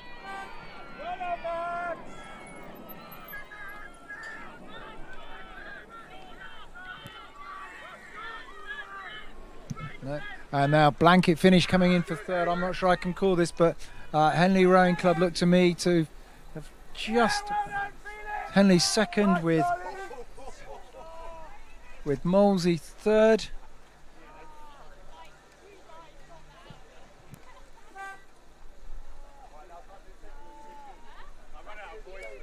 With Hereford Cathedral School's Hamish Gamble in fourth place, Buell Bridges, Benjamin Ribbins in fifth, and William T of Peterborough in sixth. That was a dominant race for the Whitcliffe sculler. Well sculled, Max. A comfortable win in the J15 single final.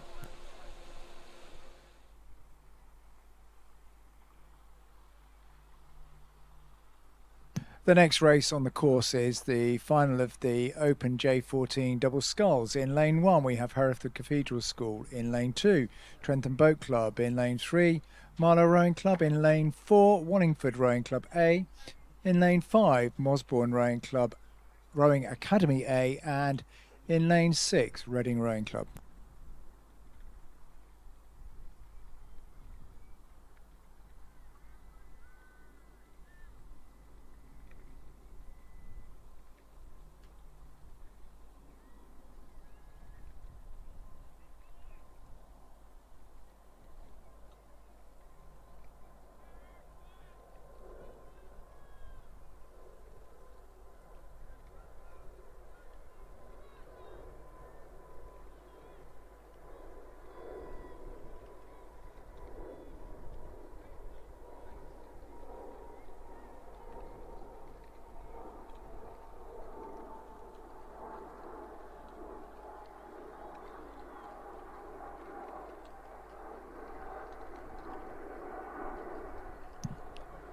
At the 500 metre mark, Trentham Rowing Club had established a fairly comfortable lead over Reading Rowing Club over in lane 6, who are in second, with Wallingford in third, Mosbourne Academy in fourth, Marlow Rowing Club in fifth, and Hereford Cathedral School in sixth.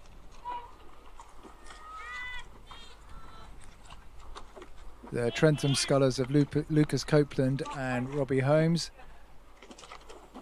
continue to lead at 1,000 metres.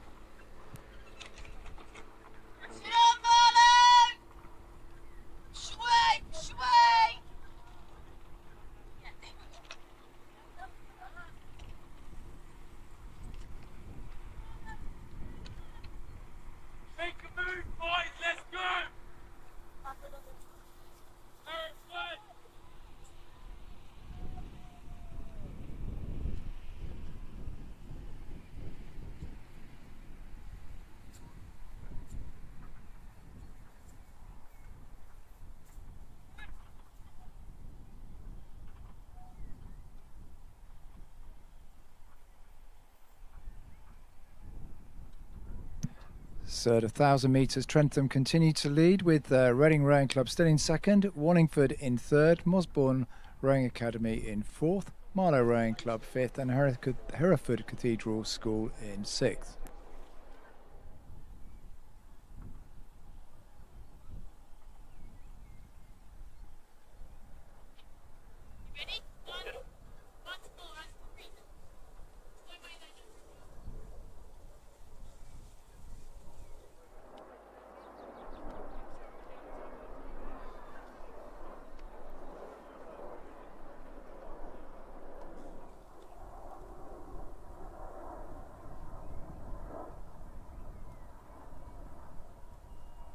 A really dominant row here from Lewis Copeland and Robbie Holmes at Trentham Boat Club. 11-second lead at 1,000, and they've continued to build on that lead as they approach the 1,500 metre mark now, with a significant distance between them and the rest of the field.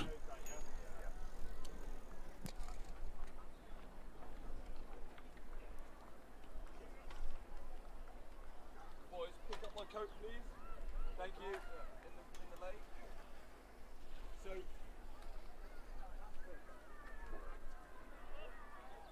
So really the race in this J14 doubles final is going to be for second and third. Trentham really are a good couple of 100 metres now ahead of the rest of the field.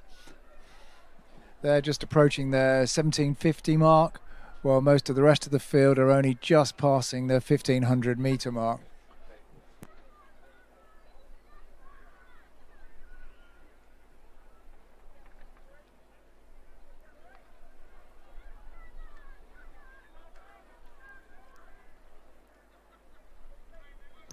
This event didn't have a time trial, so this is the entry for this event. So perhaps that explains a little bit the distance between the Trentham crew and the rest of the field. At the 1500 metre, they continue to lead by a considerable distance, some 20 seconds over Reading Rowing Club in second and Wallingford Rowing Club in third.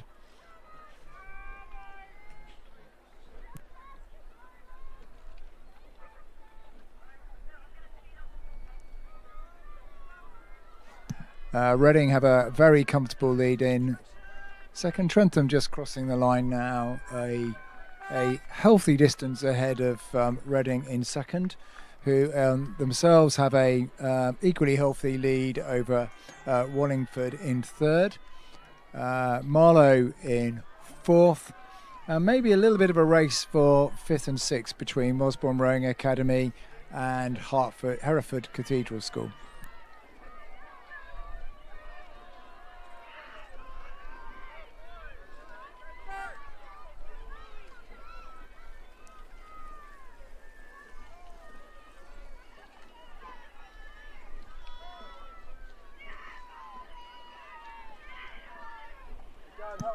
And Wallingford now coming to cross the line in third in this J14 doubles final.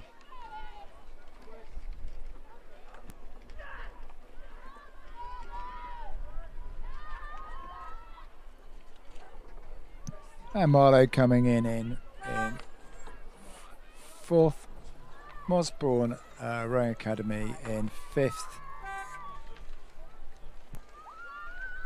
and Hereford Cathedral School over in lane 1.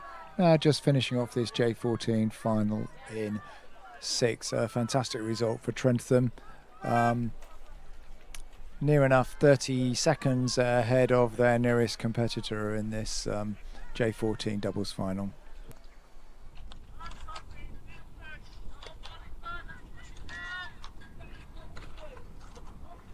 Well done, big push. Come on, Sammy. Stay on it. Yes, Salah. Keep on it, Bristol.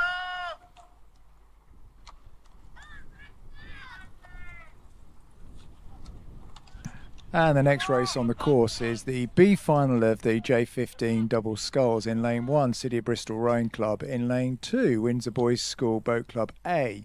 In lane 3, Wallingford Rowing Club C. In lane 4, Weybridge Rowing Club A. In lane 5, Royal Shrewsbury School, or is it Shrewsbury? In lane 5, and in lane 6, Henley Rowing Club. I'm now going to get lots of people telling me how to pronounce Shrewsbury or Shrewsbury. The 1,000 metre mark, the leaders are Weybridge Rowing Club in first place, with Royal Shrewsbury School in second, Windsor Boys School A in third, Wallingford Rowing Club C in fourth, City of Bristol in fifth, and Henley Rowing Club in sixth. At the 1,000 metre mark, Weybridge had a lead of some 5 seconds over the sorry, no they didn't, a lead of 2 seconds over Shrewsbury in second.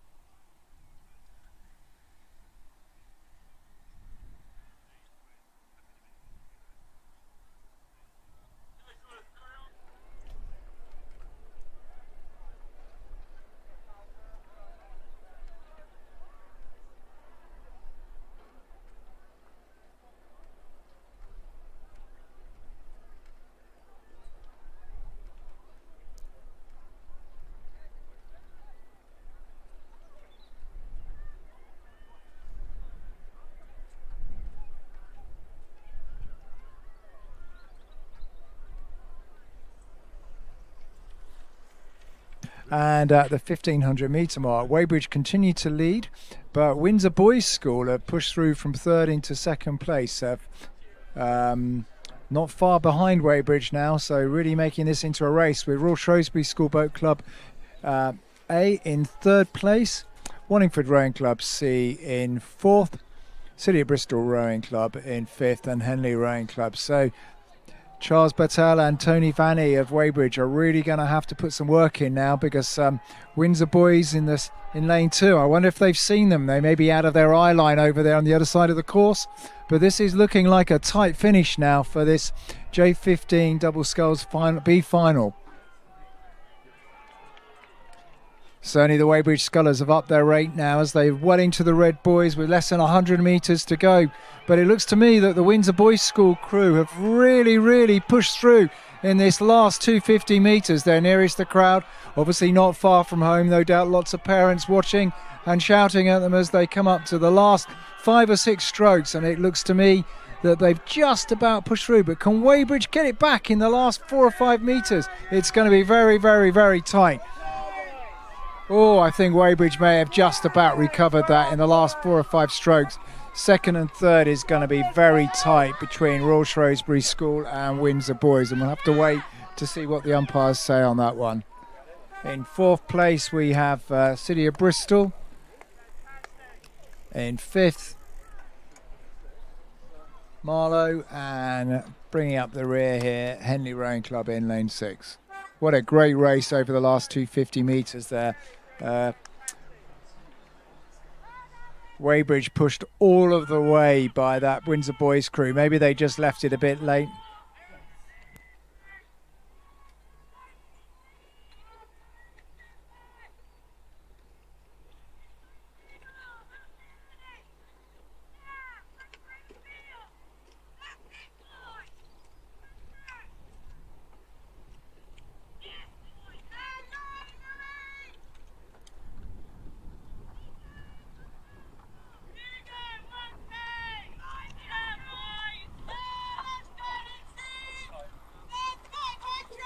Right, Baldy, let's go!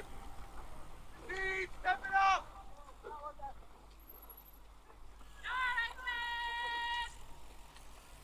So the result of that race, a provisional result of that race, was Weybridge in first, Windsor Boys School A in second, Royal Shrewsbury School A in third, City of Bristol Rowing Club in fourth, Wallingford in fifth, and Henley Rowing Club in sixth. And on the course now we have the A final. If it's anywhere near as exciting as the B final, it should be a good race, of the J15 double sculls. In lane 1, Royal Grammar School High Wycombe Boat Club. In lane 2, Wycliffe Junior Rowing Club. In lane 3, Walton Rowing Club.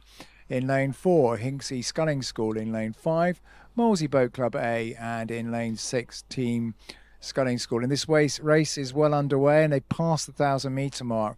And at the 1,000-metre mark, it's looking pretty much like the chevron positions are holding, with Walton Rowing Club in lane 3 in first, followed very closely behind by Hinckley in second, who are equally closely followed behind in third by Molesey, with Wycliffe Juniors rowing back in fourth, Team Keene in fifth, and the Royal Grammar School High Wycombe in sixth.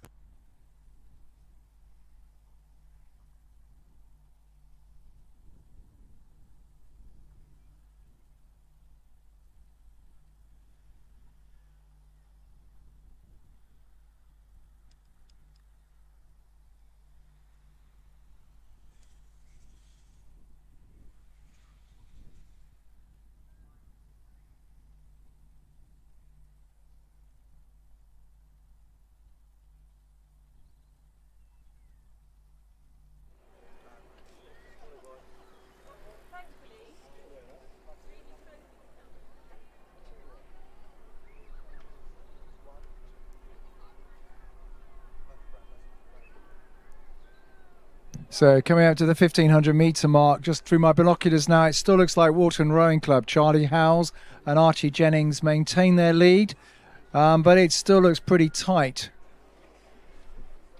For second and third, I think Hinckley and still Molesey.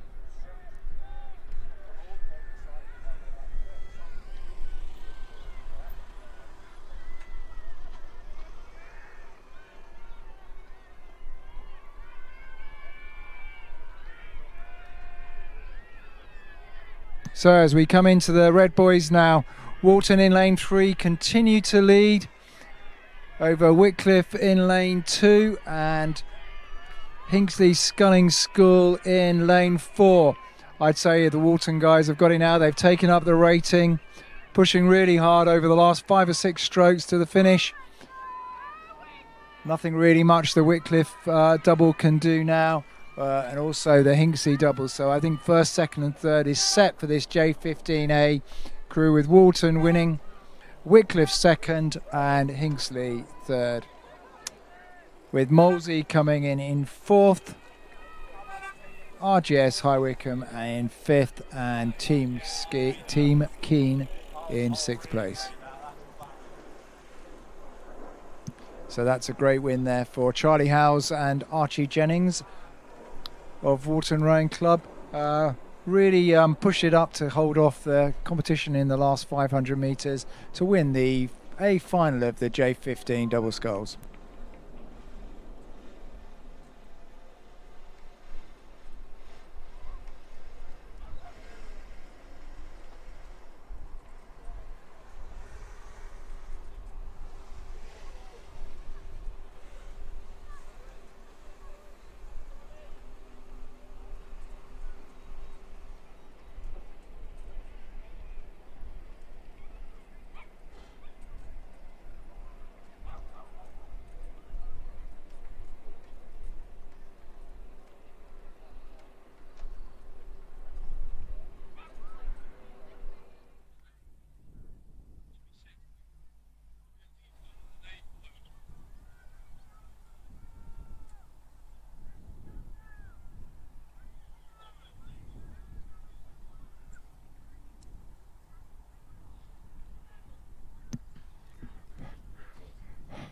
The next race on the course, race 76, the B final of the J14 quadruple sculls.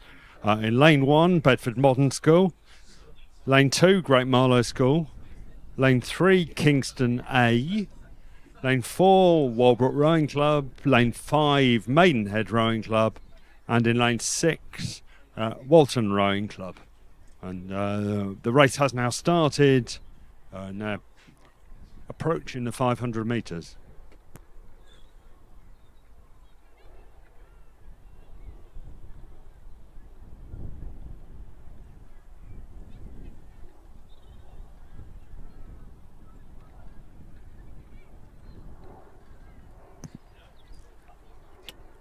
And at the 500 metre mark in the B final of the J14 quads, Walbrook have taken the lead.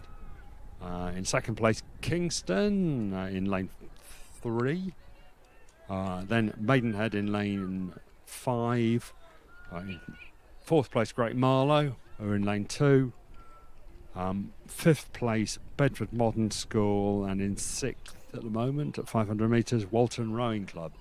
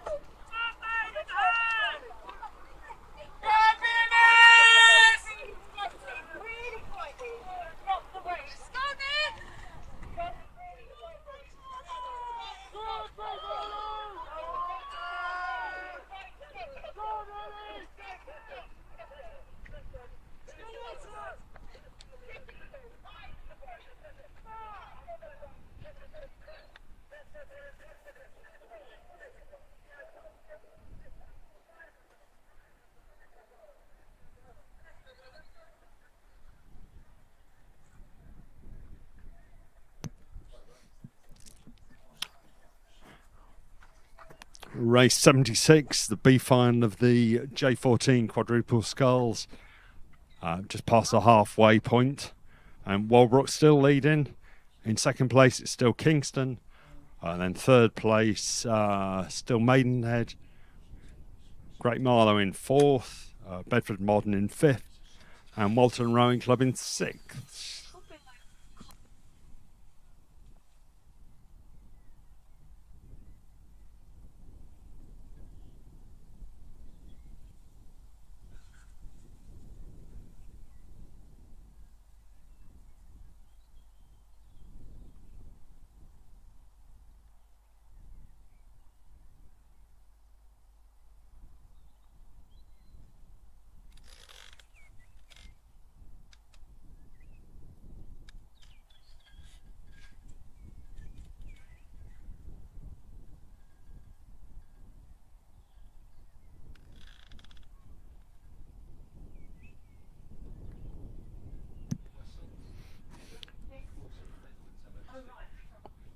Just approaching the 1500 metre mark. This B final of the J14 quadruple sculls. Walbrook Rowing Club looking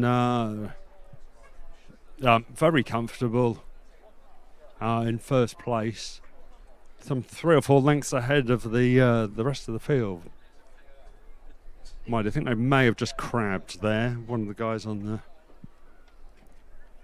far side of the course, but they've got it back together now and they're still continuing to lead.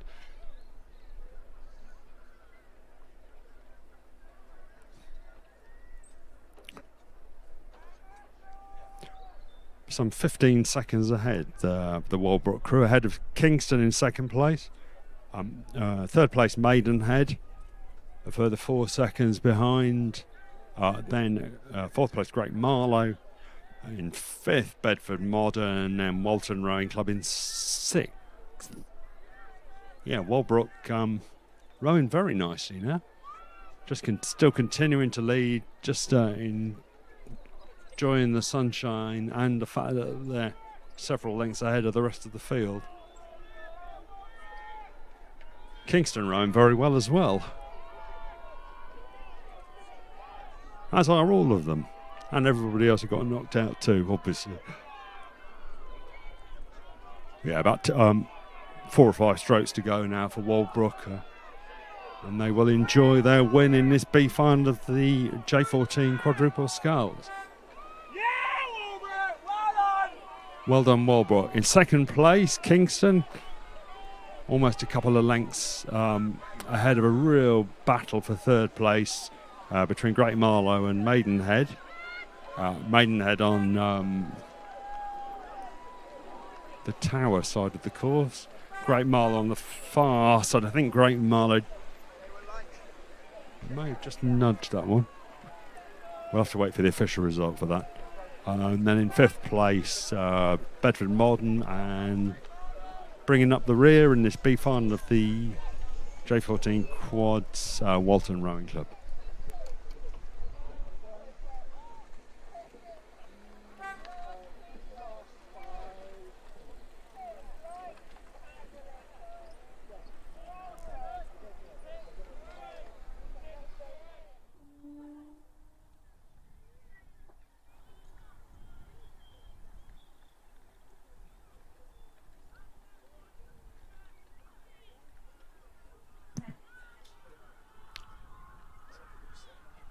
So the A final of the J14 quadruple sculls has now started. This is race 77. Only 3 more races to go. In lane 1, Mossbourne Rowing Academy. Lane 2, Wallingford Rowing Club. Lane 3, Hereford Cathedral School. Lane 4, Henley Rowing Club. Lane 5, Marlow Rowing Club. And in lane 6, Buell Bridge Rowing Club. And the crews in this race, which is the J14 quadruple scull A final of now past 500. In the lead were Hereford Cathedral School in lane 3. In second place in lane 4, Henley Rowing Club. Third place in lane 6, Buell Bridge. And then in fourth place, Marlow Rowing Club. In fifth, at the 500 metre point, Wallingford Rowing Club, and in sixth, Mossbourne. A long way to go in this race, though.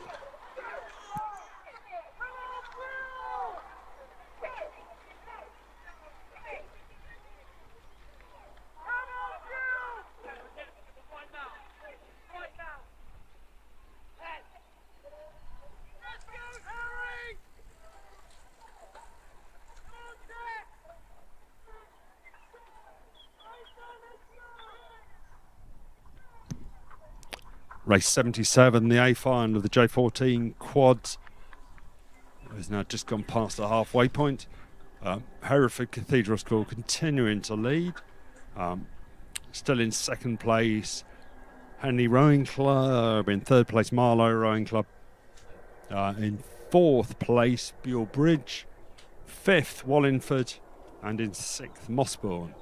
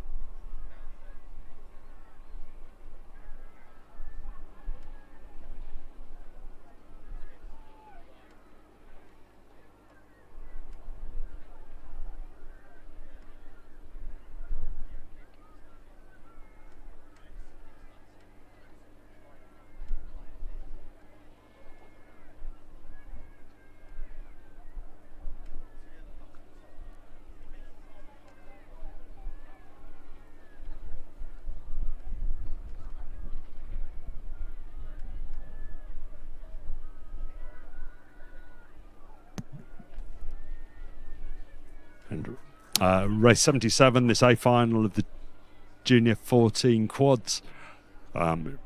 Just gone past the 1500 metre mark now. Hereford Cathedral School continuing to lead. In second place, it's now Marlow Rowing Club, who've overtaken Henley. So Henley are in third. In fourth place, although it's looking quite close, Buell Bridge over in lane 6. In fifth place, Wallingford in lane 2, and in sixth place, Mossbourne in lane 1. And Hereford Cathedral School now sculling at 32 strokes a minute, and they look like they're really enjoying it. And actually, they're sculling beautifully. Again, it's a pleasure to watch them, really. Going to be a good race for second place. Marlow still less than a length ahead of Henley, who are still in third with about maybe 15 strokes to go.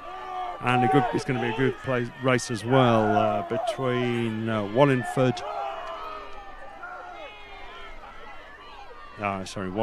and Buell Bridge before. So the winners, Hereford Cathedral School.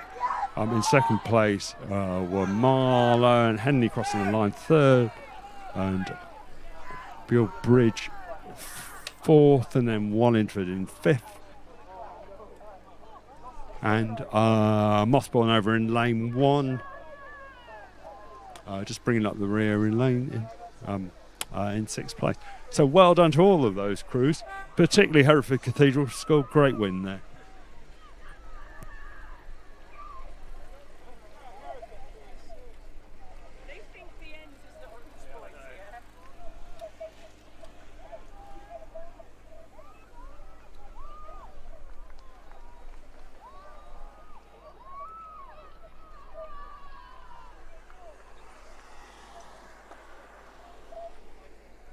And we come to the last two events of this lovely Bank Holiday Monday at Eton Dorney, and that's the J14 coxed quads. First of all, just getting on the pontoons now on the start is the B final. Does actually look like they've all got off now. So in lane 1 we have Sir William Borley School Boat Club L, Hampton School Boat Club B are in lane 2, and in lane 3 Windsor Boys School C. In lane 4, Tiffin School Boat Club A. In lane 5, Shiplake College Boat Club, and in lane 6, Clares Court School Boat Club A. Race 79, Open J14 octuples, Final A.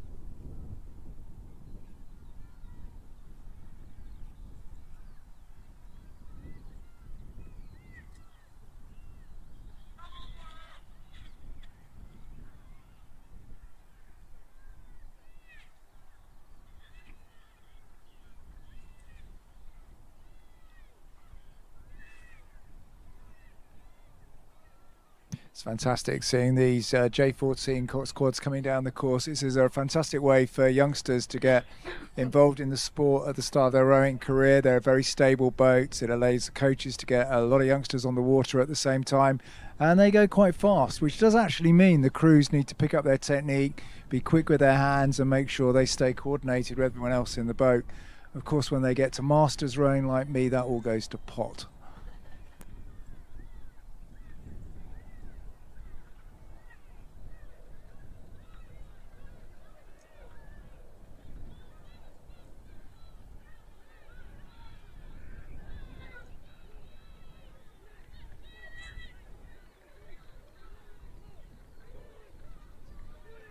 So just going through the 500 metre mark, we have Tiffin School Boat Club A in first, Shiplake College in second, Windsor Boys School C in third, Hampton School Boat Club B in fourth, William Borlase Boat Club L in 5, and Clares Court School Boat Club A in 6th.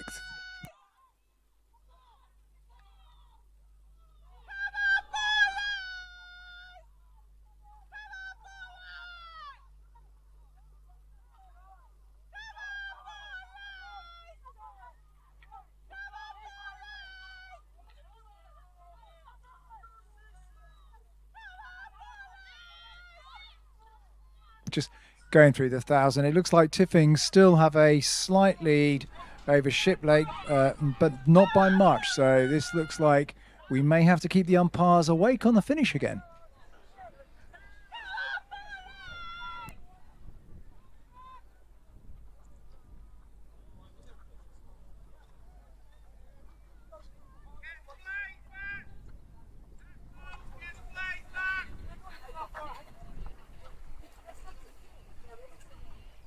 Looks like the Shiplake crew have some kind of shipwreck, so they have stopped racing, which is a shame because at 500 they were in second place. Not sure what's happened there, probably an equipment failure.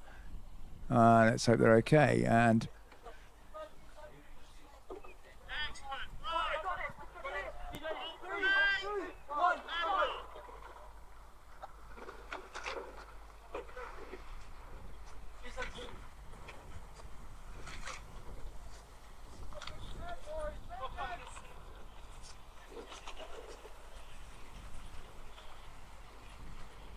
And at the 1,000 metre mark, Tiffin were in first, Windsor Boys School in second, Hampton School Boat Club in third, William Borlase fourth, Clares Court School were fifth, and Shiplake had stopped rowing.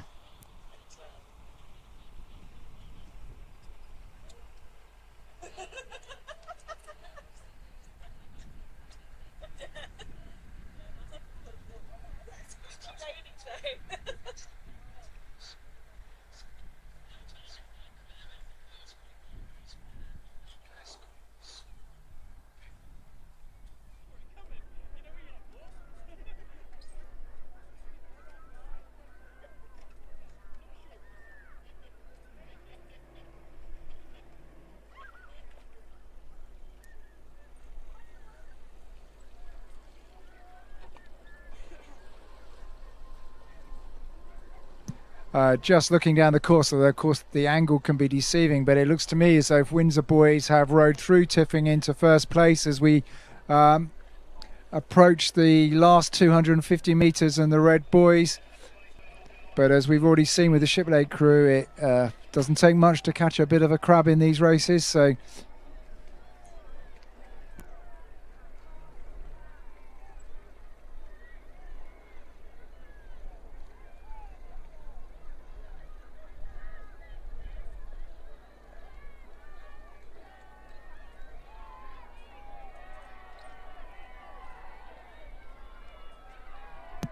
as we come into the last 250 now, looks to me as if Borlase have picked it up as well in lane 1 and are trying to push Windsor Boys, who are in lane 3. Definitely looks between these two now for first, but again for third and fourth, Hampton School Boat Club and Tiffin are having a real tiff as we come into the last 100 metres, and this is really, really close between Borlase and Windsor Boys. For me, Windsor Boys have just about got the edge, a canvas lead as we come to the last 5 or 6 strokes, and indeed they have. Windsor Boys just about over Borlase by half a length, with Tiffin School in third, followed by Hampton School in fourth, and Clares Court School coming in fifth.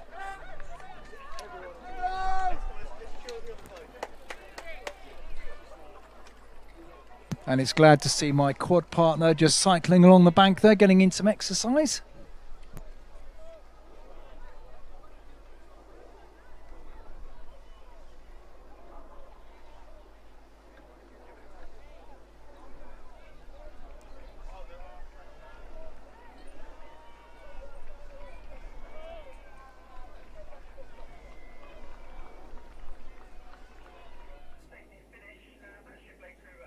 Attention.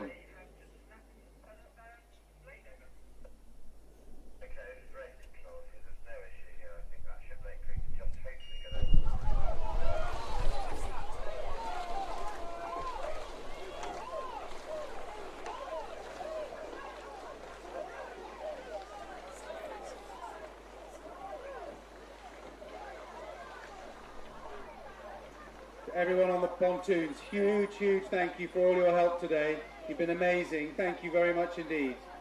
Have a lovely evening and thanks so much from all of us.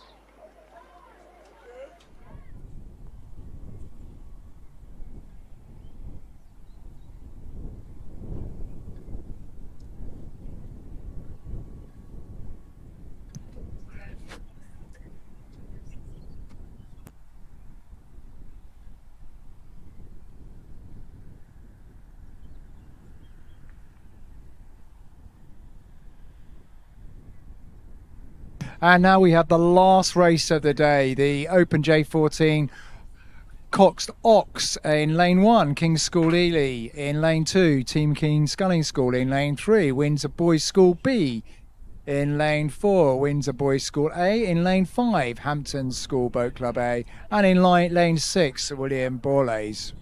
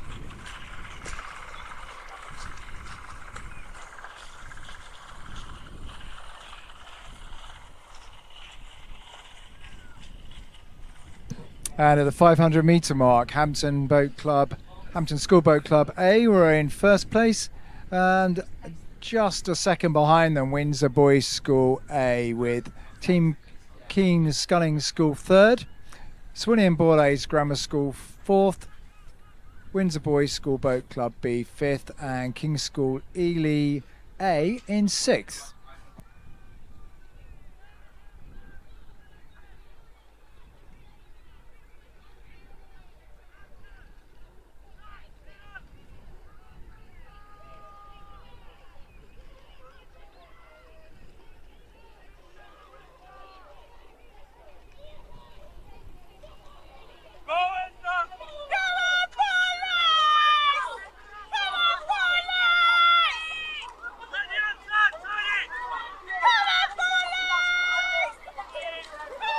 So going through the 1,000 metre mark, Windsor Boys School have caught up with Hampton and rode through them, probably quarter of a length up as we go through the 1,000 metre mark.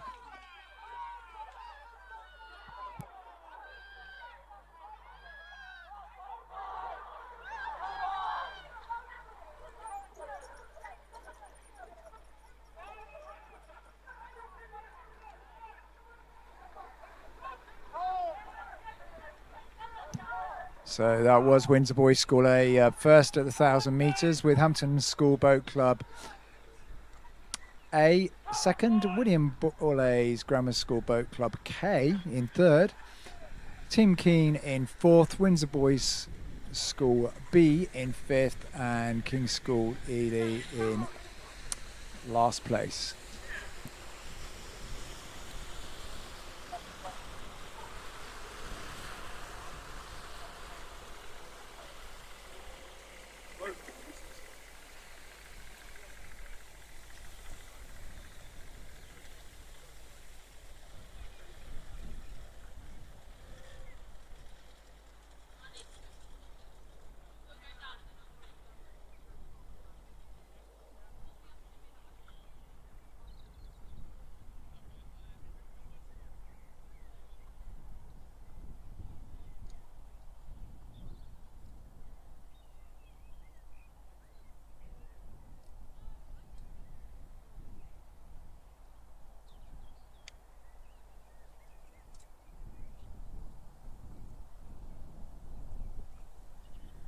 going through the 1500 metre mark now. Windsor boys have taken that little lead they had over Hampton and built on it.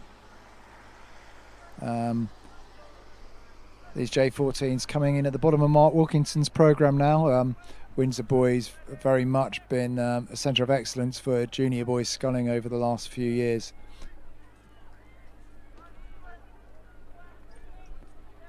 But Hampton don't look like they're letting go, so Windsor boys are going to have to stay on it in the last 250 metres.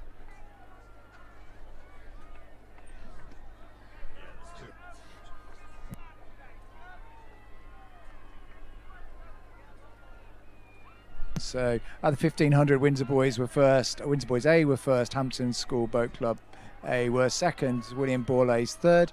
Team Keane in fourth. Windsor boys B in fifth, and King's School Ely in sixth. And as we come into the last 200 odd metres of the last race of today, the J14 coxed ox, Windsor at 31, probably with just about a length over Hampton, who are in second. I don't think Hampton have got enough water to overtake this well-drilled Windsor boys crew, who, despite the protestation from some of the umpires here in the tower, actually look pretty tidy to me. I don't see too much splashing as we come up to the last 5 or 6 strokes, with a good length over Hampton in second, who in turn have a good couple of lengths over Sir William Borlase, who I think are on for third, over Team Keane, who are fourth, with Windsor Boys School B in fifth, and probably a length down on them, King's School Ely.